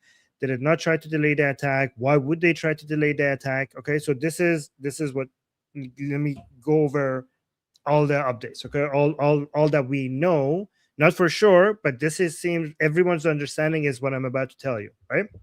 So a couple of days ago, remember those 2 nights that we thought the attack is going to happen, and everybody was expecting, all signs show that an attack was going to happen. The reason why the attack didn't happen is because apparently the United States, the attack that they originally planned, was not good enough. It wasn't at the scale that was necessary to do the job. So they delayed it. So it is true that certain countries, hold on, let me bring the countries here, right? It is true that Saudi Arabia, Turkey, Qatar, and Egypt did try to convince the White House to not do an attack. They didn't want the attack to happen, not because they're an ally of the Islamic Republic. Saudi Arabia hates the Islamic Republic. I mean, Qatar is an ally of the Islamic Republic, but Saudi Arabia isn't. But their main concern is that this is going to start a war in the region, and United States is not going to be around to clean it up, and they're going to have to be dealing with the chaos, right? That's why they just wanted to completely stop this war. But there was another country, which is Israel. They stopped the attack they convinced Washington. I mean, United States and Israel together decided that to pause the attack, not for the same reason. So Israel's reason was different. Israel's advice to the United States was that the scale of the attack that they had planned was not nearly as big as what it was needed to do this job, right? Because the Islamic Republic is basically, Israel wanted to make sure that the attack that they're going to be doing finishes the job, and it's not just a symbolic attack. So it actually does give an upper hand to the Iranian people to basically get to the finish line and basically do the regime change, right? They wanted the attack to be on a much bigger scale, not something symbolic that doesn't really have much of a meaning. So this seems to be the reason why the attack was, so everything was ready for the attack to happen a couple of days ago, but this seems to be the reason why they stopped it, because they're going for something bigger. And this is why so many people were frustrated, like, where is Israel? Where's the United States? All the evidence shows that the reason why they didn't attack, because they're preparing for something bigger, something that doesn't drag on, something that basically paralyzes the Islamic Republic to the point where there's no coming back from it, and there's not going to be a prolonged, continuous war from it, right? So after that, what we saw was that the 2 aircraft carriers now. First, it was the USS Abraham Lincoln that we saw was moving towards the Middle East, towards, I think, Oman Sea. But we also saw another aircraft carrier, George W. Bush aircraft carrier, moving towards Europe, towards the Mediterranean Sea. Now that's being added to it. This means that the Islamic Republic is being surrounded. Remember, the U.S. airbase in Qatar cannot be used, because Qatar, the U.S. airbase, the allotted Qatar U.S. airbase that is in Qatar, Qatar allows the United States to have that airbase in Qatar with the condition of it not being used against Qatar's neighbors, because that would be so Qatar's calculation for having the U.S. airbase on their country is that this brings me security to have U.S. having an airbase in my country.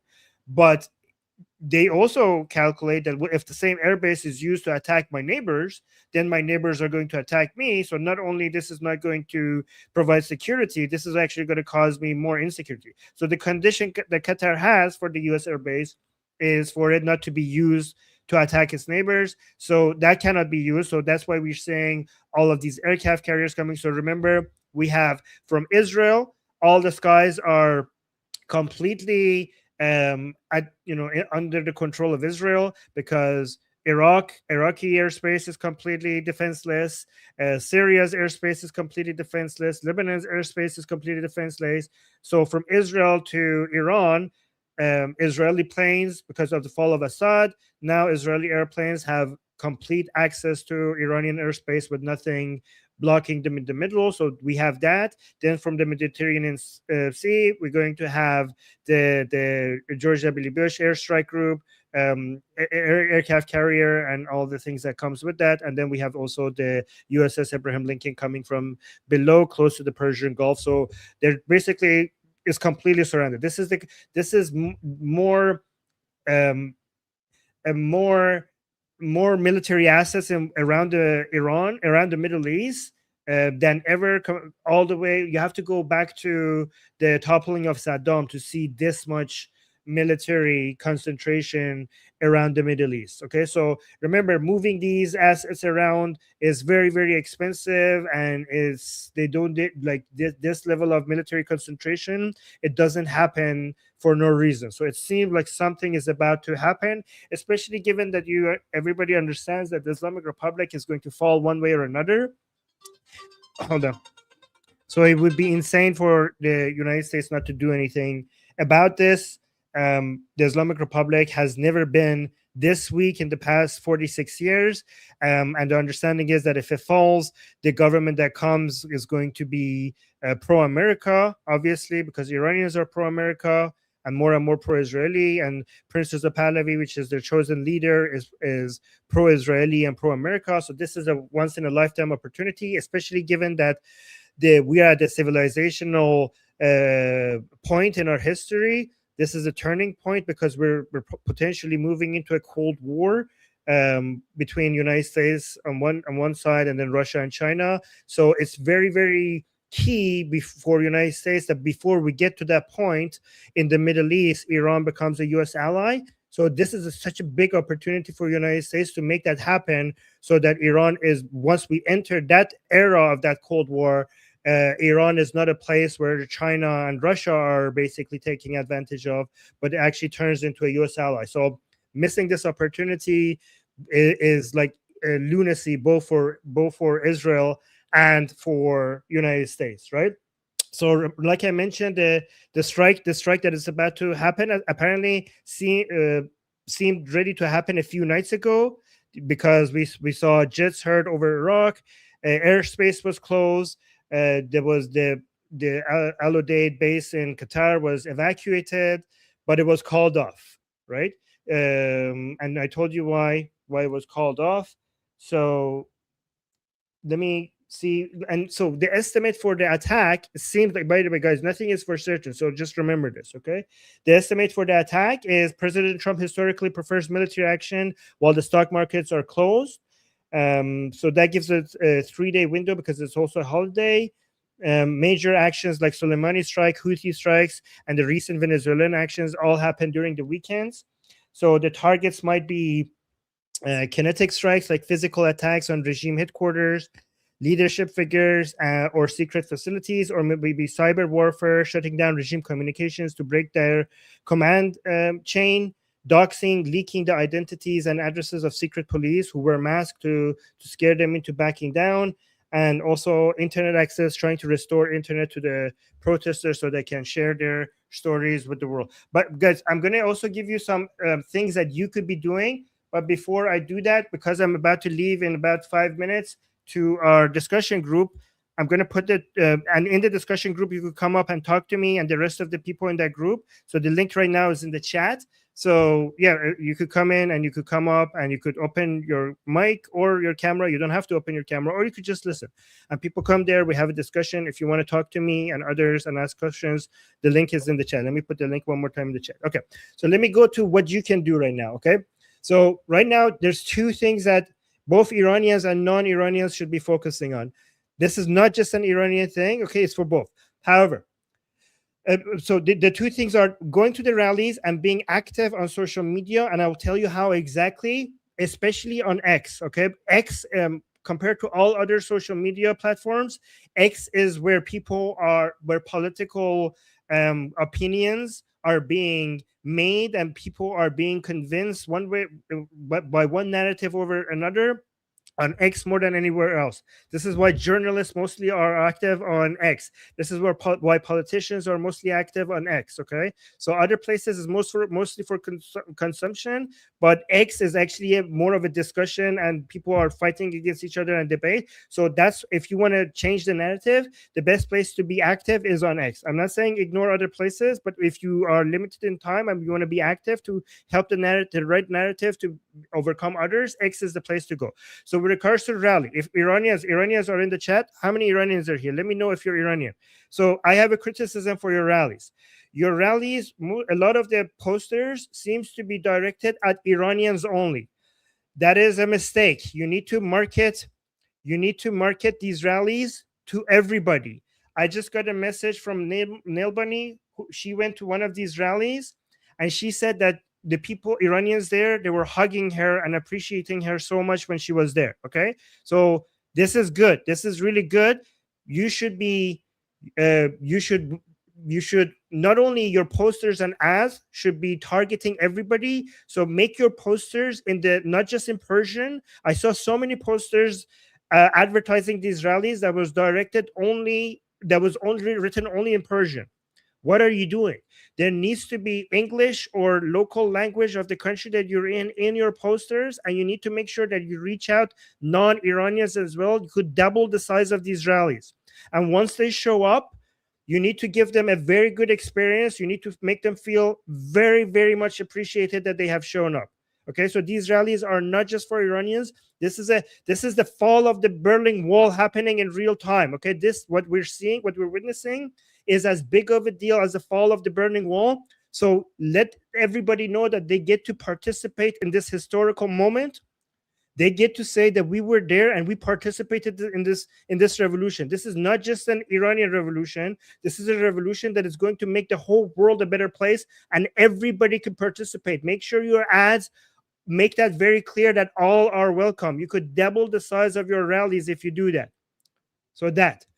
Two, the activity on social media. There are a lot of people, regime supporters. There's a whole bunch of far leftist people, Islamists, Assad supporters, all of these Islamic Republic supporters online that are trying to that are spreading fake news and misinformation, and they're supporting the regime, and are trying to convince the government, Washington, to stay out of this. So you need to be on X.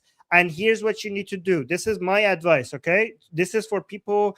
This works for people who are very informed, but it also works for people who don't understand politics and maybe don't even speak good English. It doesn't matter. I'll tell you, this works for everybody. What you do is you go find the posts that you think that is spreading misinformation or is basically supporting the regime or is not good for a revolution.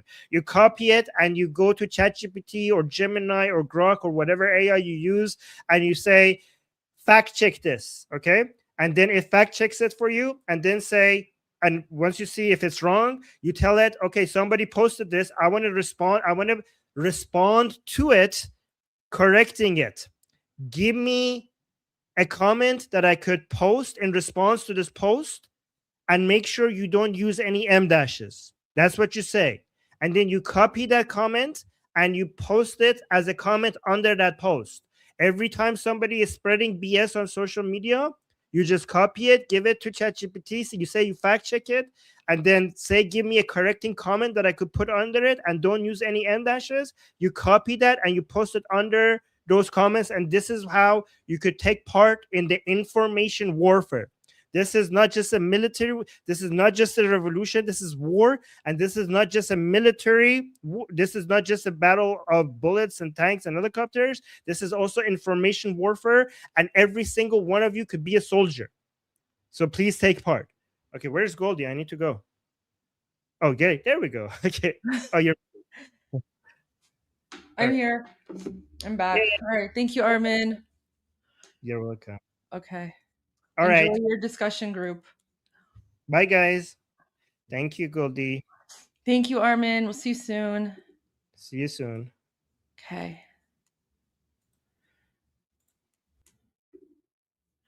All right. Let's go. Let me pull this up here. I want to share. So the news here.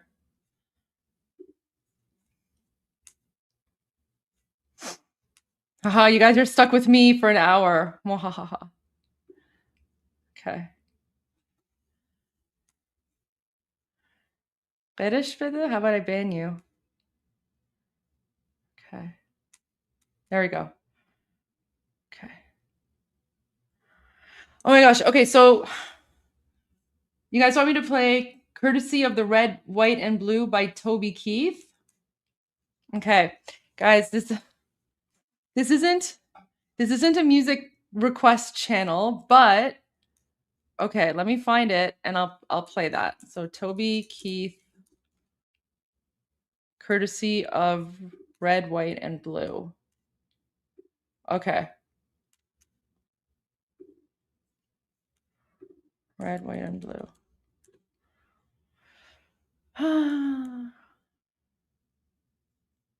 Let me find a good one. Is this a good one? All right. I found one which is like a US Air Force tribute. Here.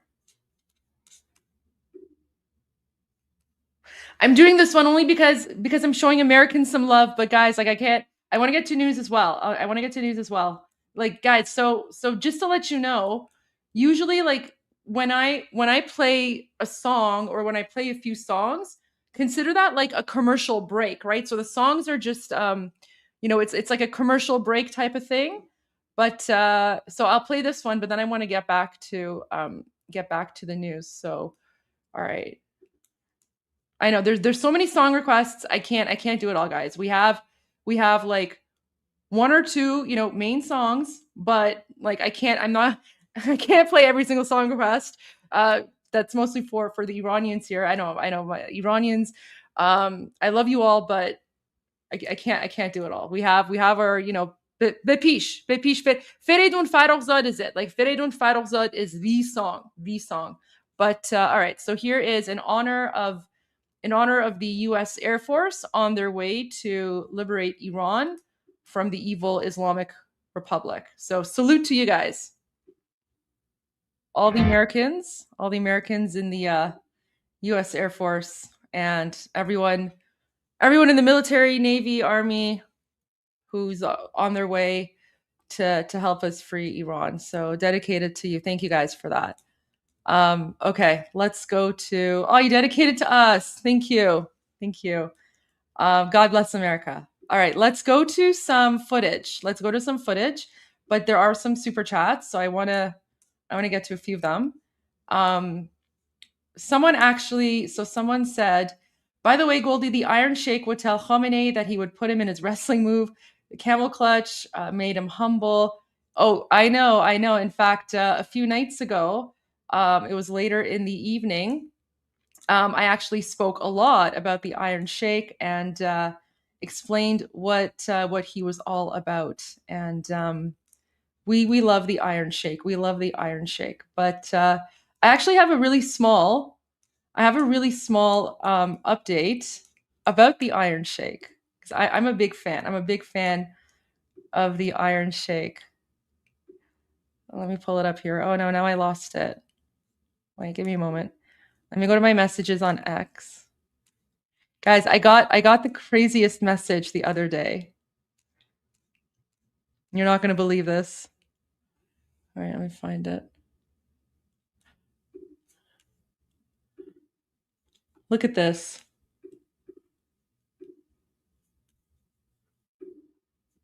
The people running the Iron Sheikh's account sent me a message on January 14.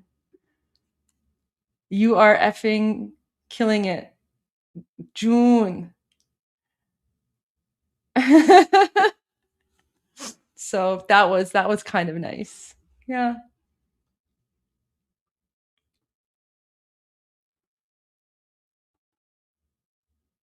The Iron Sheikh was he used to be a bodyguard for the Shah, and he was a big Iranian patriot as well. So yeah, so whoever's running the Iron Sheikh's account sent that to me. So that kind of gave me energy. You know, I've received a lot of messages from June means dear. So he's like, you're killing it, dear. So it's a term of endearment. So in like, you know, true Iron Sheikh, you know, mode. So that was sent, and yeah, that made my day. So there you go. There's my little Iron Sheikh update for you guys. So I never expected that to happen, but I didn't even know, like, I didn't even think that anyone would, you know, running his account would know who I am, even though I'm a big fan of Iron Sheikh. But yeah. Yeah, I mean, it would have been super awesome if Iron Sheikh was alive, because he was the Shah's bodyguard, and yeah, he was a big patriot. Yeah, he was a big patriot. He escaped Iran during the 1979 Islamic Revolution, and yeah, we love him. He was a big patriot. Is Tusi on soon? Let me double check. Let me see if Tusi is on soon, because I also have some videos. But if Tusi is on, that would be nice, because he's probably going to have all the updates, right? So let's see. Live. Nope, I don't see anything. I don't see anything right now for 2C, but we're keeping an eye on that. We're on 2C watch for sure. Okay. So let's go to the news. Okay. So now the news about the terrorist attack, that's going viral. That's so awesome. Thank you. That is kind of nice. So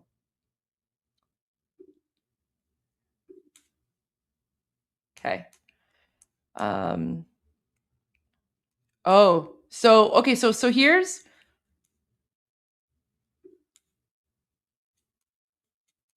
here. So guys, for those of you who were watching yesterday, when the UK police were beating up Iranian freedom fighters. So here's an update with the gentleman that was beaten up. So let's watch this. Hello, Pulad.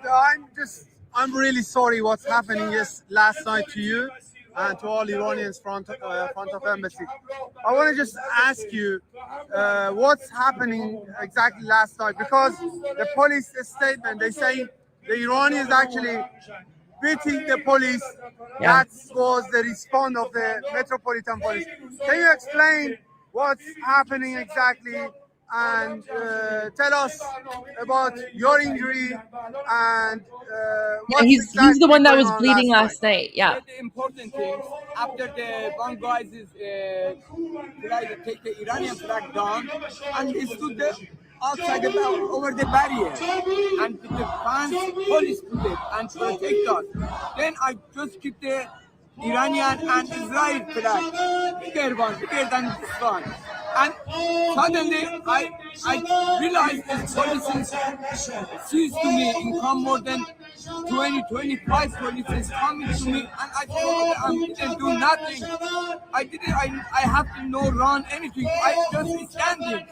Then they hit me with bottle and put me down and with feet and with the wrist and hitting me everywhere. My back, my shoulder, everywhere they hitting me. I said, please, I'm not doing anything. I just keep the flag. Why you hitting me? They doesn't say. They say, oh, we arrest you, we arrest you. But they Did you? Do you guys also see the flag of America there? So that's because Iranians. So even though this is in the UK, you see the American flag there as well because of the respect that Iranians have for America, no matter where we are around the world. Actually, did you any resistance against the police when they want to actually arresting you? Did you? No. Did you resistance? Did you actually? No, never. No, nothing. I said, okay. But I saw the police officer who actually arrested you. When he feel you are unwell, he actually released you. Because I didn't do nothing because I never to attack anyone. I just keep the flag like that over the barrier, not the outside the barrier. And police is the barrier. I don't know what happened. That's just they hit me. They after again that is just ridiculous. After the ambulance take me to hospital and police come to hospital and want to take me committed for the crime. For everyone, and I say, okay, I leave the better hospital, I go home because I don't know what these crazy people, they don't know anything. They don't know anything, even any freedom, they just protecting Hamas terrorists. They don't protect the peace people. We want to Iran peace, Middle East peace, Israel, Iran peace. No war. We need a friend with everyone. But Islamic government don't want Islamic government start 47 years say death to Israel, death to America. But people even UK, even they saying that to UK as well. I'm really sorry what's happening to you, and what's your response to the actually police statement? They saying Iranians start beating the police and police beating. That was a response of the police. No, police just want to revenge about the people. The guys is going to bring the Islamic government. That is done. That's it. Yeah, and tell me about your actually age, because I report last night you are 70 years old, exactly. And I want to just ask you, is that true? Exactly that you're understanding my age. Okay. You're understanding, but the police never understand that. Police just want to. So thank you so much again. Mulat, did that they injure actually your shoulder as well, yeah? Because they twisted my shoulder. And they put the bottom in my shoulder and they twisted and they want to crush my hands and they arrest me. And after they realize I'm too old, I can't even do anything.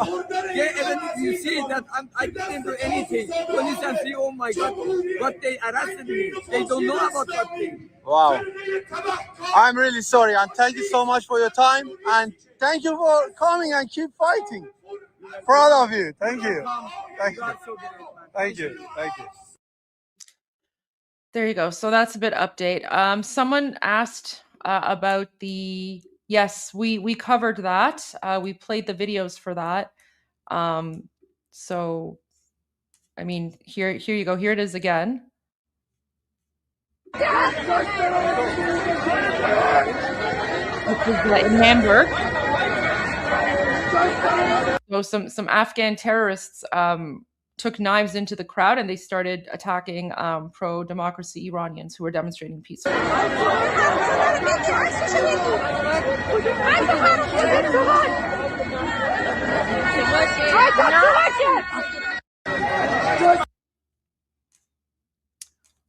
Oh, I like this. Someone made this image, so I kind of like this. They made this with the image, it's time. Isn't this good?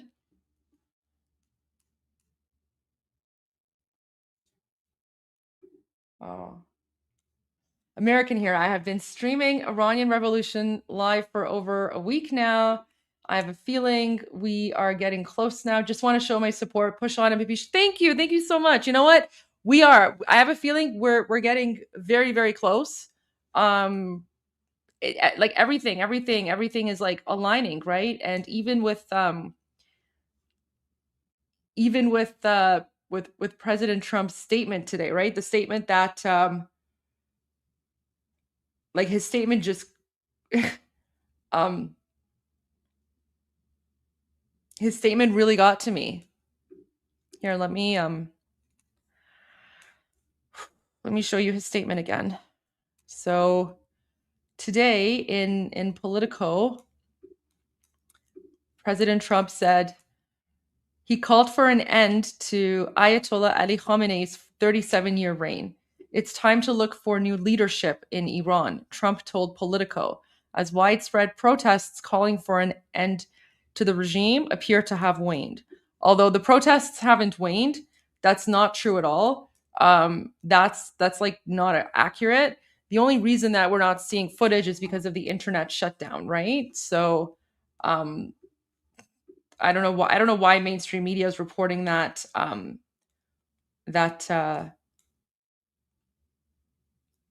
that the protests have waned. But yeah, there you go. Apparently, Mark Levin shared this article, right? When the strike starts, play America F yeah with the eagle. It's hilarious. Okay, I'll find that one with the eagle version, I guess. I'll find that. But no, I promised you guys that when America strikes, I will play you one time I will play the uncensored version of America F yeah in honor of Americans. So, but there you go. Okay. Let's go to some other posts here. So here we go. See? This is what I mean. Like, this is what I mean. When the mainstream media, can I show the Griffin? Oh man. I don't have the link to it. Armin has the link to it. Actually, I forgot to get the link from him for the Griffin, but I'll find it. When Armin comes back, I'll ask him, and we'll play the Griffin for sure. Unless the person who's watching, if you can put the link to the Griffin image that you made in like the X comments under my live stream, if you can do that.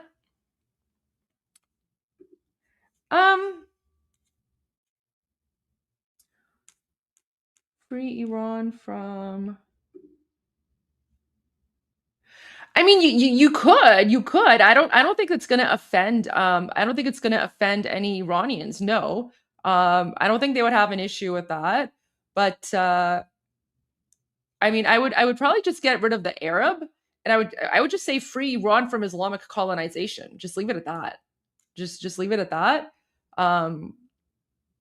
Because there are a lot of Arabs who aren't Muslim, and we Iranians, we also have there's also one of our ethnicities is Arab, so we actually have a lot of Arab Iranians as well, and they're also fighting the Islamic regime, right? So that's why as Iranians we tend to focus less on ethnicity and more on like the ideology. So I would just say, yeah, free Iran from Islamic colonization, or even just free Iran from the Islamic regime, right? Islamic regime or Islamic dictatorship, that would be more than enough, right? But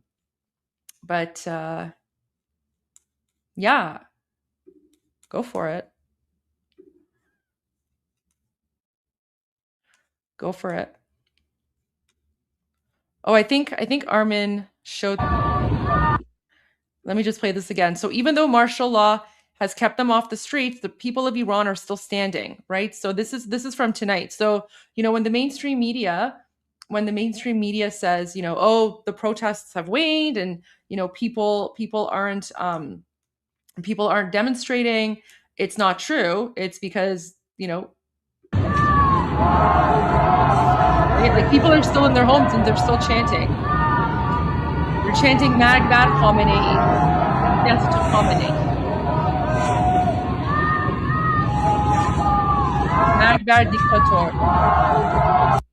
Right? So it's still going on. It's still going on.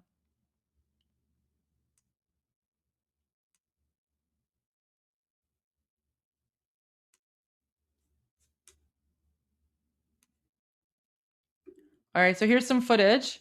So here's more footage from London.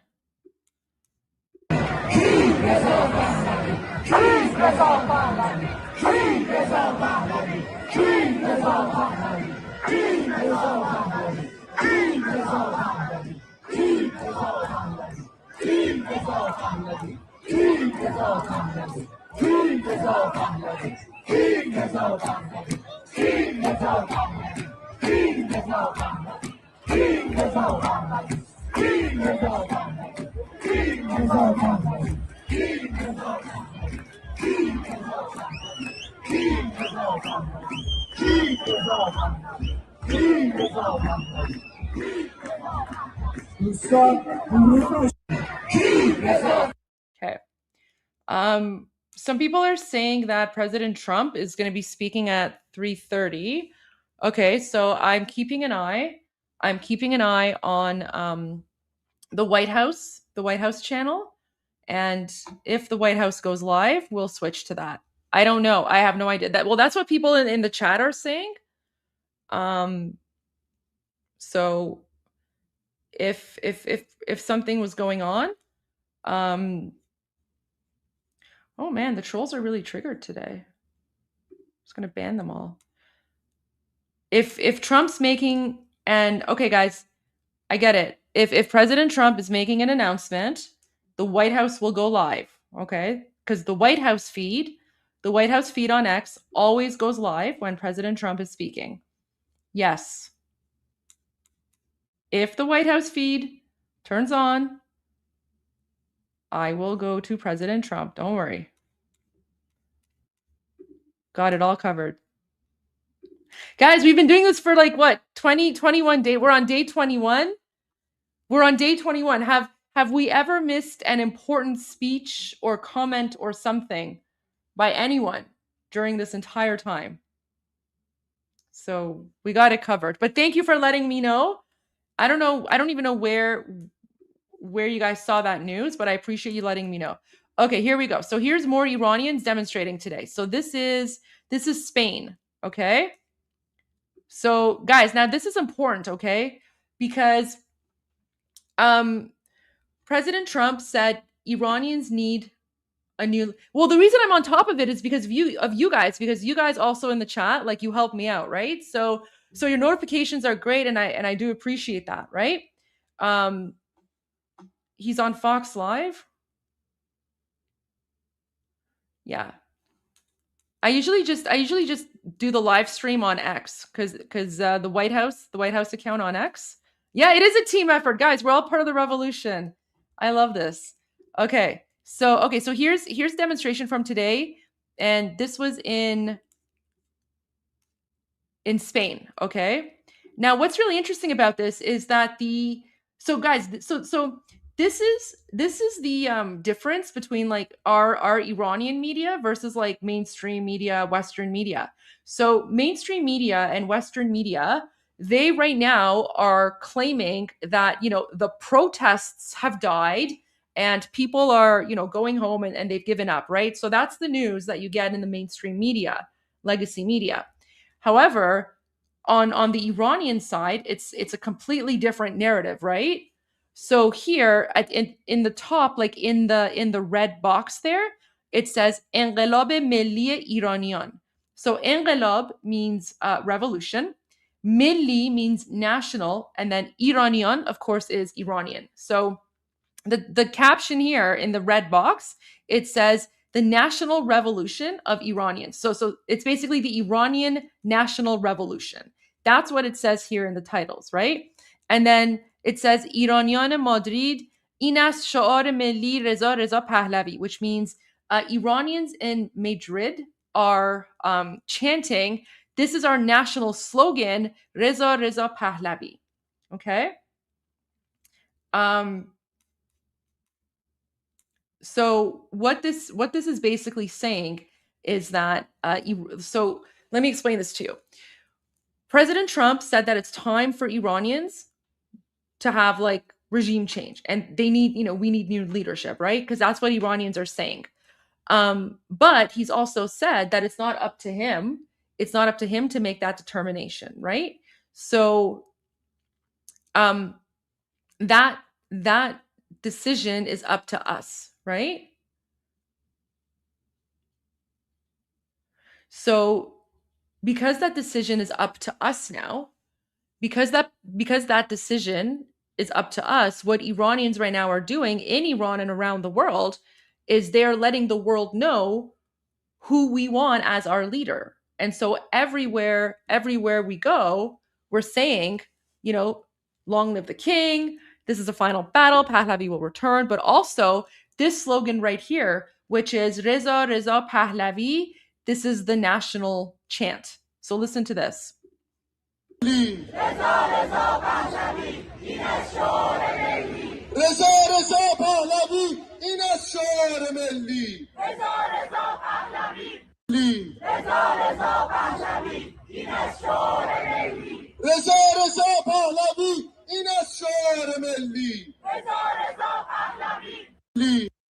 There you go.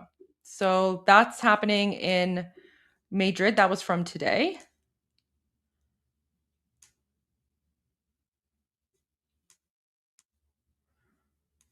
Oh, this is interesting. What's this account? Mega Resource, Mega News. Wow, look at this, guys. So this account, Mega News,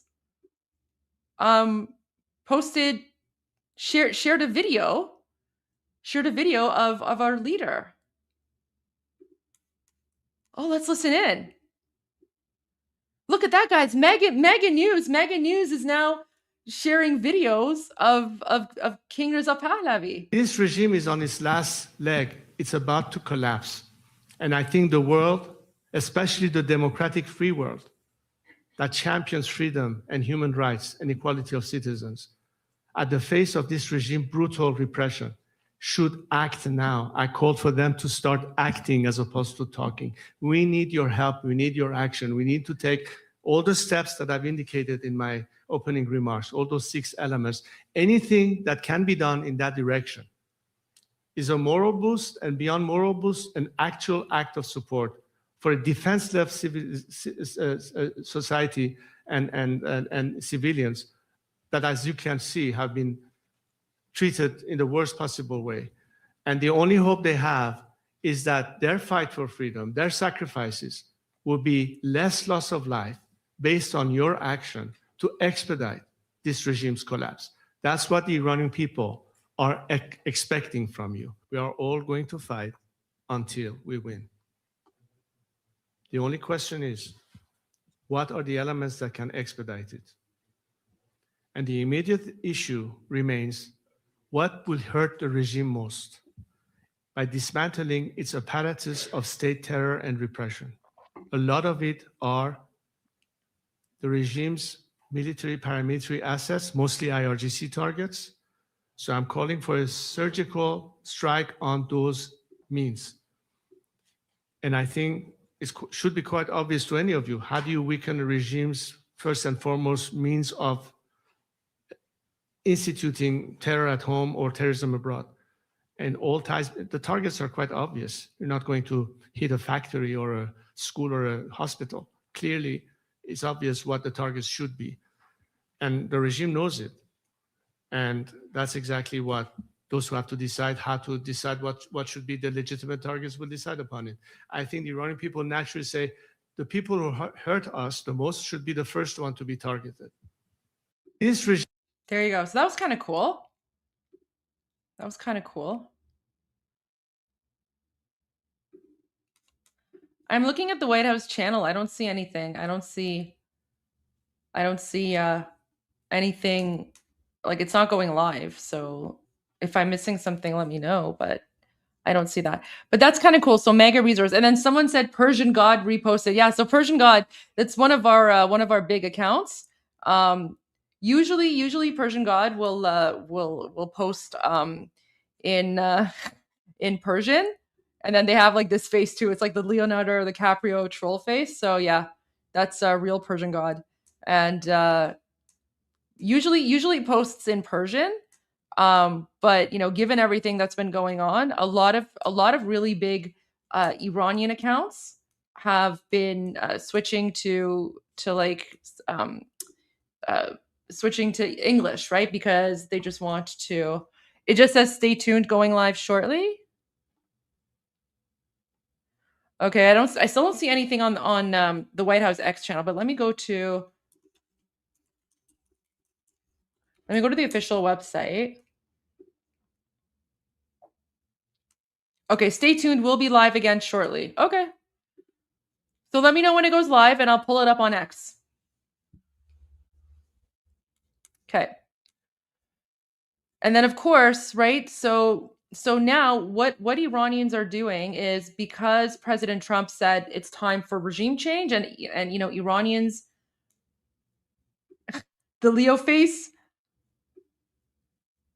Guys, I'm telling you, like our humor, like our humor as Iranians is very, very similar to like Western North American humor. Like Mark Levin, he was not exaggerating when he said that like Iranians are very westernized. I mean, like, yeah, I mean, you saw the memes with all those like mullahs, right?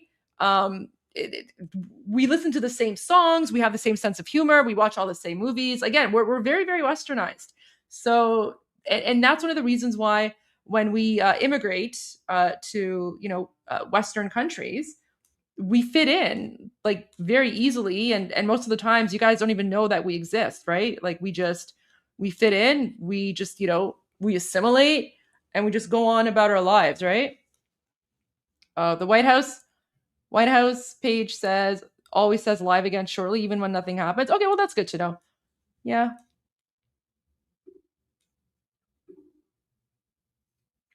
So many trolls saying Trump is live. What's going on here? You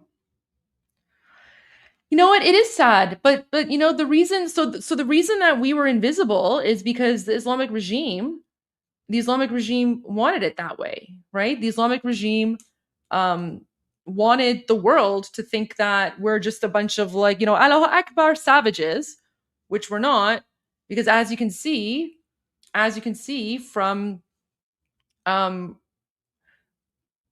the, you know, terrorist attack in Hamburg, it was the Afghan terrorists who are going out with knives trying to stab Iranians who want freedom. So yeah. Anyways, so here are Iranians. So now what Iranians are doing is they're starting to show images, right? They're starting to show images of who they want, and these are all of the Iranians in occupied Iran, right? So this is not even outside. This is inside. This sounds kind of threatening. We are everywhere. I mean, we really are. We really are everywhere. You just don't notice because we integrate, right? We integrate, we're westernized. We just want to live normal lives. So, okay. But as you can see, like these are different pictures of Iranians in occupied Iran, and every single one of them is holding a picture of like Reza Pahlavi, right? This is the Shah of Iran, and then this one's important too. This one's a lion and sun crown flag, right? This flag, that's the one that's above my head. That's the one that represents the monarchy, right? So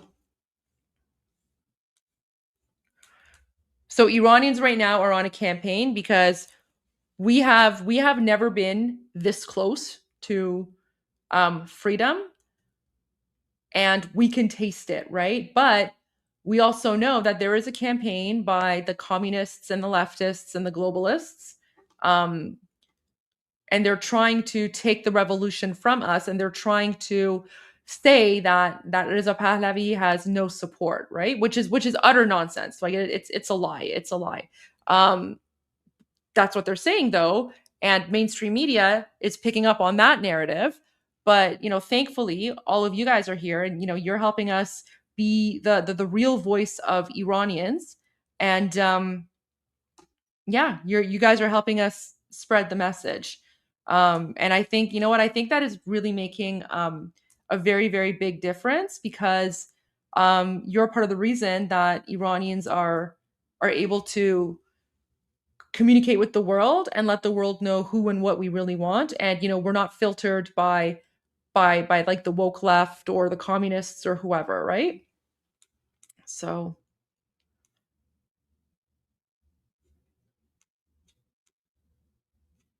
okay.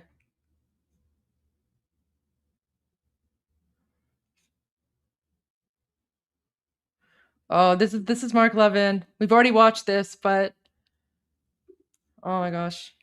We've already watched. I can't watch that again. I'm going to get emotional. Okay.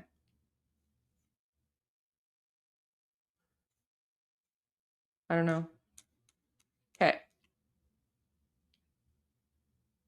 Here's a new one. I think Armin played this one.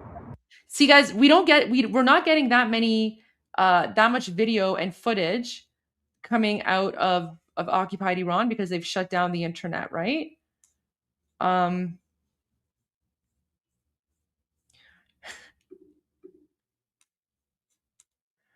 I love that you guys are looking this up. Yeah, of course. We know that he was training as a fighter pilot at in the United States.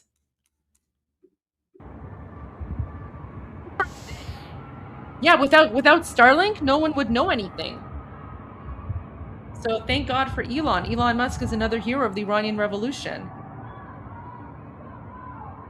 And here they're chanting "Mag bar diktator."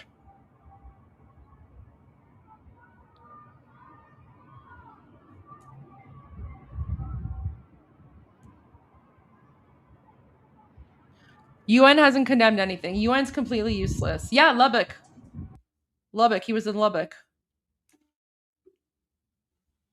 Right, I'm getting notifications here. Better be urgent. Ooh, nice. I'm getting some new footage. Okay, so let me show you some footage of the rally in Richmond Hill. It's only about 19 seconds long. But guys, there's going to be so much footage coming out. Here, let me give you a sneak peek. This was in Richmond Hill today. Literally happening just a few hours ago. Okay, let me pull it up for you guys.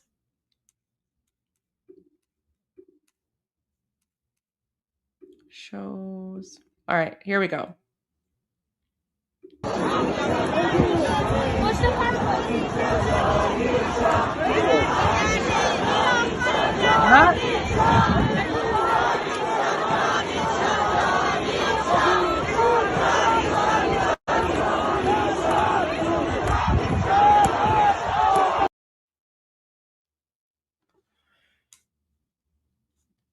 I see some of the comments, but I can't respond to every single one of the comments because they're going so quickly, and I have my own news that I want to give. So I do look at the comments once in a while, but I mean, I literally can't respond to every single comment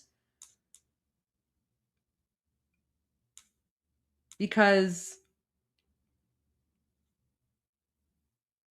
Secretary of War Pete Hegseth is talking about Iran. Okay. Is that on the White House?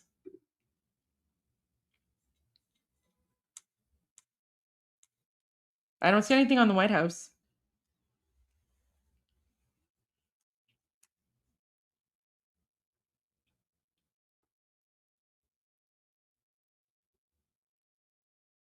I don't see anything on the White House channel. These are just trolls. All right, I want to share this video again. We're going to get drone footage, but look, guys, look at this. So, no, Richmond Hill is in Canada. Richmond Hill is in Canada, and this is just like, guys. So last week, Last week, apparently, there was like somewhere between 40,000 to 70,000 Iranians who came out. Pretty sure that the number from today is much higher. So look at this. This is just a sneak preview because I think someone would probably have like drone footage or something.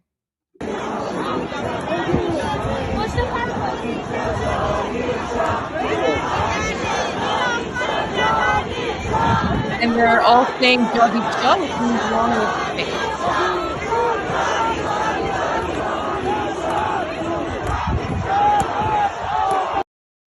There we go. So, guys, there's nothing live right now. There's nothing live. Do you not think, guys? You have to understand how the media works. So, if someone was going to go live, they would be announcing it well in advance. Okay, well in advance, they would be announcing it and saying, okay, like so and so is going to go live at a certain time for a press conference. Like that's how politics works. It's not like President Trump is just going to like all of a sudden just go in front of the camera and like turn it on and be like, surprise. I mean, it doesn't work that way. They're going to put out like, they're going to issue like a press conference or make a statement, right? They're going to want to line up all of the reporters and everything. So come on, like it's not like it just randomly happens. So just ignore all of that stuff. Okay.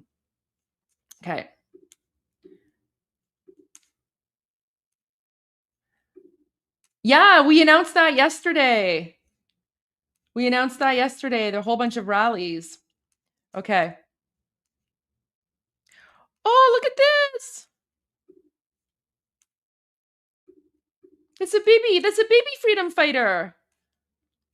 That's a baby freedom fighter. You know what? This girl, this young girl, she's gonna live in a free Iran, right? This is what we're fighting for. We're fighting for our future. And in the Bapish song, right? In the Bapish song, let me bring it up. Let me just go to one part of the lyrics that I really, really like, right?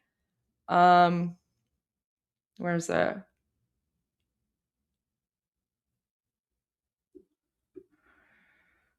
Here we go, right? So this part of the song where he says, with honor, we rebuild our nation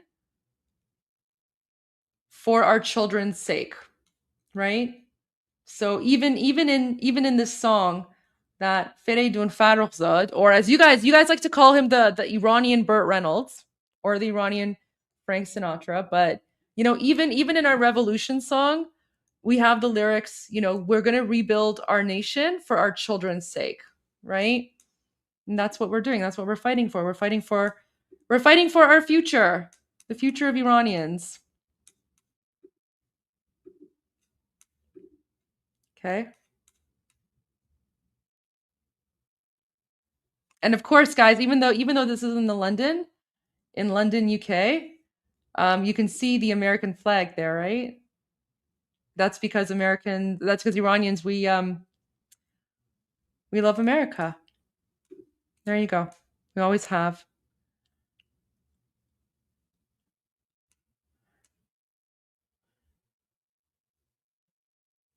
Oh, okay. So apparently, دو ایرانی بر اثر حمله با چاقو به تجمع اعتراضی هامبورگ مجروح شدند. That means they were injured, right? So okay, so apparently the news is confirming that the terrorist attack in Hamburg, where the Afghan terrorists were stabbing Iranians, I think 2 Iranians were injured. Is that what that means? Majruh shadand? So I got to work on my Persian here. Right? This is where Google Translate comes in handy. Majruh shadand. Wait. Sorry, guys. This is embarrassing for all the Iranians watching me. Majruh shadand. Yeah, injured. Okay, just injured. Injured. Okay. Thank you. Guys, I learned Persian in Canada, so I'm still working on my Persian. Oh wow, look at this. Okay, so this is new footage, but this is old. So this is from January 7, okay? So this footage that I'm about to share with you, this is from last week, okay? This is from last week, but we're only seeing it now because the Islamic regime shut down the internet, right? Because they didn't want the outside world to know what's happening in occupied Iran. So look at this. Wow. And so Iranians in occupied Iran, they're chanting Javid Shah, which means long live the king.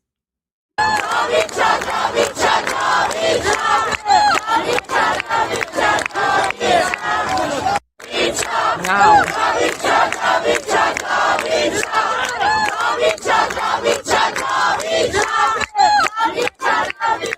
Oh, someone in the comments said, the problem is unless the Iranian military defects, or, you know, guys, it's the problem right now isn't the military. The military has already defected.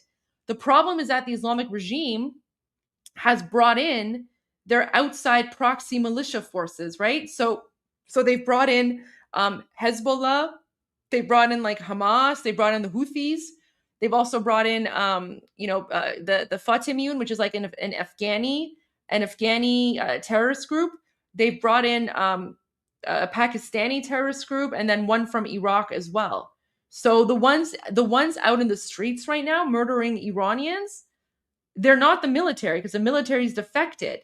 The ones out in the streets murdering Iranians are the non-Iranians. They're Iraqi militia, Afghan militia, and Pakistani militia.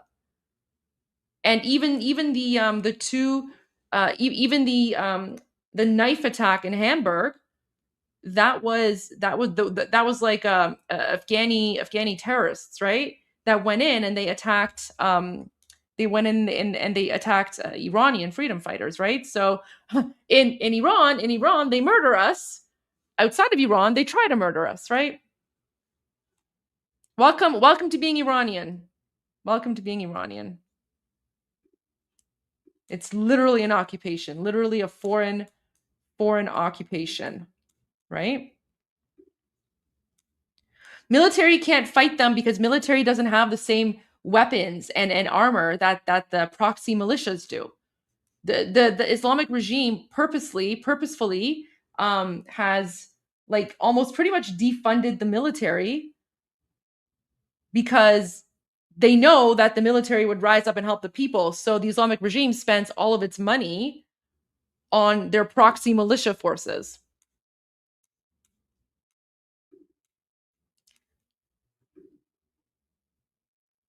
Where's this from? Bisahafte Day. Okay, Bisahafte Day. This is from tonight. Wait, Bisahafte Day. Just want to confirm. I think Bisahafte Day is today.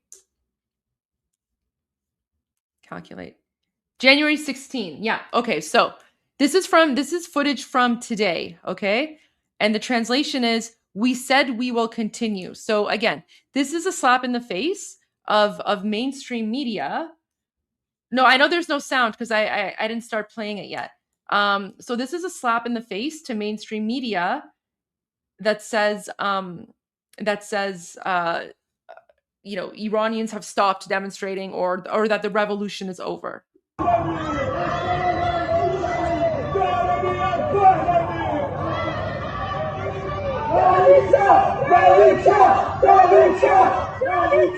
And Iranians in occupied Iran, they're chanting Javid Shah.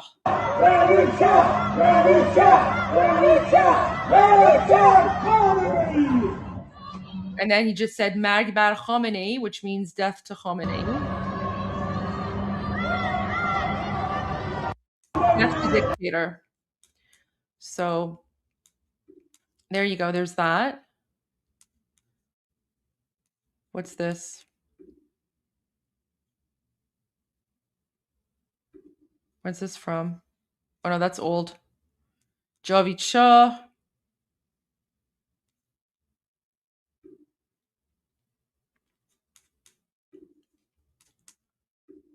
Okay. Did all that. Played that one already. Tajamo Iranian. Where is this? Ghana? Ghana kojas? What's Ghana? Ghana. Oh my gosh, guys. So this is Ghana. I didn't know that Ghana was Ghana in Persian. Okay, so look, guys, even in Ghana, no, I know it's a country in Africa. I didn't know what the Iranian word for like I didn't know what the Persian word for Ghana was. So I was just looking it up. So all right, so okay, so this is even Iranians in Ghana are getting right. So when I tell you that this revolution is global, this is what I'm talking about. Like every single Iranian around the world is getting involved right now. So look at this, Ghana in the house. Oh my gosh. Well, they're singing the national anthem. And see, like, do you see, even in Ghana, they have the flag of Ghana with them, right? They have the flag of Ghana with them.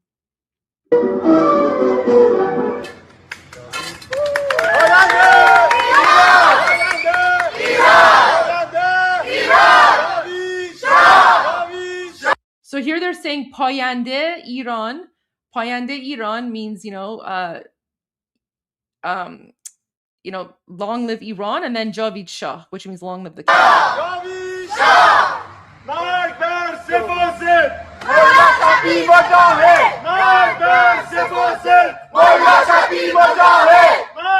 So here they're saying Mag Bar Sefasid, Mullah Chapi Mujahid, which means down with the three corrupt, mullahs, leftists, and mujahid, right? Mujahid is communists. So oh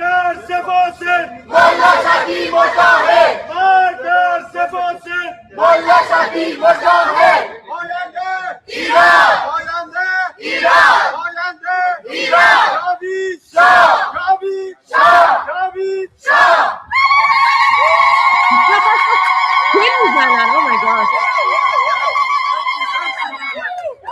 Man, they're giving away our secrets here. Okay, so guys, yes, we do we also do the we do that. But we only do it at weddings, celebration type of thing, right? It's like we don't go while we're like beating people up or murdering them. So I just want to make that very clear. So the kill is like it's a happy thing. So yes, we also do have the kill. Oh, I know you could do without the sound, but I'm telling you guys, I'm adding context. I'm adding context. So for example, it's not a Persian. No, it's not a war cry.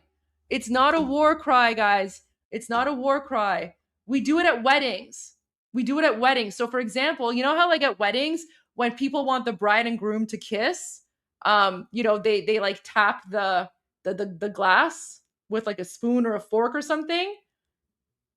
So for us Iranians, yeah.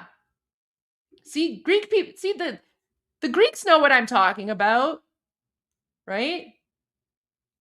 It's cheering, exactly. It's cheering. So a lot of cultures have it. No, the Iranians in Ghana are exposing our secrets here, right? Look at that. But no, so for us, so here's the thing. For us, it's like a celebration thing. So we do it at weddings, we do it at birthdays, we do it like to express joy, right? It's also why like in our actual like, in the demonstrations, right? In like the Iranians who are we don't do, actually we do have jazz hands. We have jazz hands in Bandari. In Bandari music, we have jazz hands, but yeah, so this is like a celebration thing. Oh, a lot of cultures do it. But some groups have made it seem as if because they do it when they're like I don't know, running around shooting people, whatever. So then now everyone thinks we're like that, but we're not. So guys, even I do it.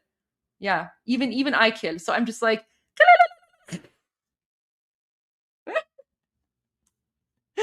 But yeah, all right, let's play this again.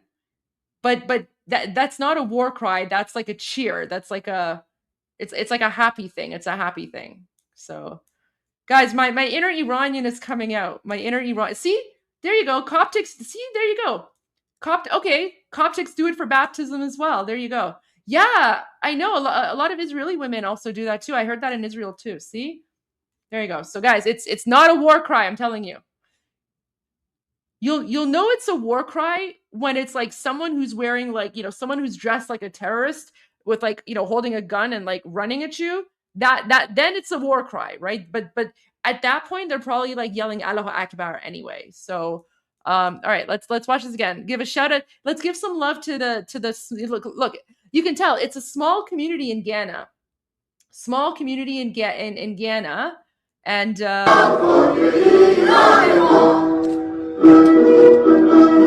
see that warrior.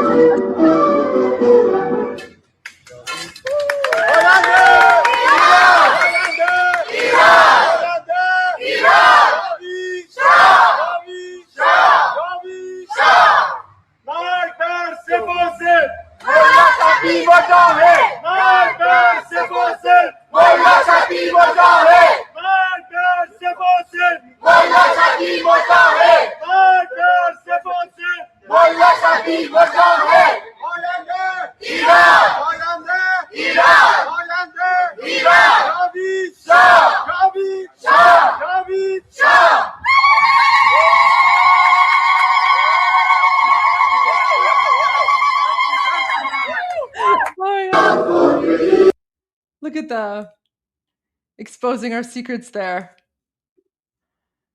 Too funny.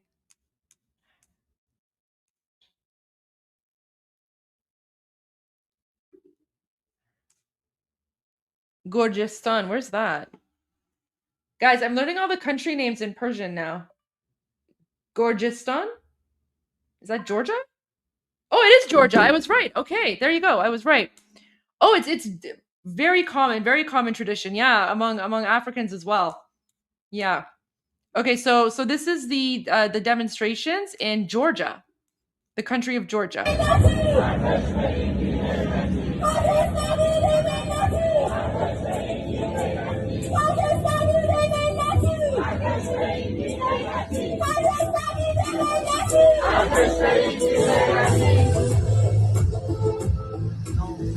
You can see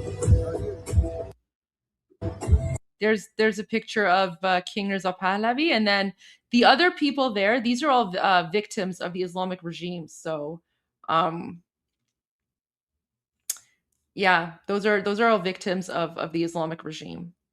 Guys, don't worry. As an infidel, Greece in Persian, it's Yunan. It's Yunan in Persian. But guys, as an infidel, don't worry because the people that are doing this, they're all infidels. You should only be worried if someone's running at you yelling Allahu Akbar. That's when you want to like run away. If someone's running at you yelling Allahu Akbar, run. Like, ooh, get out of there. That's a no-no. So that's bad.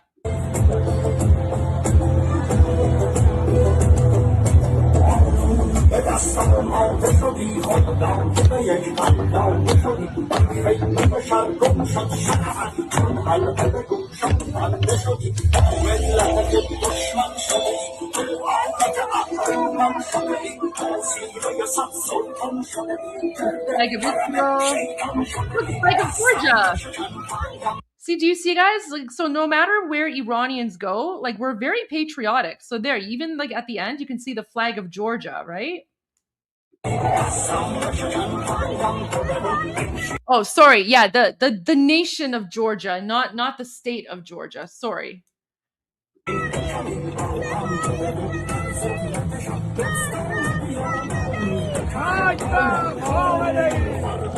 Oh gosh, even their flag stepping is like very docile. Look at this. So they're stepping on the flag of the terrorist Islamic Republic, right? And they're chanting Mag Bar Khamenei, which means death to the dictator.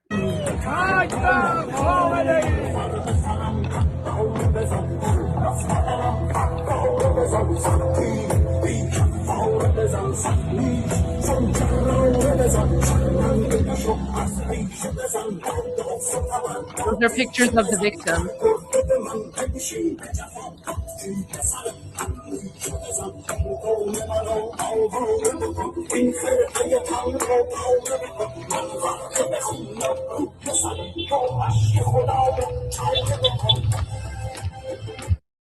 There you go.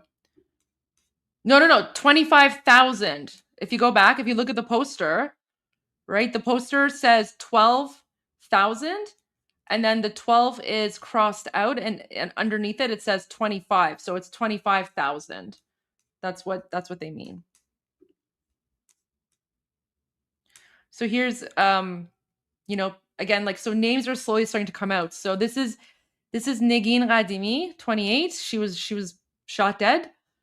She was murdered by the Islamic regime on January 8. Okay, where's this? Oh, this is Belfast. Oh, where's Belfast? There you go. Belfast. That's Ireland? Oh my gosh, I'm gonna embarrass myself. Is Belfast that's Ireland, right?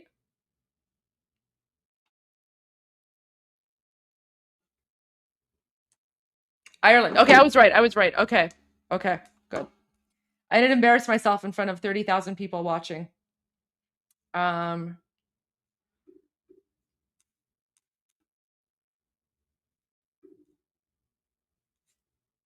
Tamar Elam Gindin, shout out to you. And Tusi, on her internet lecture, she informed you both are, oh, thank you. That means so much to me. Thank you. Oh, that's so nice of her. I mean, I try to be a reliable source. Northern Ireland. Okay, Northern Ireland. Northern Ireland.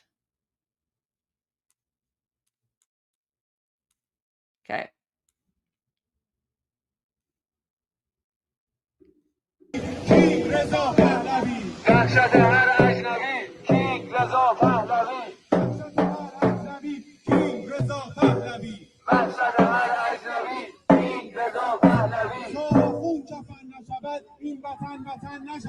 So here they're saying ta'akhun kafan nashavad, in vatan nashavad, which means until the mullah is buried underground, Iran will not be healed. Iran cannot be our homeland. So there you go. And as you can hear, everywhere they go, they say King Reza Pahlavi.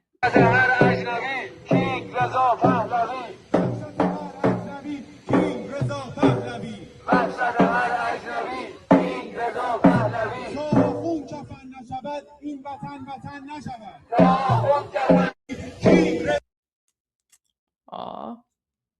Guys, when Iran is free, we're going to have the biggest party, and you're all invited. You're all invited. And even if you can't make it to Iran, just like find out where all, because guys, when Iran is liberated, we're just going to be out in the streets, like celebrating like mad. So if you want to get involved in the celebrations, just find like the, where the local Iranians are, just go join, because it's going to be a huge party. I might even have to I might have to end, not do my live stream so I can go join the party for a little bit. So, because I actually have a little bit of FOMO right now because, everyone's out, everyone's demonstrating, right? And I'm here, but I know I'm doing this, and I know this is really important, but I'm just for the last 10, 15 years, I've always been the one who's been out in the demonstrations, organizing, or not organizing, but speaking at the demonstrations, holding a flag, participating. And it's this time, I haven't been to a single one, but the live streams, I know the live streams are really important. So that's why I'm here, literally in a room talking to myself, but you guys are here. So I can't. But see, the thing is, if I go out there, then who's going to be doing this, right? Who's going to be giving you the news, right? Because you guys are helping me combat. Would they serve alcohol? Yeah. Are you kidding me? Of course, people are going to be getting drunk, probably. Not me. I don't really drink. No, I'm not going to go to the rallies. This is more important. How many are doing demonstrations? It's happening all over. Yeah, you make a good point here. The live stream. Oh, is it historical? Thank you. You know what? I'm glad I'm able to contribute in a way. I'm glad I'm able to contribute. So, all right. So let's watch this one. So this is Tajamo Iranian. Wait, where was this? We missed it. Oh, this is Slovenia. It's Slovoni. So Slovenia is pronounced. Look, I'm learning country names too. It's Slovoni, Tajamo Iranian. So this is Slovenia. Democracy for Iran! Democracy for Iran! Democracy for Iran! So they're saying democracy for Iran, of course, and there's a Slovenian flag there. Freedom for Iran! Freedom for Iran! Freedom for Iran! Freedom for Iran! Freedom for Iran! Freedom for Iran! Freedom for Iran! Freedom for Iran! Freedom for Iran! Freedom for Iran! Alternative for Iran! King Reza Pahlavi! Alternative for Iran! King Reza Pahlavi! Alternative for Iran! King Reza Pahlavi! Alternative for Iran! King Reza Pahlavi! King Reza Pahlavi! King Reza Pahlavi! King Reza Pahlavi! King Reza Pahlavi! King Reza Pahlavi! King Reza Pahlavi! King Reza Pahlavi! King Reza Pahlavi! Yeah, I was there at the rally last year. Yeah. King Reza Pahlavi! Okay. Yeah, so there is footage of me at like previous rallies, and I actually like I've been invited to so many rallies this last like few weeks to speak because I'm not gonna lie, I give pretty good speeches. I'm pretty good at speeches, and I'm pretty good at doing those rally speeches. But I also understand that this is really important. So in Jodi Sozi. Oh, that's in Persian. Okay.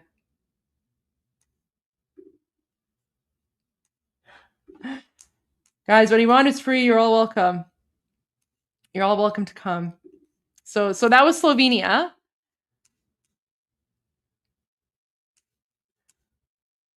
Oh, wow, look at this. Guys, honestly, some of the pictures and images coming out, like some of the pictures and images coming out from this like revolution are historical. Like this is something you would expect to see in like a Hollywood movie, right?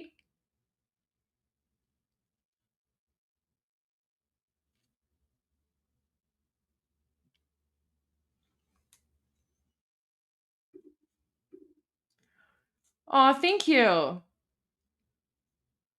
Speaking for freedom. Oh, I appreciate that. Thank you. Well, I'm just trying to be a voice for Iranian people here. I appreciate that. Oh man, this is sad. Okay, I'm not gonna. Do you want me to play a sad video, or should I just focus on the positives? Because there's a lot of horror stories coming out. This is a woman who had multiple sclerosis. She walked with a cane. She was shot once, then shot again while still alive. Zohre Fazeli's sister tells her story. Translated using AI to make this testimony. Okay. All right. I will play this one. So that this gives you guys it gives you guys a reminder of what it is we're fighting for.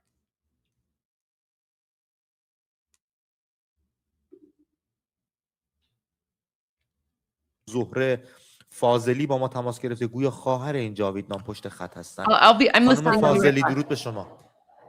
سلام. به روی ماهتون. من خواستم راویه جنایت باشم. جنایت جمهوری اسلامی. میخواستم راویه این جنایت باشم. خواهر من مریض بود. MS داشت. با عصا رفت بیرون. وقتی شلیک کردم همه فرار کردم. اون با عصا نمیتونست بدوه. داشت میومد. به پهلو شلیک کردم. بچه دویدن گرفتنش، به اونو شلیک کردن، حکیمی اومد کمکش کنه، به شلیک میکردن میکشتنش.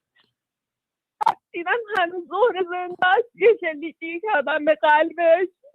خواهرامو کشتن، خواهرامو کشتن. من میخواستم فقط بگم توی که به پهلوی اون شلیک کردی، توی که عصای اون خجالت کشیدی، خجالت نکشیدی و شلیک کردی، چرا شلیک دومو زدی؟ دیدی که اون بچه نمیتونست راه بره، نمیتونست بدوه، چرا شلیک کردی؟ چرا شلیک کردی؟ نامرد، تو به قلبش زدی. حکیمی اومد کمک کنه، زدن کشتن. کنار ظهر 4 نفر دیگر هم کشتن. حکیمی اومد کمکش کنه، برش داره ببرتش، میزدنش، رحم نداشتن. اون لحظه چند نفر رو زدن کشتن. خواهر دست گلم، خواهر دست گلم پر کشیده رفته. خواهر عزیزم MS داشت، با وجود مریضیش رفت، میتوید با اصلا میتوید داشت میرفت. یه دیدم افتاد وسط جمعیت، افتاد، فکر کردم پاش دوباره گرفته، کشیدمش بیرون. یه آقای اومد گفت داره ازش خون میره. نگاه کردم پهلوشو تیر زدن، یه تیر دیگه زد تو قلبش، نفس خواهرم رفت جلوی خودم، نفس خواهرم رفت. به امید نابودی جمهوری اسلامی، مرگ بر خامنه ای، مرگ بر خامنه ای ضحاک.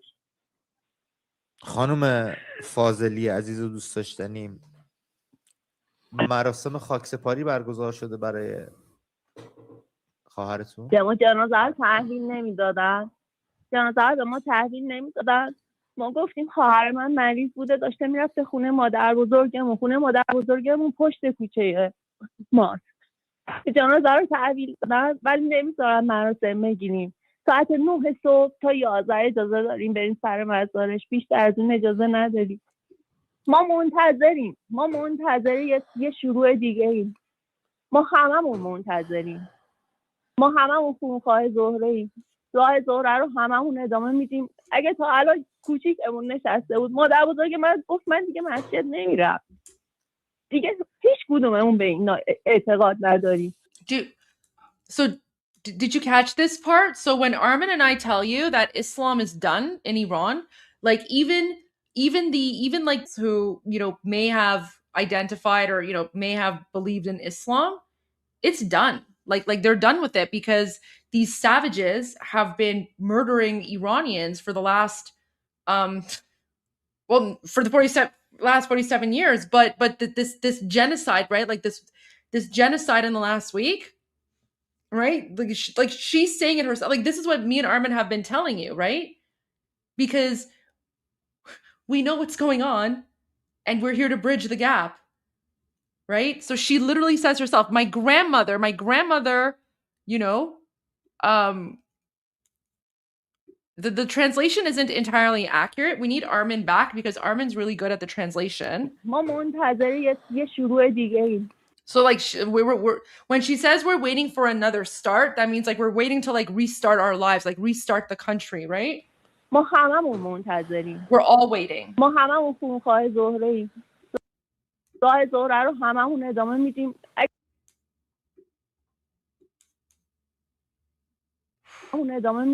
اگه تا الان کوچیکمون نشسته بود، مادر بزرگ من گفت من دیگه مسجد نمیرم. Right? So for her to say that, that's a big deal because her grandmother is probably like a devout Muslim, right? So she's saying, even my grandmother is saying, I'm not going to the mosque anymore, right? Because these Muslim savages have been murdering Iranians, well, for the last 47 years, but in the last week, it's been it's been genocide, right? She's talking about another round of protests. Yeah.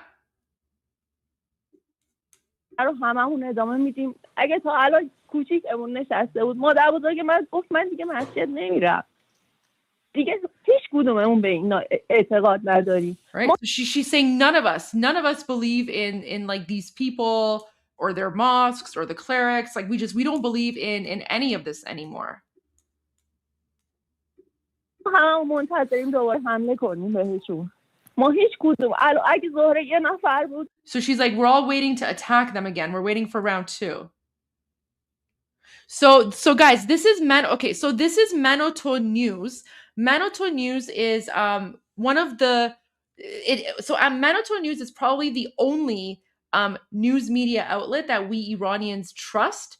They're actually headquartered in the UK.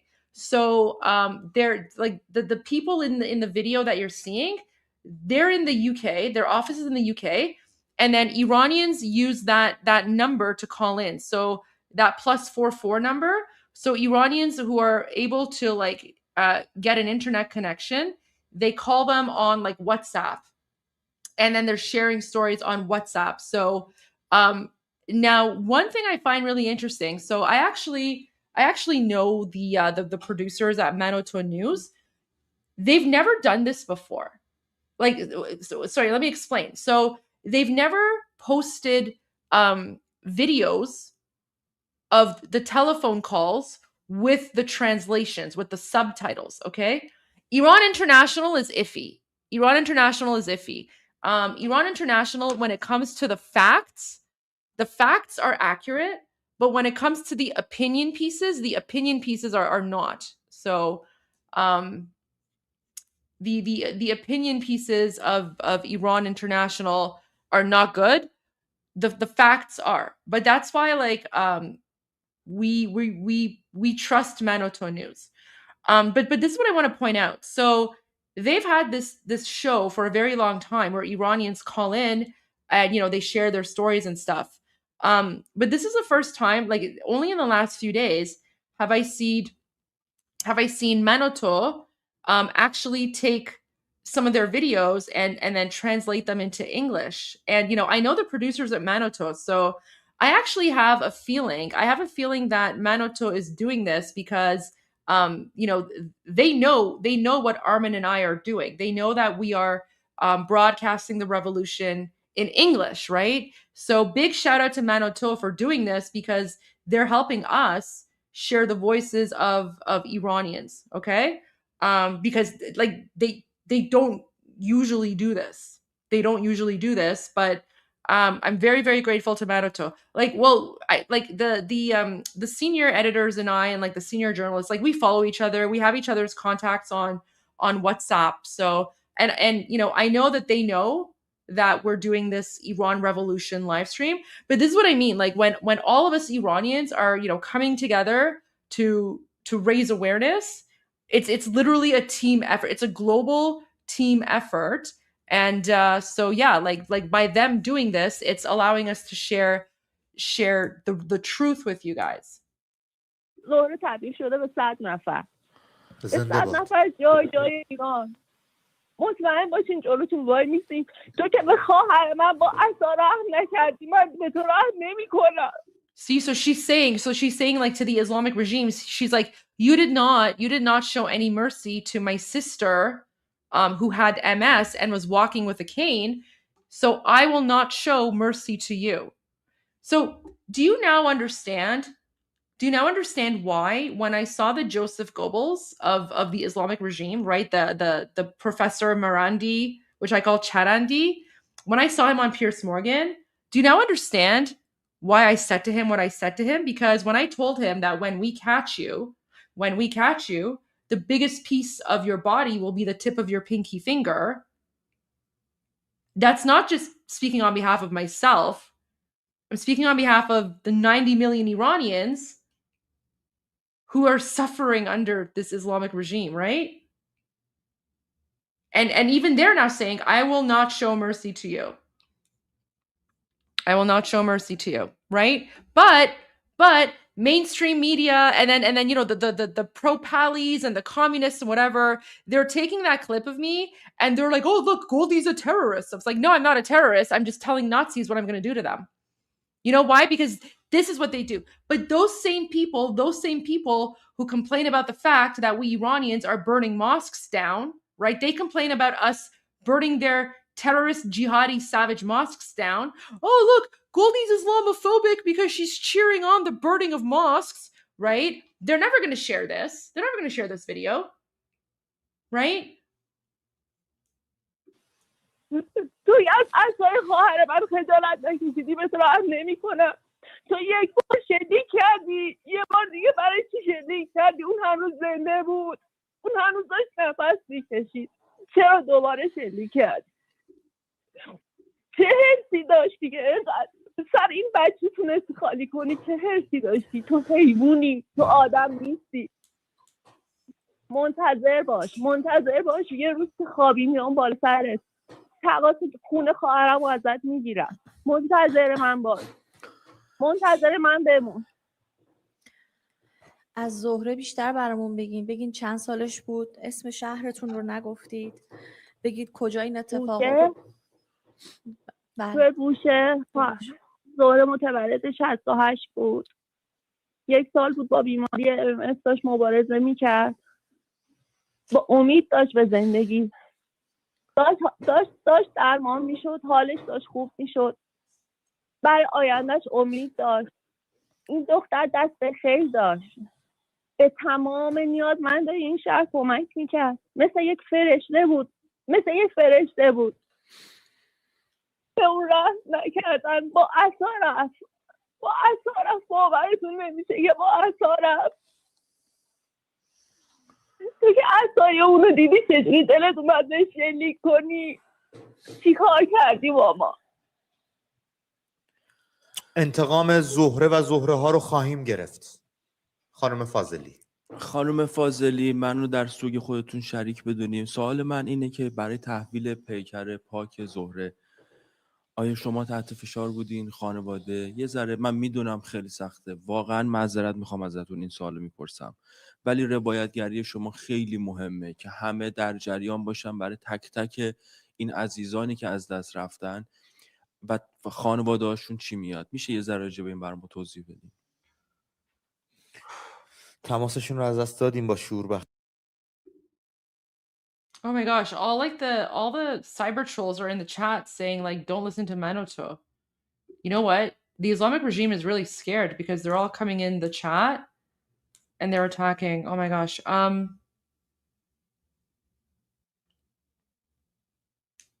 I'm going to replay this, and I'm not going to interrupt this time because now I gave some context, but this is important.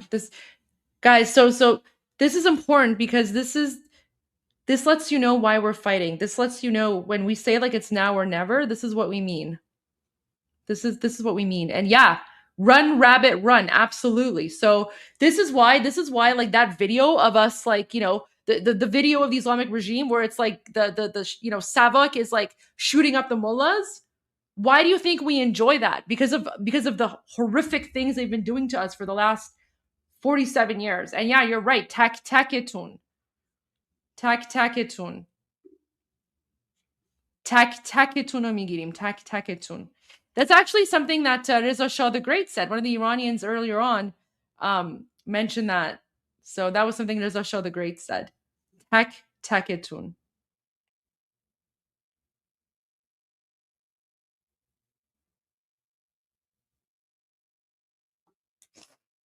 I'm going to play this again.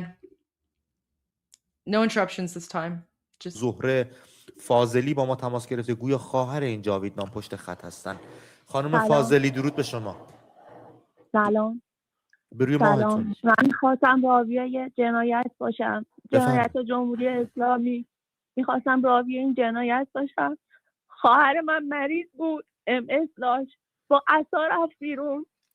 وقتی شلیک کردم همه فرار کردن، اون با عصا نمیتونست بدوه، داشت میومد، به پهلو شلیک کردم. بچه ها دویدن گرفتنش، به اونو شلیک کردم. هر کی میومد کمکش کنه به شلیک میکردم، میکشتنش. دیدم هنوز زهره زنده است، یه شلیکی کردم به قلبش. خواهرامو کشتن. من خواستم فقط بگم توی که به پهلوی اون شلیک کردی، توی که از عصای اون خجالت کشیدی، خجالت نکشیدی و شلیک کردی. چرا شلیک دومو زدی؟ دیدی که اون بچه نمیتونست راه بره، نمیتونست بدوه.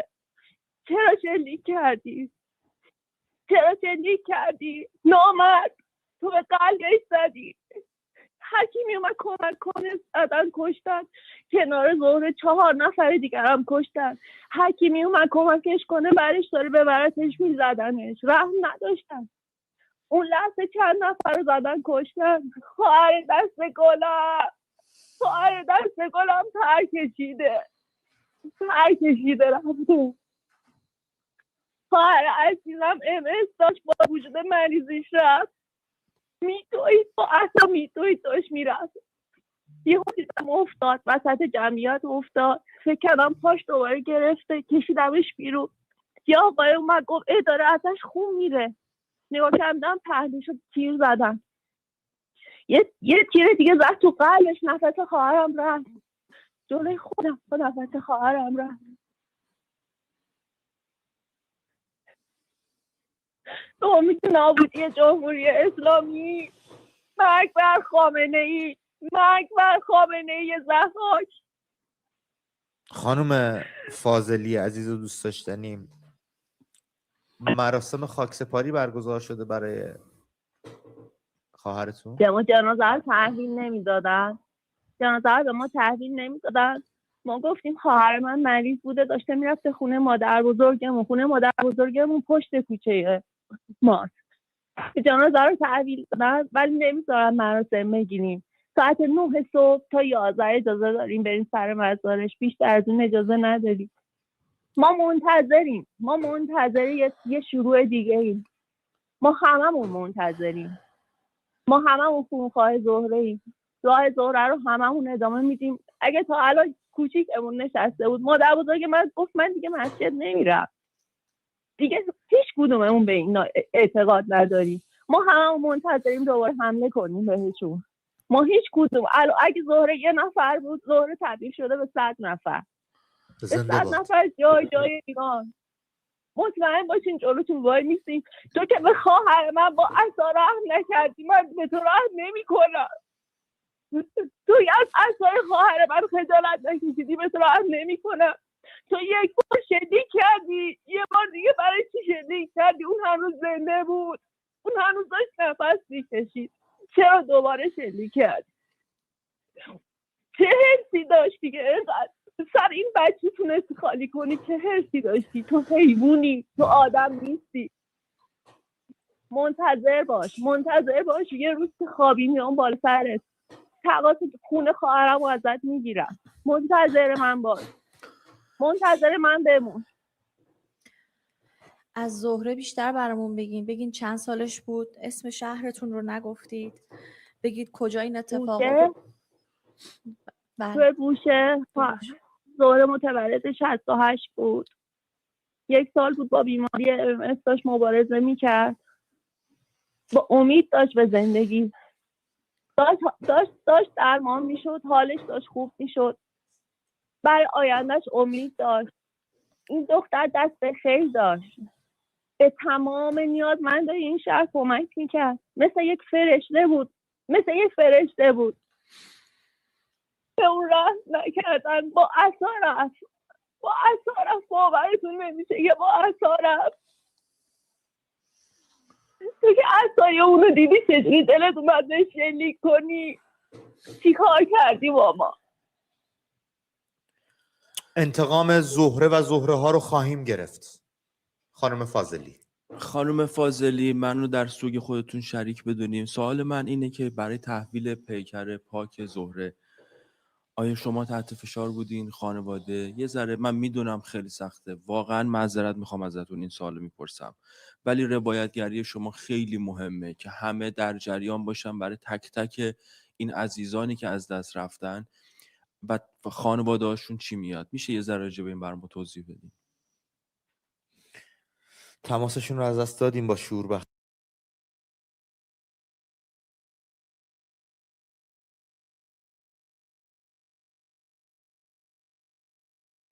Mute. So, okay.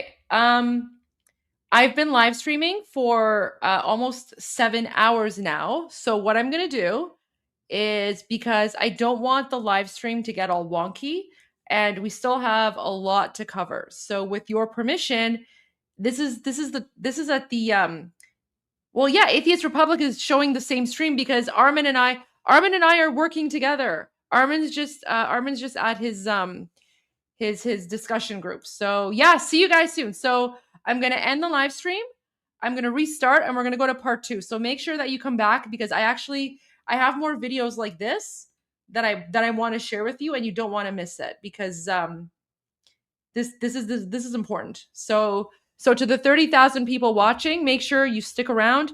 We'll be back in 5 minutes and we are going to go to part 2. And I have a feeling, well, I mean, I'll take it. So I'll play music. I'll play music for you guys. And we'll go. Yes, it is Bapish time. But before we go to Bapish, we're going to go to a different song first. So see you guys in like 5-10 minutes. Okay. Stick around.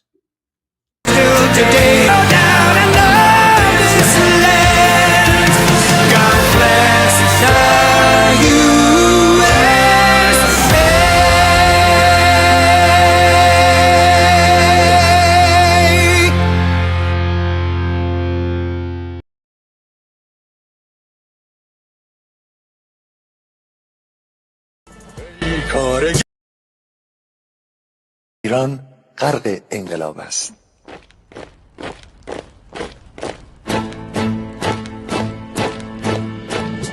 کشور ما، تاریخ ما ترسید گر فرا گرفته، گویی اهورا مستا دوباره در نور خود مرا گرفته.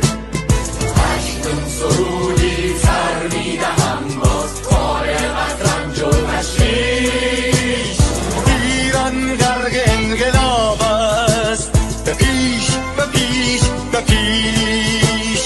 ایران غرق انقلاب است، به پیش به پیش به پیش. هن ای پدر هن ای پسر، برخیز و با ما شهنگاه، تا درد آن تجربه تلخ ما را نکشیده در پا.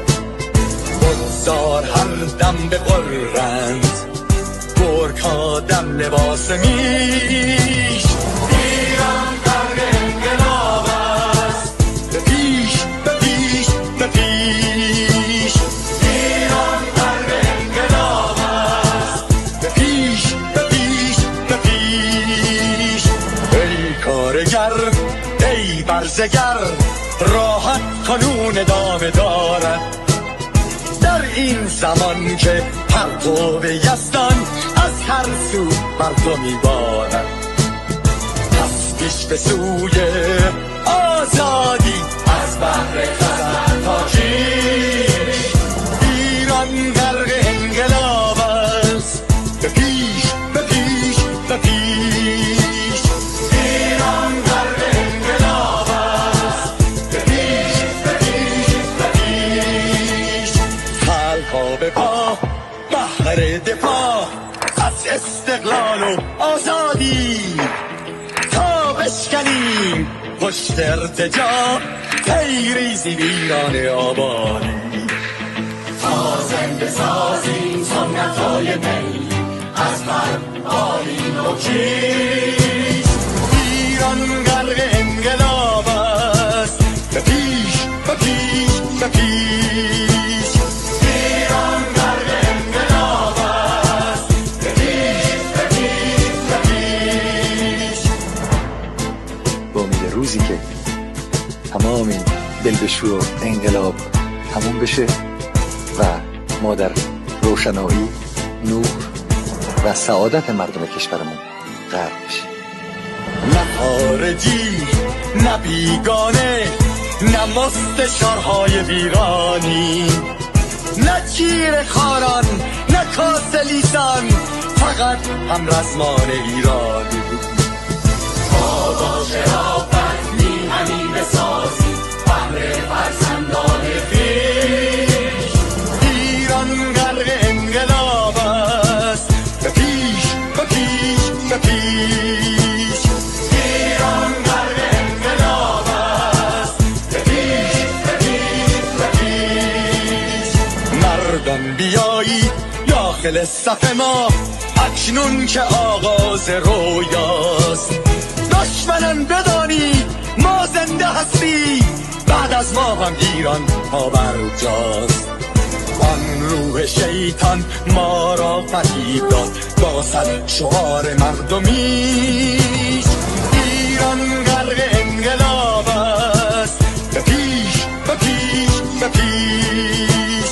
ایران غرق انقلاب است، به پیش به پیش به پیش.